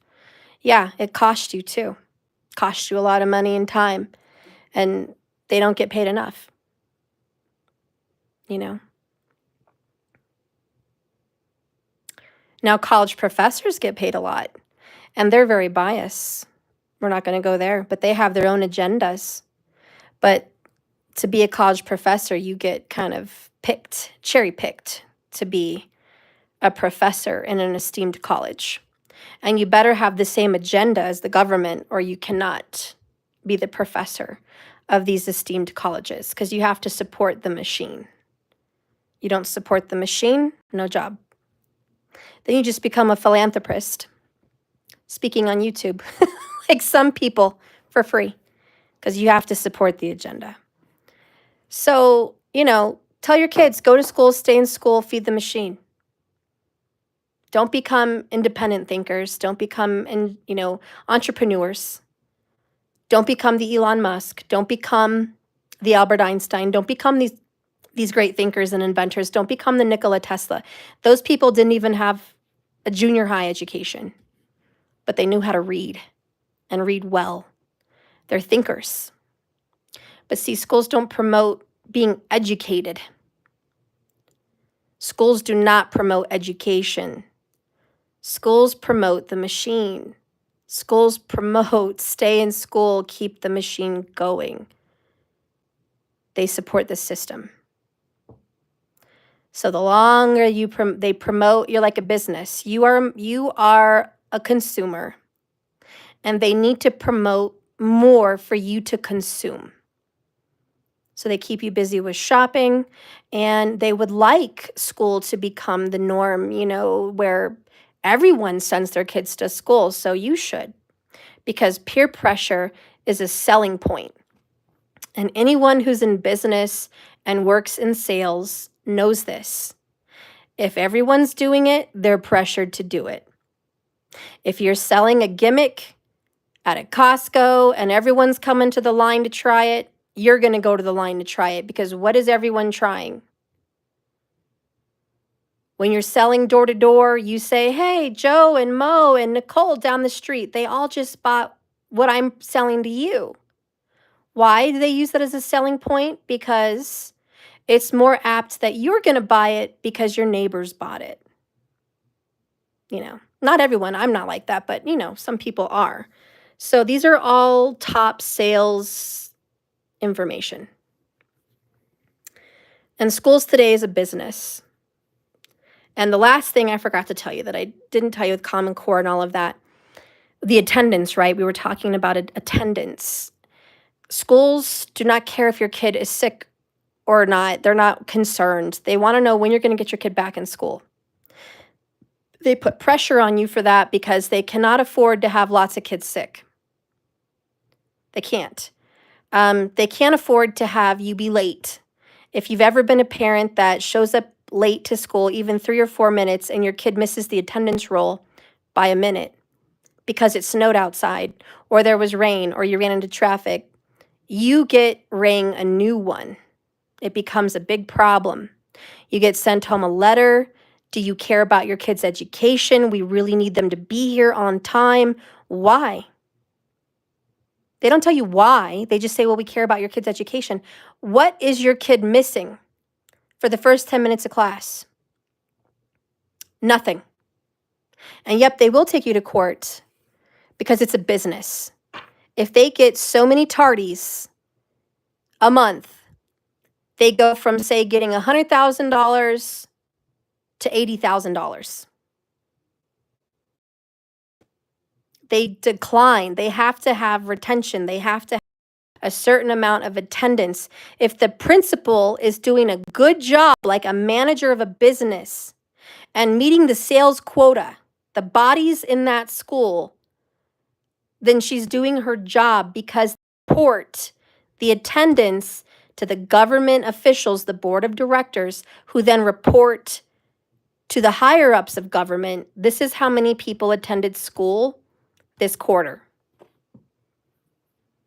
Did you do a good job or did you not? Do you get a bonus or do you not? And let me tell you, you will get a bonus as a board of directors. You will get like a $10,000 bonus for the year if you can keep a certain amount of kids in that school to meet the attendance performance required. Why? Because the government has hired the senators, the governors, the important people to funnel that money for agendas. And they get to hide that money in laundering. So they get to hide it under the label and the name tag public education. It's a form of funneling. And if they can take in tax dollars and pool it towards public education, then they get to write up however they're paying whoever. Who checks up on that? Well, what are you spending your money on? Do you think you as the people are checking up on what your government is spending it on? No, you're not. You're not. I'm not. No one is. No one's asking questions to the government. Where is our tax dollars going? You're not even checking in your own state, in your own city. You get yearly votes for what are you going to spend on tax dollars for the roads. Before you know it, they're redoing all the curbs in your neighborhood. Is that really what you guys wanted to spend $10 million on? Curbs that were fine yesterday that are being knocked down today. I have a bunch of curbs in our neighborhood that were fine. No one had any issues or complaints. They were all torn down and replaced. And they hired Mexican cheap labor. And I'm Mexican, so don't judge me on saying that, but that's what they did. And they paid them crap, I'm sure, for what it was worth because it was a large job. And they pocketed the rest. Again, it's all funnel. And then they have a sign in the neighborhood that says, your tax dollars at work. They literally have that sign, your tax dollars at work, with the new vote you just supposedly voted on, even if you didn't, it won. So then they have like, 15E approved by the voters. This is where your tax dollars went. And I'm like, we don't even need it. We don't need these curbs. I can't imagine all my neighbors voting to get new curbs because all of us had great curbs. None of us were complaining. None of them were cracked. Now, potholes was a different story, but not the curbs, the sidewalks. They were fine. We're in a neighborhood that's more newer built. The heck are they doing replacing our sidewalks and curbs? Tax dollars, but we don't check on that, guys. We don't ask our government. So believe me, don't fall for the Ponzi scheme of when they're saying, give us more money for schools. It's all a funnel. You're just funneling the beast. TQ, 3 tardies equals 1 lateness. 3 tardied, 1 absent. And 13 absences is eligible for family court. There you go. They are willing to take you to court because you cost them money. And they want to scare you into submission. Like I said, what is happening the first 10 minutes of class? Attendance. That's it. Putting your jackets away, getting in attendance, putting away your books, getting situated for when they start to do lessons. Yeah, TQ. So our neighborhood basically put sidewalks and curbs for $10 million, and our parks look like crap. Full of trash. The flowers look scarce and sparse. Summertime landscaping, SUCKs around here. It's freaking litter and weeds. But hey, we got new curbs because that's what we really wanted. Meanwhile, we're jamming into potholes. Whatever. It's a funnel. They found a way to hire cheap construction companies that they can pay less so they can fill their pockets to funnel the beast. Yeah. And that's what's going on. And so I'm just telling you guys, with schools, that is what happens in schools. They want to hire the cheapest, quote unquote, labor they can hire. So these poor educated teachers get paid crumbs compared to the rest of society. And then they hire teachers' aides who become even more crumbs. If you look at the pay rate to be a teacher's aide, which you don't have to have an education, but you still have to be there and participate like a teacher, you get paid half of what they make. So in this day and age, you may make $40,000 a year to be a teacher's aide. That is darn near close to, that's poverty level. It's definitely poverty level. So you can have a full-time job in an education system and be in poverty.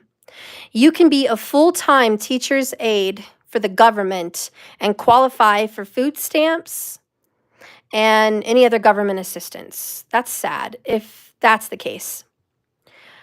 This is what your governments are doing. It's what they're doing.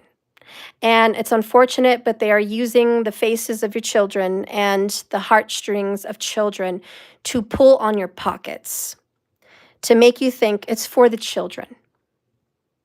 Like a Whitney Houston song or a Michael Jackson song. It's for the children. The children are our future. Teach them well and let them lead the way. La la la la la la la la la la. Okay? Come on. They're taking you to court because they're not getting their quota. They're punishing you for being a human and a parent through a nightmare of a sea of cars to drop your kid off on time. How could possibly 200 vehicles get all their kids on time in the morning at the same time when there is a line and you're driving at 20 miles an hour, standing in line to let your kids get to the front?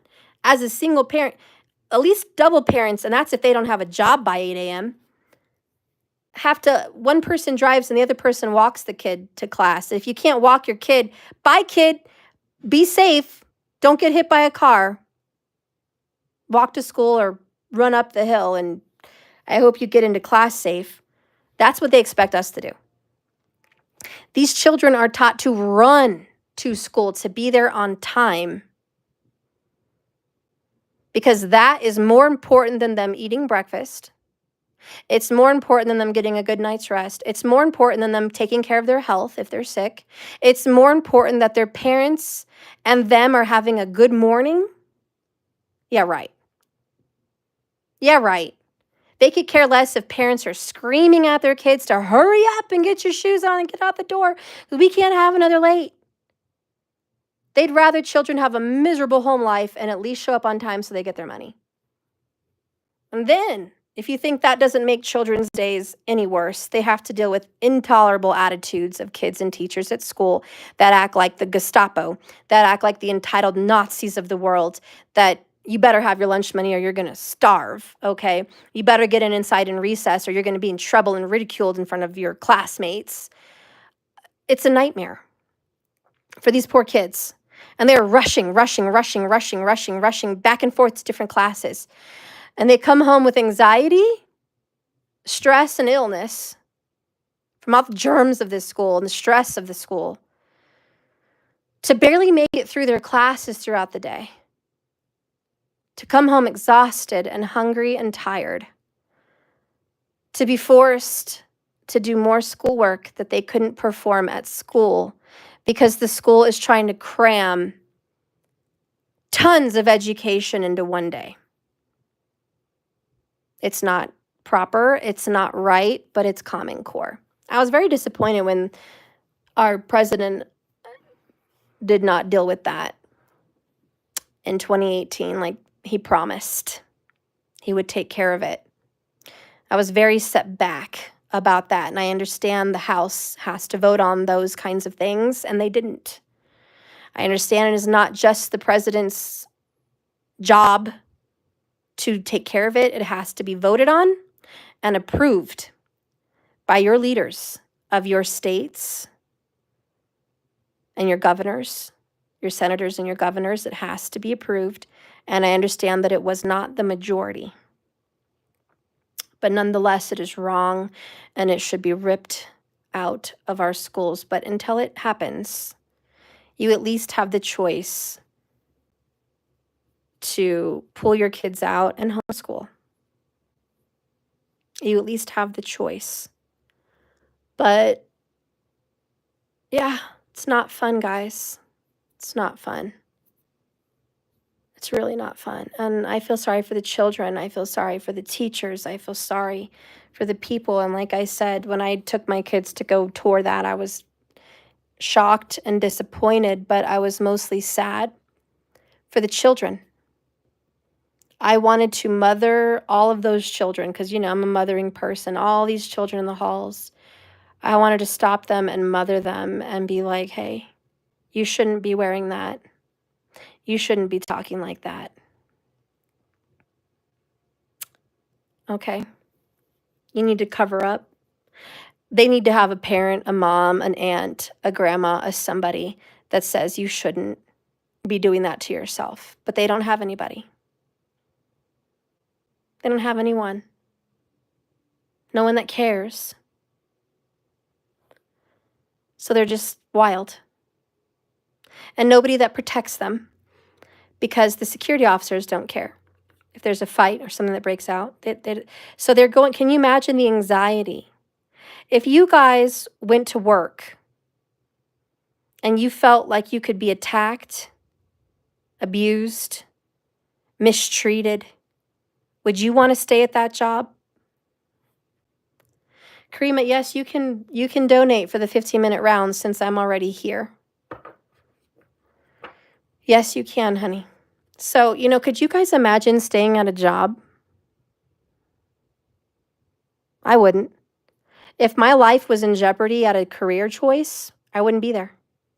Do you think these kids, if they had a choice, would be there?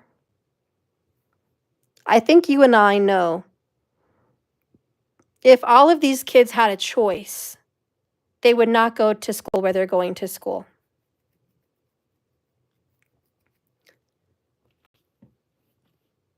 If they could have a choice, because a lot of these kids don't believe they have a choice. Like my nieces, they're like, oh, my school's great because there's no other option. That's the only school they know. They don't have anything to compare it with. But if there was, say, a school that was an outdoor school where kids got to learn in nature, oh, they would choose it. If they knew that was a choice, they would choose it. If there was an art school, they would choose it. If their friend's mom had a homeschool and they got to be, oh, they would choose it.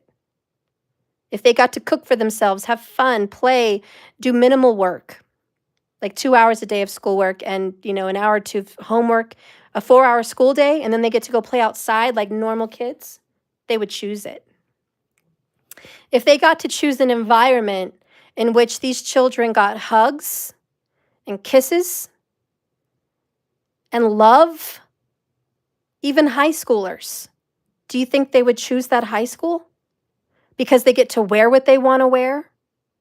Because they get to do sexual things in the bathroom? Because they get to have popularity contests? Because they get to go see boys and other girls? I can guarantee you, if the teenagers today had a loving parent that gave them the option to be loved and taken care of in a happy learning environment, they would choose it. The high schoolers would choose it. They would say, I would much rather be at home with grandma or be at home with a loving parent or person that would teach me things and that I would get to go focus on getting my license or focus on doing work in the city, like helping parks or promoting things to change society or helping other people in need. Children have such a big heart, even high schoolers. They have such a big heart to love and nurture animals and people. And if we had schools today where high schoolers got to drive around and volunteer some of their time to work in a shelter or a pound for animals or a senior center or a daycare or go participate in places where they're needed, I can guarantee you teenagers would much rather that be included in their education than being forced to learn the Pythagorean theorem or any kind of physics and sciences and history about freaking the Mongolian era and being forced to memorize French, which they'll never speak again. These children would not choose their high schools. And I think if we as people recognize that, we would recognize the system is not working. The only reason we take it is because we don't have another option. We go to government hospitals, public hospitals, in the emergency room, and we will wait 10 hours with a broken ankle to get seen by a doctor than to have private care because we can't afford private care. We wouldn't even know what that felt like. A movie star could call a doctor to deal with their broken ankle within 60 minutes. If you're Michael Jackson or Beyonce or John Travolta, or you're the governor or you're Hillary Clinton, you could have a doctor show up at your doorstep and treat your broken ankle. You might have a whole staff, if you were popular and well-known in the world, but you're not. So you go to a public hospital because there's no other choice.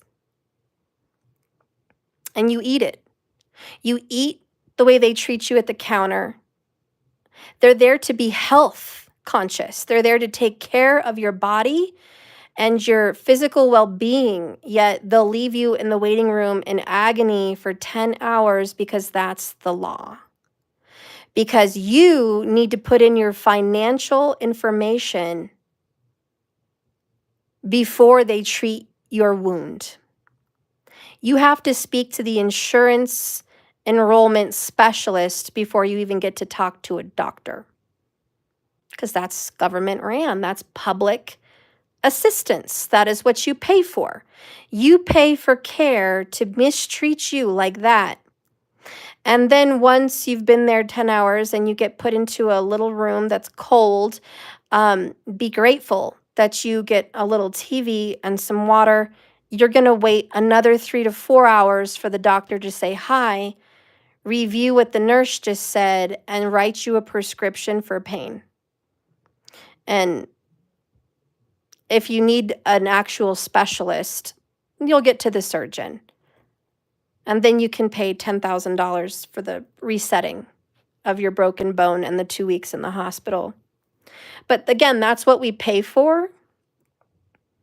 There's no other option.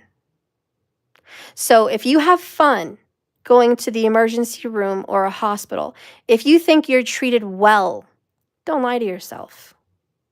And don't lie to others. And if you have a good time going to the Social Security office to get paperwork or anything you need, or the driver's license bureau, the DMV, the motor vehicle department, if you like sitting there in line with your numbers, and don't tell me that you're treated well, because when you get to the counter, you are mistreated. You are barked orders at. They treat you like you are no one and disrespect you. And if you're missing anything, you're going to have to come back another time and wait more. That's the government system. That's public schools, public health. That's the public driver's license motor vehicle department. And you have to provide insurance, which is a law.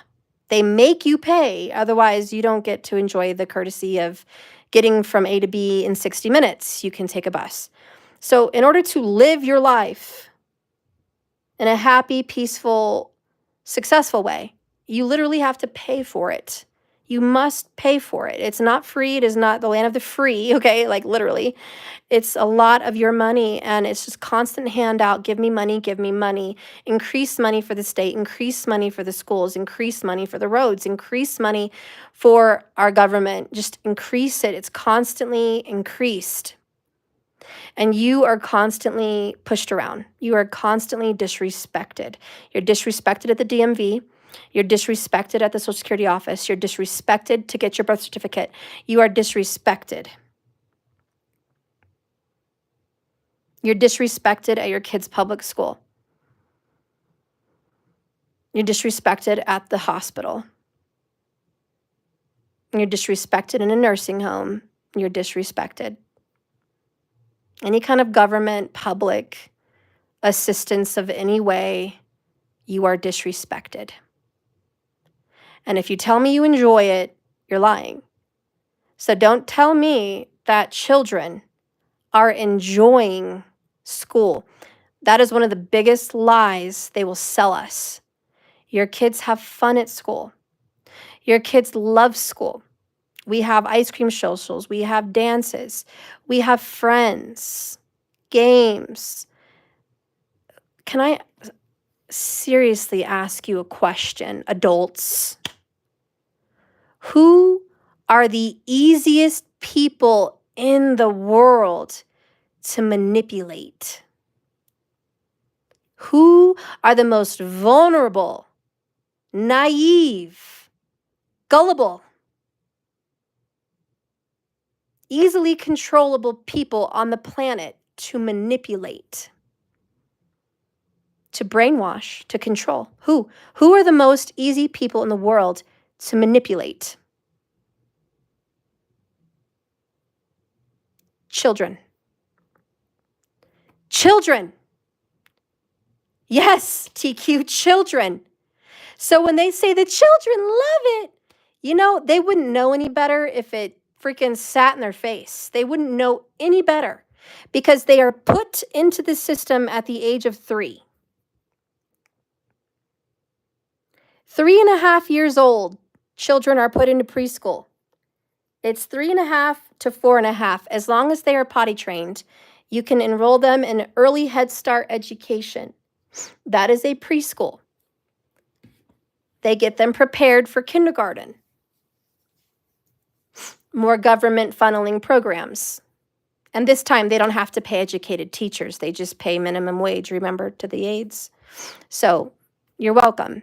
Your government has provided you daycare so you can go to work. Okay? They start at 3.5. That child does not know any better. They were raised to believe in waiting in line, waiting your turn, raising your hand, being quiet, putting up with bratty kids, rushing here, rushing there, doing what you're told, or you're punished. Okay?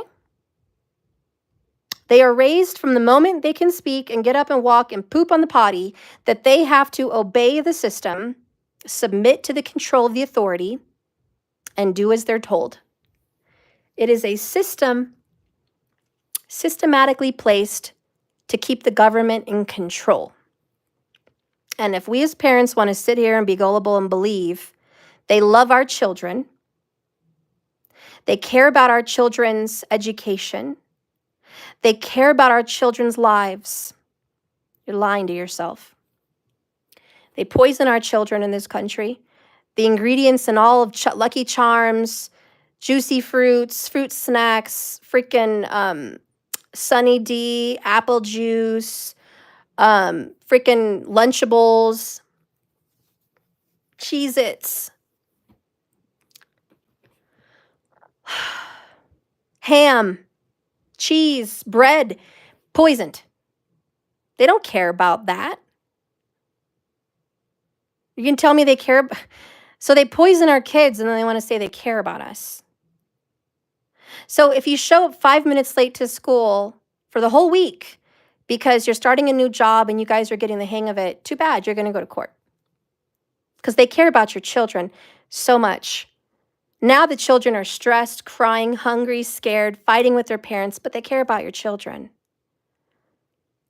They send your kids home to do homework, and the kids get nothing from their parents, but exhausted, grouchy, worn out moms and dads who work full-time jobs, who only have time to smile in their face for 10 minutes a day, barely tolerate any kind of conversation because parents are overstimulated at their job and their life and their chores and duties that they can't even handle common child rearing, that they get overstimulated at home with your homework. What kind of a life are they having with their family? Well, we're not far off from China, my friends, because in China, well, most places, children live at school. They don't get to go home. They stay there for 5 days a week, or until holidays, some of them. They do school from, I believe it's 8 in the morning till 10 p.m. at night. I don't know if you heard about this, but it's a thing. They take naps in their desk at school. Their desks fold out into a bed and they have school blankets. They take 4-hour breaks during the day from school so they can sleep and eat. They cook their own meals at the school and they clean up after all the meals and they janitor their schools. The children do this. They have free labor, free cooks.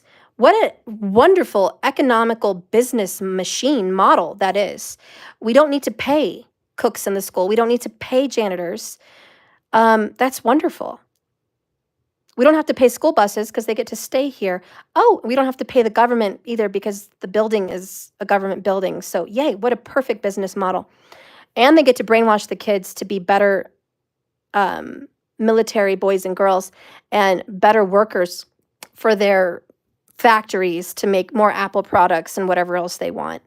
And more businesses that take care of China even better. So these children, I've seen it. I don't know if you guys have seen it. They sleep at school. They only go home on holidays. And these poor children, rigorous school schedule. They play piano. They do violin. They do excellent schoolwork, reading, writing, math. They're into physics at like 10 years old. They're brilliant over there. They live there. That is their life. They do not know family life. They don't have any aunts or uncles or cousins. Because they only let they used to, until I believe the 2000s, one child per family. So do you think they have an aunt or uncle? Nope. Cousins? Nope. Because mom and dad only had one. Their mom and dad only had one. What do you think that is, guys? They have taken out family life. In mainstream China, they have taken out the life of a family. They're brainwashed. They do not know what it is to live off the land and have grandma and grandpa and auntie and uncle and cousins be together like a strong knit family, like they do in Italy, like they do in Mexico, like they do in America. They believe that in order to be a good citizen, you have less of a burden on society, have less children, less trash, less drama, just do your job, work and put your money into this and keep it going, the machine. And they don't know any better because they're living in the school. They will graduate from high school at extremely long hour days, only being at home on holidays or possibly weekends if they're lucky. School is their life, their whole life, They are literally adults at 5. They've got to go to school and live there away from mom and dad. They barely learn how to pee and poop on that potty, which they do, I hear, at a very early age, like a year. They barely learn how to feed themselves, and they're away from their parents. That is terrifying. To create a society, a worker bee society, and believe me, their military is strong, because I wonder emotionally, psychologically, what they are doing to their people. I wonder if there was psychological studies put on the people in China that work and live in these environments, how they perceive families, children raising, and spirituality. Are they even a part of their life at all? It's probably not. And they're probably psychologically narcissistic and brainwashed to the point where they support government utmost. They have the biggest support and respect of government and authority than any other nation in the world, I bet you. Because that's rigorous and insane to control how many children you can have in a home and that your children must leave the home to be at school. I couldn't imagine the laws if your kids weren't in school there. I mean, I wouldn't want to know. But guys, how's America looking? It's looking pretty close. Looking like they're definitely trying to get us on a similar schedule. The worker bee mentality. Definitely trying to implement that. It's not what it was, guys. And I'm telling you the truth. Look it up. Common Core. I'm pretty sure it was 2008. Look how much schools have changed. You know, reading, writing, and arithmetic, gone, honey. It's 15-minute blocks. 15 minutes of English, 15 minutes of math, 15 minutes of lunch, 15 minutes of lineup, 15 minutes of recess, 15 minutes of library, 15 minutes of etc., etc. Everything they do is in 15-minute intervals.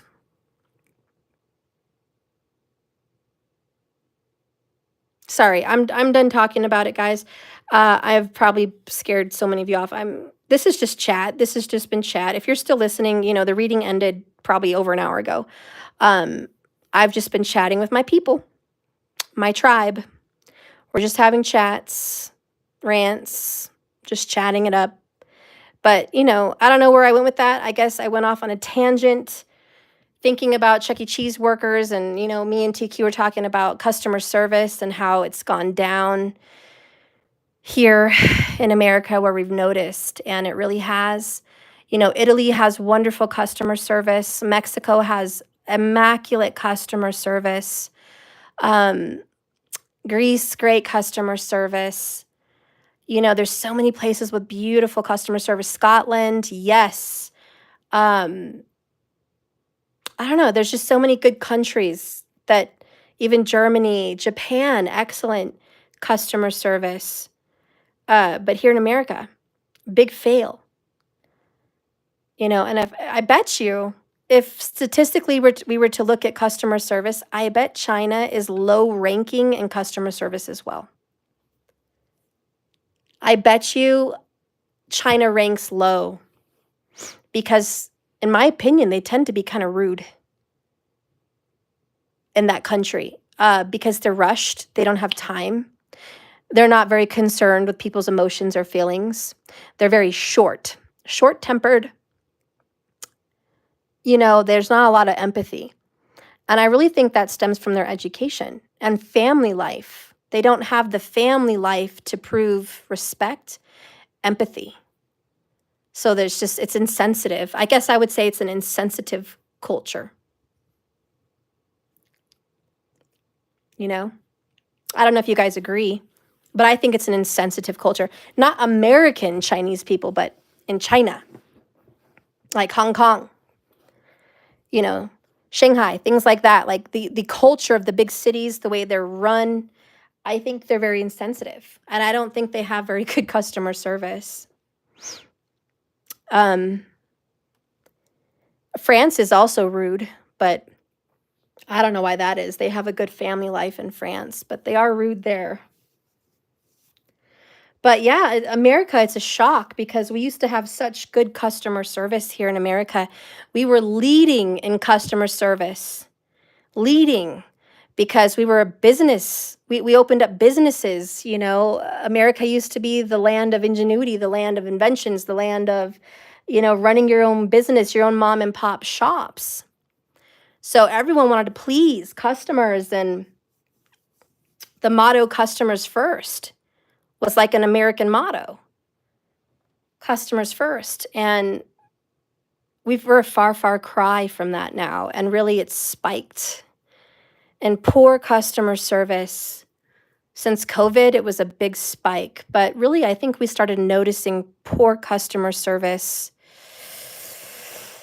I'd say in 2015, I think is when we really started to notice it at jobs, at businesses, little restaurants, shops, fun places. You just notice the people being hired in that age group didn't have it. And you'll notice today the people that are with good customer service are older. Like at Walmart or the grocery store or at a restaurant, you'll get good customer service from somebody in their 40s, maybe even in their 30s. But rarely do you get good customer service experience from anybody younger. It's lost. It's like a lost art. But one place you'll notice, this is all about training, management. Name a few places that have excellent customer service, and I'll tell you two of them. Chick-fil-A and Dutch Bros. Best customer service. Dutch Bros, what do they do, guys? Give you free drinks. If you spill one, if you lose one, here's a free one. Who keeps coming back? All the customers. Are their lines full? You betcha. Great customer service. They're friendly, talkative because they're trained to be that way. So these people are trained from their employers. You must ask how their day is. You must have a smile on your face. The customer is always right. You must take care of that customer. They are priority, and their lines will never be empty. And if you watch Dutch Brothers right next to Starbucks, whose lines are filled? Double lines for a mile. It's Dutch Bros. Dutch Bros every time. Customer service. Don't tell me customer service doesn't bring in customers. You go to Chick-fil-A. How many times do you drive over to Chick-fil-A and you see double lines full at Chick-fil-A? So full they have to have people outside taking orders just to keep the line moving good. Do you think McDonald's has that problem? Burger King? Nope. Wendy's, do they have that problem? No. They all sell similar products, but it's the customer service. Because Chick-fil-A will hook you up every time if something's wrong with your order. If you need something, if something went wrong, didn't taste right, free French fries, free drink, free this on us. We'll make it right. And they're friendly. Hi, how are you doing? Super friendly, timely fashion. Customer's always right. Never will you experience bad customer service at Chick-fil-A. Well, unless it was run by a terrible person who goes against their policies. But their policies is much like Dutch Bros. Customer's always right. Now, these are just two companies off the top of my mind that are like, they're definitely training the youth how to act right. So kudos to them for their top training skills. I can guarantee you these teens are going to learn about communication from these jobs more than they ever will at their schools or their homes. A lot of these kids will never know how to handle conflict, stress, or how to treat people the way these employers have trained them.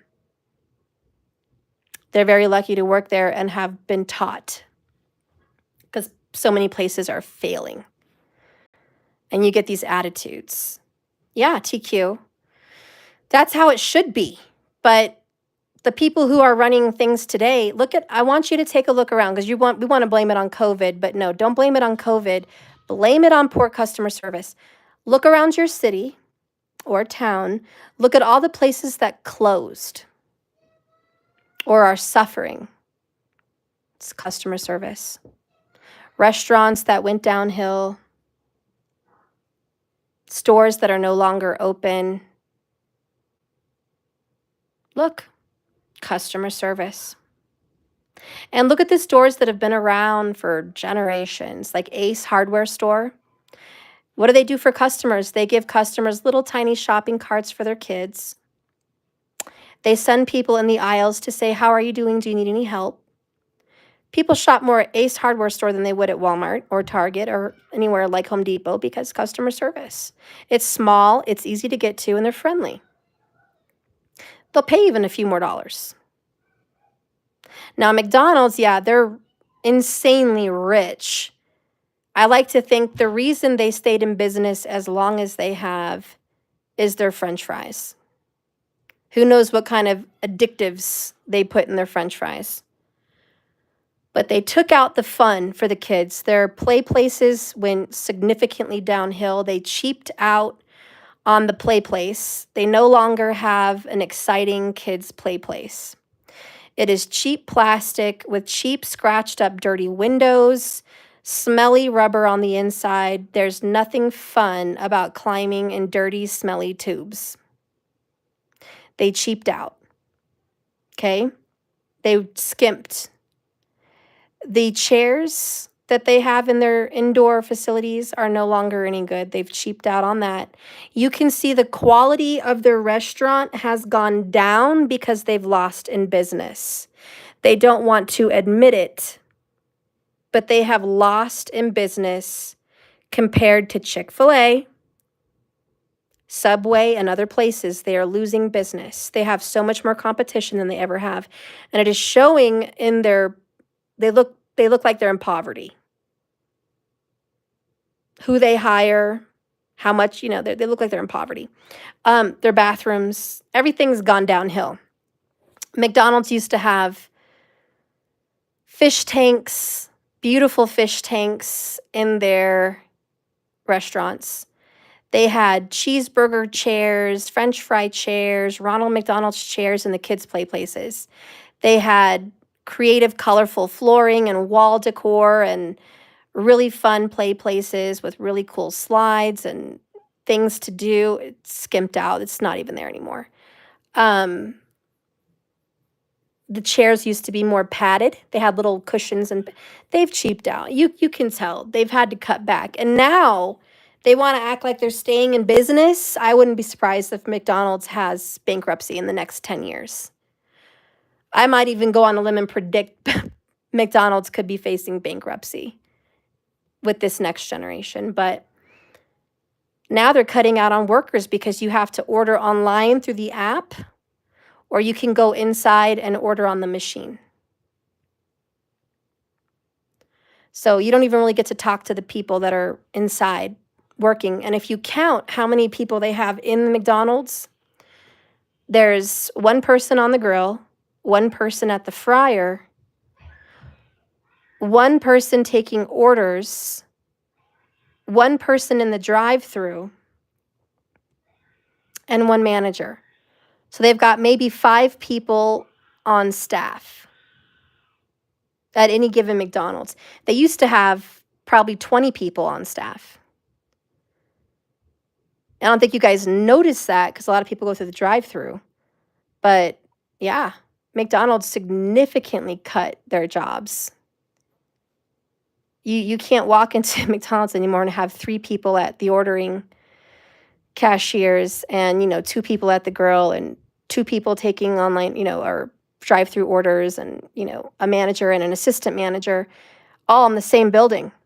They used to have the manager in the back on the computer taking calls, dealing with issues, making orders, and then the general manager, the assistant manager was out on the floor making sure everyone was up to par with what was going on, helping, taking care of whatever. Now it's just one. You got one manager on duty, and no one's in the back office because the manager's helping the staff, And then you say to the manager, can you help me? I have a mistake. And they can't even give you a free French fry. Trust me, once they start skimping out on people and they don't hook them up anymore and they're not there to give service, they're gonna lose.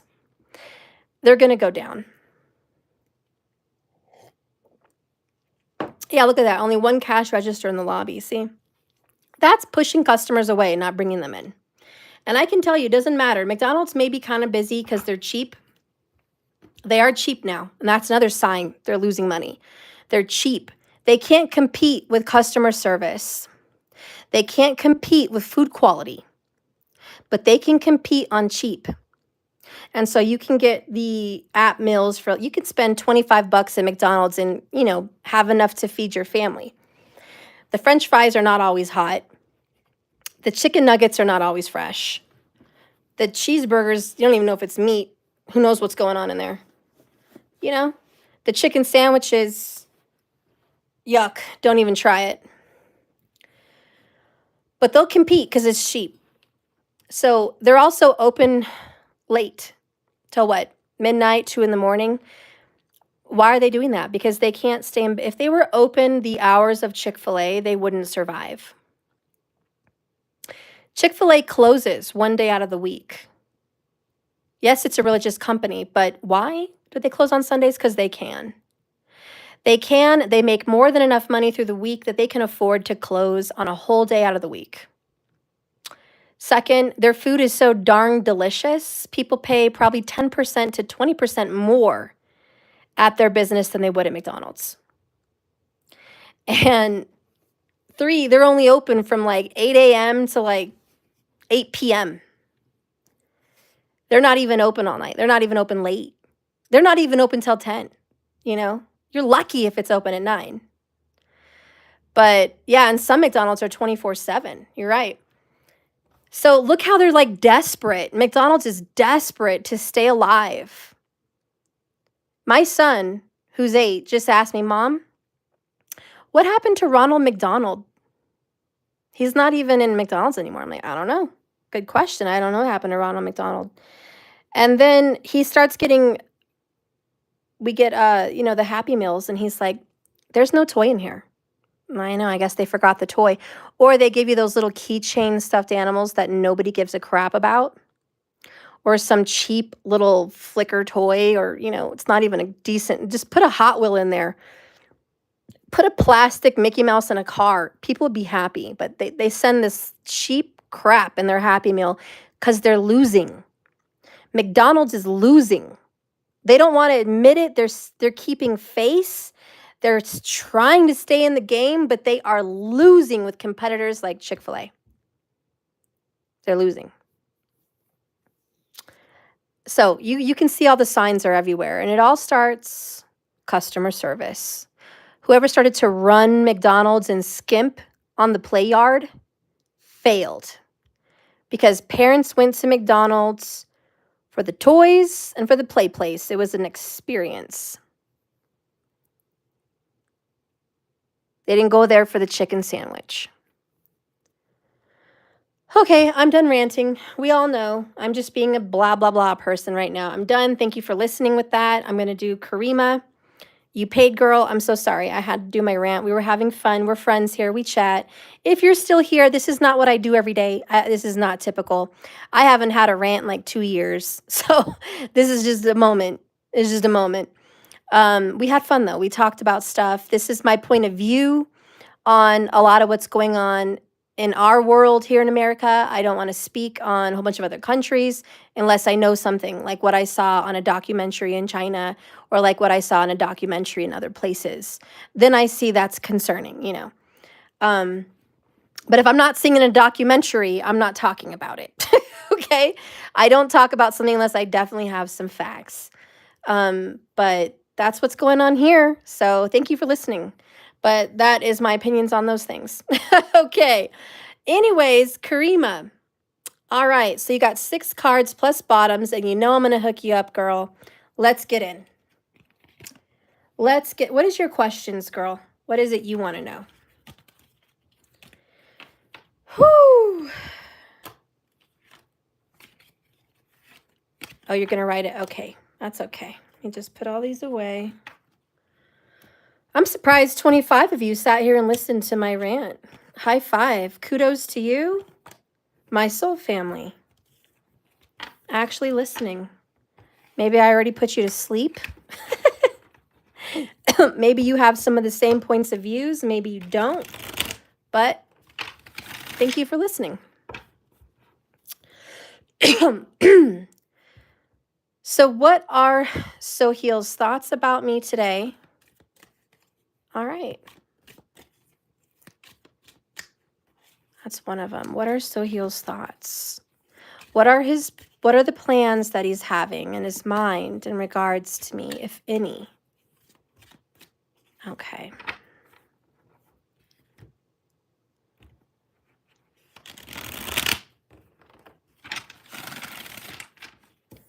And messages from his heart. Okay.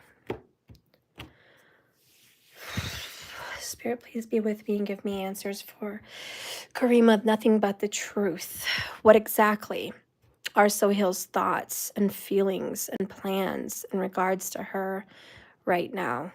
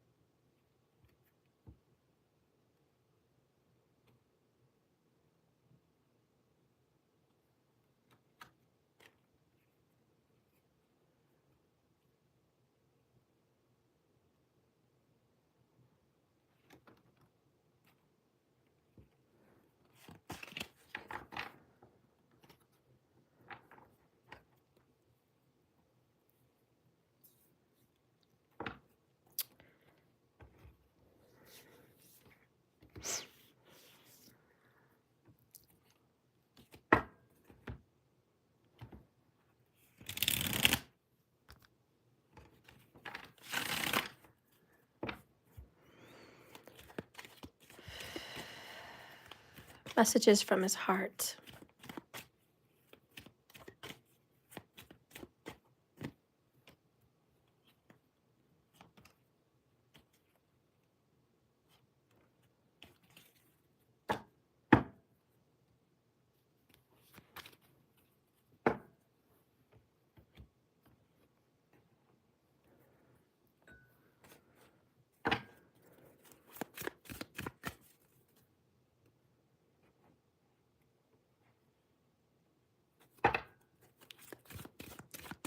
He's definitely asking for more time, isn't he? He's like, I need some more time.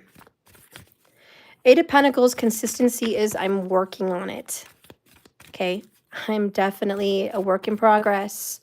My cogs are turning. I'm doing things about this. I'm consistently working on a plan for you and I.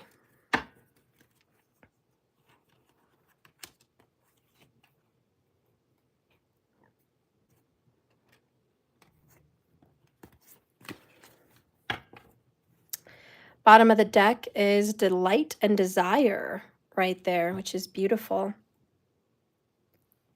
You are his delight. You are his desire. You are what he wishes for, what he wants. This is a wedding cake. I think that is a sign. He definitely wants to be committed to you. Down here we have guidance and protection, the wings of love. I definitely feel like you are his angel. You're his angel. He sees you as an angel. He pictures you like an angel. You're special. You're sweet. You're something to protect. Okay. You are definitely someone he wants to protect and someone he's jealous over. I am getting some sense of jealousy. I don't know what's gone on with you guys, but he's being very jealous. Have you noticed a spike in any kind of feelings that you feel weird, like you're being watched? Even if you're alone in your house or walking at a store, like you feel kind of watched. He has a very intense spirit of possessiveness over you. And I think you get this sense of possessiveness. I think he's just kind of very jealous right. Sorry, it was spinning. So anyways, yeah, I definitely sense jealousy. Okay. The other card here is bottom of the deck. I sense your anger and your resentment. I also mirror your fears. I need you to release those things so I can too, so I can come back into your life. He definitely feels like you're bothered by any distance. He's sensing your anxiety. He's sensing the tension. He's sensing the frustration, really, is what I'm channeling from you. You're feeling frustrated by his need for more time. He has severe guilt. Karma has shown him how wrong he was. And he's so ashamed, okay? He is working really hard here financially to get himself together. And I do see that with the Eight of Pentacles. All right. Mentally, where he's at, what is his thoughts with you? Fool's gold and stars align, favorable outcome. He feels he got lucky with you. He wasn't even planning on it. He also is putting all his hope in fate right now, which is ridiculous. He's got to be more of a man and step up, put more energy and consistency into you, okay? It's not just going to be poof, everything's fixed. So he's a little bit in fantasy here. He's kind of putting all his hopes in the universe. I do see some Aquarian vibes. Look, stars align plus the star card. Some kind of an Aquarian output, which is hopeful, romantic, maybe also living a little bit in fantasy. That third party, again, is still an issue. But he does plan on moving away from this third party situation. Six of Swords. He does not plan on being stuck or staying stuck with this. Not at all. He definitely kind of has peace in his mind that everything's going to work out. You know, but at the same time, he gets every sense you're feeling frustrated. It's the guilt that's getting him. He doesn't, you know, he's not trying to frustrate you. He's not doing it on purpose. He's not intentionally making this more difficult than it needs be. It just happens to be so. He's needing to be more hands-on instead of looking to the universe to fix things, okay? We have, I'm crying so much over this and his feelings. His feelings is 10 of Wands. Burdened, overwhelmed, crying over this, feeling frustrated, feeling helpless. I want to talk to you and touch base. So he has every intention to reach out. He does want to talk. He knows it's taking too much time, not talking to you like he should. That's why he senses your frustration. The karmic is finding out the truth. Now, there's something you should know. His karmic has been finding out about you. You were a secret up until recently. The person that's been around him has discovered some kind of receipts, some kind of documents, some kind of tracking information, some kind of proof or evidence. The evidence is heavy and it's, I found something out. So he's trying to cover his tracks right now by being around that situation more than he usually is, because he's trying to cover his tracks. And he knows he feels guilty for doing what he did with you, but also doing what he's done to this other person. So this is, I'm cleaning up my mess. I also feel like he was recently in an argument or a dispute. And he's trying to keep quiet and not expose himself to this person, because that person is curious and trying to find out information. Cleaning his tracks is what he's doing. His plans is to come to you, the Chariot. He's in denial about his intimacy issues and his fears of being used and abused. Now, he does have a fear that the karmic is telling him, if you're seeing somebody else, they just want you for money. They just want to use you. They just want to take advantage of you. It's not what you think it is. Don't be a fool and don't be stupid. Thank you, XO, for the nine-tailed fox. Thank you for this $6.99 from Canada. Thank you so much. So yeah, this is covering tracks. And this person has tried to say, are you stupid? You're being used. And your person has a fear that maybe you're not really in love. Maybe you are faking it. He doesn't want to believe that. He doesn't feel that. But now that somebody's throwing it in his face, it's crossed his mind. Is it real? But can I tell you a little tea? A man that has it together and is confident, they don't care if a woman is out for financial gain. Because a real man doesn't have anything to worry about. They're confident in their intimacy, they're confident in their position in life, and they don't care.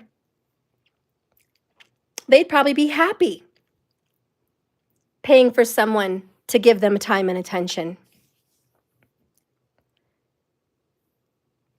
He doesn't have too much. Yeah, but at his age, you know, this person that he's dealing with is like, people are taking advantage of you at this age. You know, they probably want to accuse, like, well, you have a job, you're independent, you're going to become this, this, and that. You're going to do so much more with your life.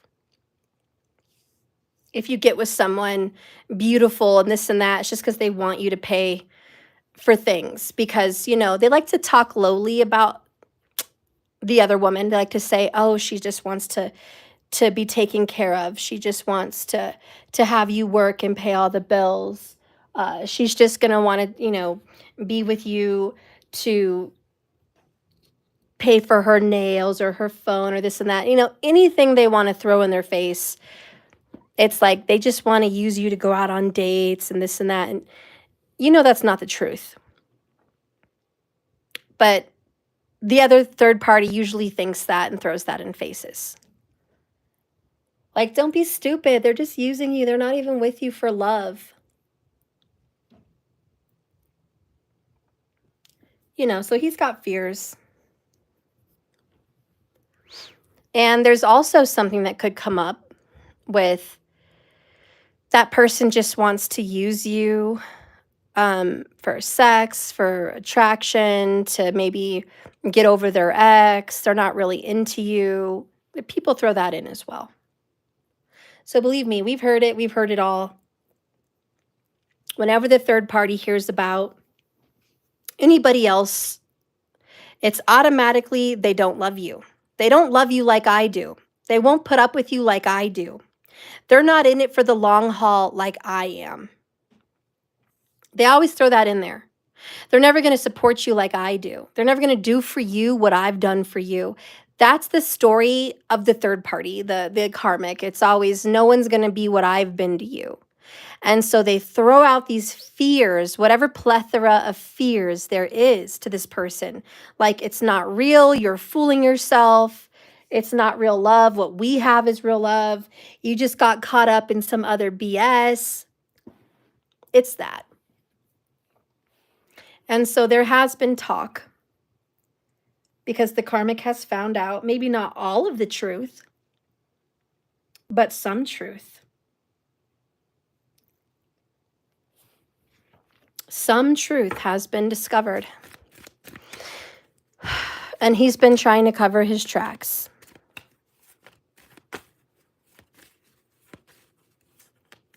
Again, he's got some secret fears. And you know who would know about those fears? The third party. They know about the fears. And that's what they're going to use. We are working together in the astral, but I am restless and anxious, comes out.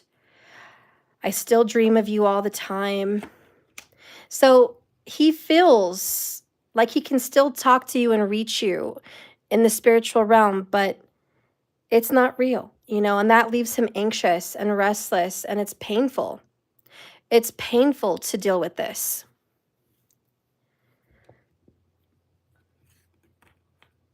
She's racking up on anything she could throw at him that would make him scared to leave the situation, even if it's, oh, they're just a homewrecker. They just want to destroy you and leave you. She just wants what she can't have. She just wants somebody else's man. You know, they try to use that. Once she has you, she's not going to want you anymore. You're just being used. It's not real. And so if he has any kind of insecurities or fears, that third party is going to use him as ammo to shift their desire from wanting you.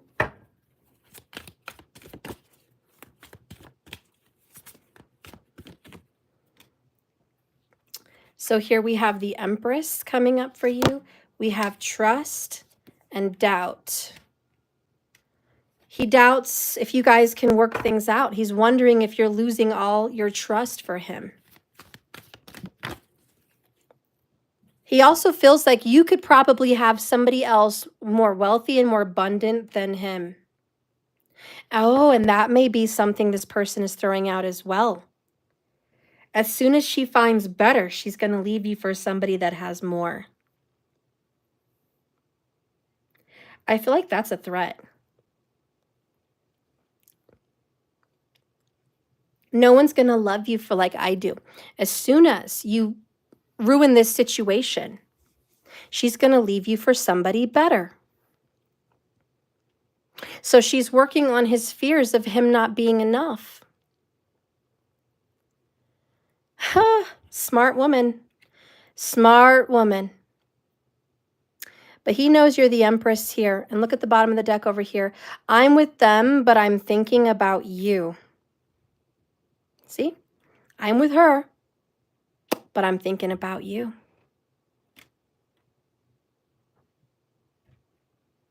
We also have another Chariot with this Chariot, which is I'm on my way. He's not going to let this stop him. Whatever's going on, it's just a detour. It's just a detour. He's not interested in that. He's not interested in that situation at all. I know this to be true. This is a soul connection. Twin flame energy. 29, if that means anything to you, the number 29. I'm also hearing 33. What's going to happen with you guys? I'll give you a bonus, Karima, because you're always ordering for me. So I'm throwing out a bunch of bonuses, girl, because thank you so much. And thank you for the patience of waiting for me in this read. Let's take a look what's going to be happening here soon. See, I want to talk and touch base, and then we have the talk. Trust twice. You can trust me twice. You can trust that when I talk to you, I love you. You can trust that how I feel about you is the truth. Oops. Look at that. I miss you. Terribly. Terribly misses you. He's not going to let this go. He loves you, girl. He's crazy about you.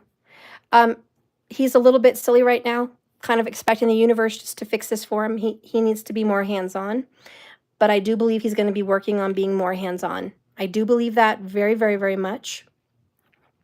Another card is popping out is the Eight of Cups. Frankly, my dear, I don't give a damn. Hello. He's going to leave. He is going to leave. I believe that. That's coming up. Stars, favorable outcome came out. You got the Star again, a lot of doubles. Six of Swords, resolution. I do feel he's going to let go and move on from this other situation. Also from the simple fact, it's just not working out over there. It's really just not. Again, people have a hard time of letting go. We all know. On every side, it's hard to let go. But people have got to let go. And they're going to have to let go. Because it's just not supposed to be happening. You know, you wouldn't want to be in a situation where there was a third party if you were the first. You know, there's a saying, if you love two people, pick the second one. Because if you loved the first one, you would have never picked a second one. So always pick the second one. If you love two people, don't keep the first one. Keep the second one. Seriously, that's the truth. Because I don't know who said it. I think it was a famous saying. But if you really loved that first one, there would have never been a second one. People just don't like to let go. So I'll give you some more bonus here. What's going on in that situation? Yeah, secrets. Too much secrets. Too many secrets. fixated. The third party is fixated on him. It's very pitiful that she is as fixated and obsessed with him as she is. She's ruthless. She doesn't give an F if she's unlovable or not. She doesn't care. She doesn't care if he's gone from her or not. She's hanging on like a ruthless. She is in pain. She knows this is a warning of the soon-to-come void that is going to happen whether she likes it or not. The inevitable void is coming and she knows it. It's coming. Too many secrets at home. Again, she's trying to scare him to leave you alone. And whatever she can do to scare him, to make him emotionally come back to her, to make him pull into her and think that she's the right one, that's what she's trying to do. She's trying to scare him.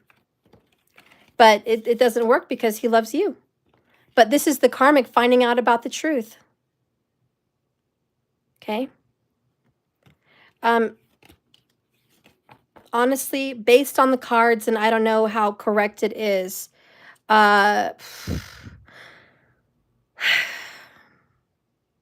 it's going to be at least 10 weeks before he starts to let go. I'm sorry, but that's what it is. You know I don't lie on here. He's with them, but he's thinking about you. The Chariot came twice. Believe it or not, 10 weeks is pretty fast. Okay, so in 10 weeks, I do feel that would be the start of letting go. That's what I see coming out for a timing. That's the burden. And it's going to be, I need more time. Remember, you got that. I need more time. You know, I'm dealing with some heavy guilt right now with what I've done and what's going on. And I'm working really hard to get money here, to figure myself out, to get out of the situation. Money is a concern. He's definitely being guided with the star twice to have a favorable outcome with you and to come out of the situation. So I do think that he is going to get out of the situation. Plus, you got the Chariot twice. And I believe you got the Cleanse card twice. Where did I see it? Maybe I didn't, but he's going to cleanse that situation regardless. Because his destiny is supposed to happen. That's what I see for you, Karima. XO, I am not doing free readings, but you did pay here on Super Chat. I'll give you a card, girl. But I do Cash App or donation for the $15 lightning round. It's only 15 minutes for a certain amount of time, but since you're new, girl, I'm going to bless you and give that to you, and I hope you come back, my little nine-tailed fox. So I'll give you a card, girl. What is your question? You're welcome, Karima, and thank you so much. I hope I see you tomorrow. It's been a long reading today. 4 hours, but it's my fault. I did a lot of ranting for a couple hours. It happens. You know. If I can edit the video, I would. Maybe I could cut out half of that video. I don't really know how, though. Okay, how does Cohen feel about me? All right. I will give you a card. What I was doing is $15 a card, girl. It's on Cash App or my website. Plus, I give you a bonus bottom of the deck, so 2 cards for that. But I'm going to go ahead and do this for you, and just want to say thank you so much. Make sure you hit the subscribe button so you know next time I'm live. I try to do $15 lightning rounds at least every day or every other day. I try to keep up with that. Spirit, how does Cohen feel for this XO nine-tailed fox? How does Cohen feel?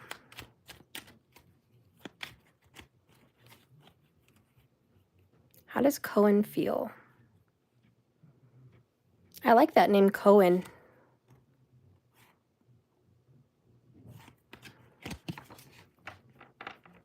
Wow. You got the 4 of Swords, bottom of the deck. You got the 8 of Pentacles, consistency. Interesting. I don't think Cohen feels ready for the connection. I think he feels like he has to work on himself more, or he needs more work on himself. Cohen's got a very stable mind, I feel like, when it comes to certainty, and may even come across to you very stubborn. Taurus seems really prominent here for Cohen. I do feel that he sees going forward with you. There's something about what I'm hearing about going forward. I do see him going forward. So I see some forward movement. I see some improvement. I see that I'm going to consistently keep working on this connection with you.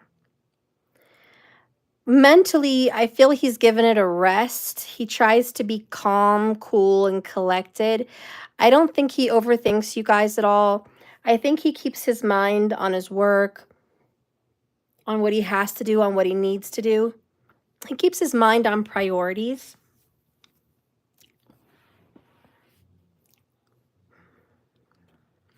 Give you a bonus here. He's trying to heal and get over something in his life. I feel like he went through some kind of a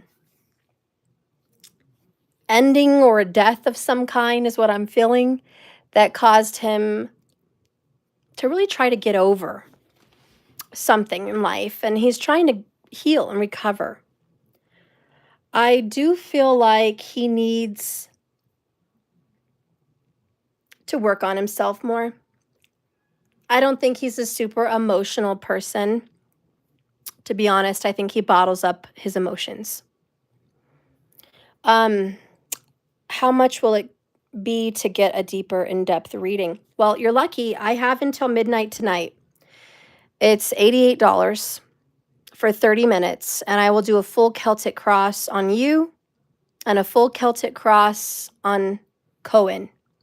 And then I will do some clarifications and an oracle outcome. I have that sell till midnight tonight. So usually it's $111, but it's on sale for $88 for the Valentine's special, and my sales close in a couple hours. So if you want to grab that, you can get a really big in-depth reading on both you and Cohen. What would find out the Celtic cross is what's going on with you, what's crossing you, what are your issues, what's going to happen in the future, what's coming up for you, what does Spirit see for you, what is Cohen thinking and feeling in regards to you, what are his challenges, and what is the outcome. And then, you know, him, what's going on with Cohen, who is he dealing with, what are his challenges, what does he want, what's coming up for him, what does Spirit want to say for Cohen. So that's available. Okay, so you can't afford a private 88. All right, so you can pay $15 for an additional card with the bottom of the deck. I can do an oracle for you. I can do an additional card. I think an oracle would really help, and maybe one more additional. So it's $15 per card. I'd recommend 2, at least if you want to get a little bit more deep. So you can do that if you want, but it can't be super chat because YouTube takes 50% off of whatever you pay here on super chat. So I'm not even getting all of that. So if you do want some more questions, Cash App is below, or my website has the donation, top left corner. It goes to services. Click that, go to donation, and you can donate whatever else right there. We can get a little bit more intimate of a reading. I would recommend, if you want to know, let's see, he had an ex-girlfriend who got pregnant with a new boyfriend shortly after she started dating him. Okay. So are you wanting to know if that's his baby or not? Or if he still wants her? Or, you know, like what kind of in-depth questions are you wanting to know here?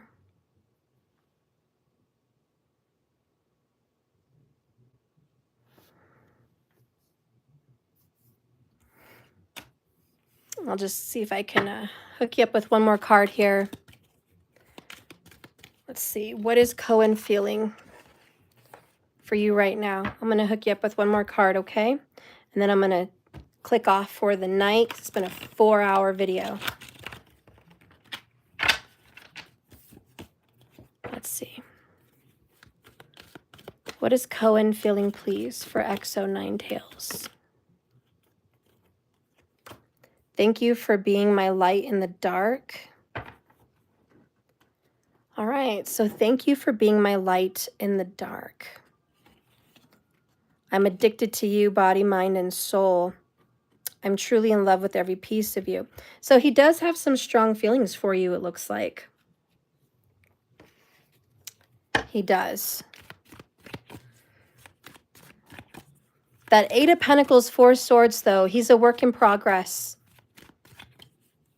It's like I told you earlier, I felt he had bottled up emotions.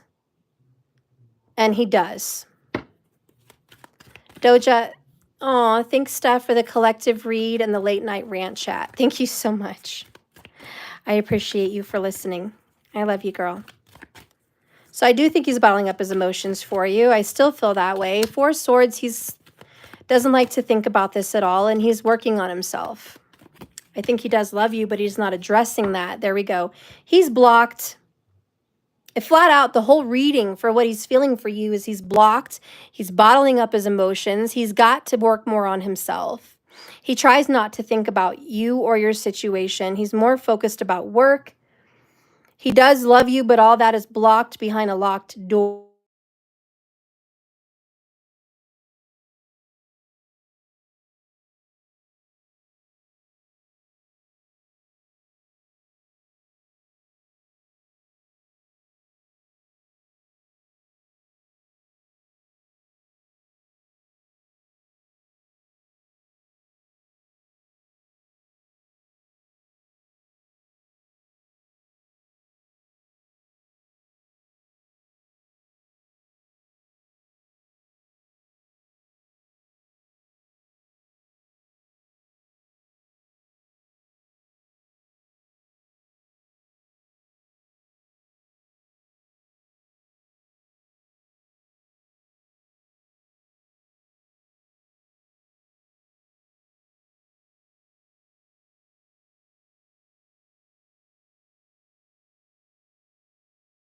Okay, hopefully there's sound now. I've fixed it. I've come back twice. I hope the sound is back now. But I do feel he has deep feelings for you, girl. Again, he's not acknowledging them. 8 of Pentacles, I'm more focused on my work. I'm not focused on this. The 4 Swords is I'm taking a break. I'm healing. I'm quiet. I don't want to talk.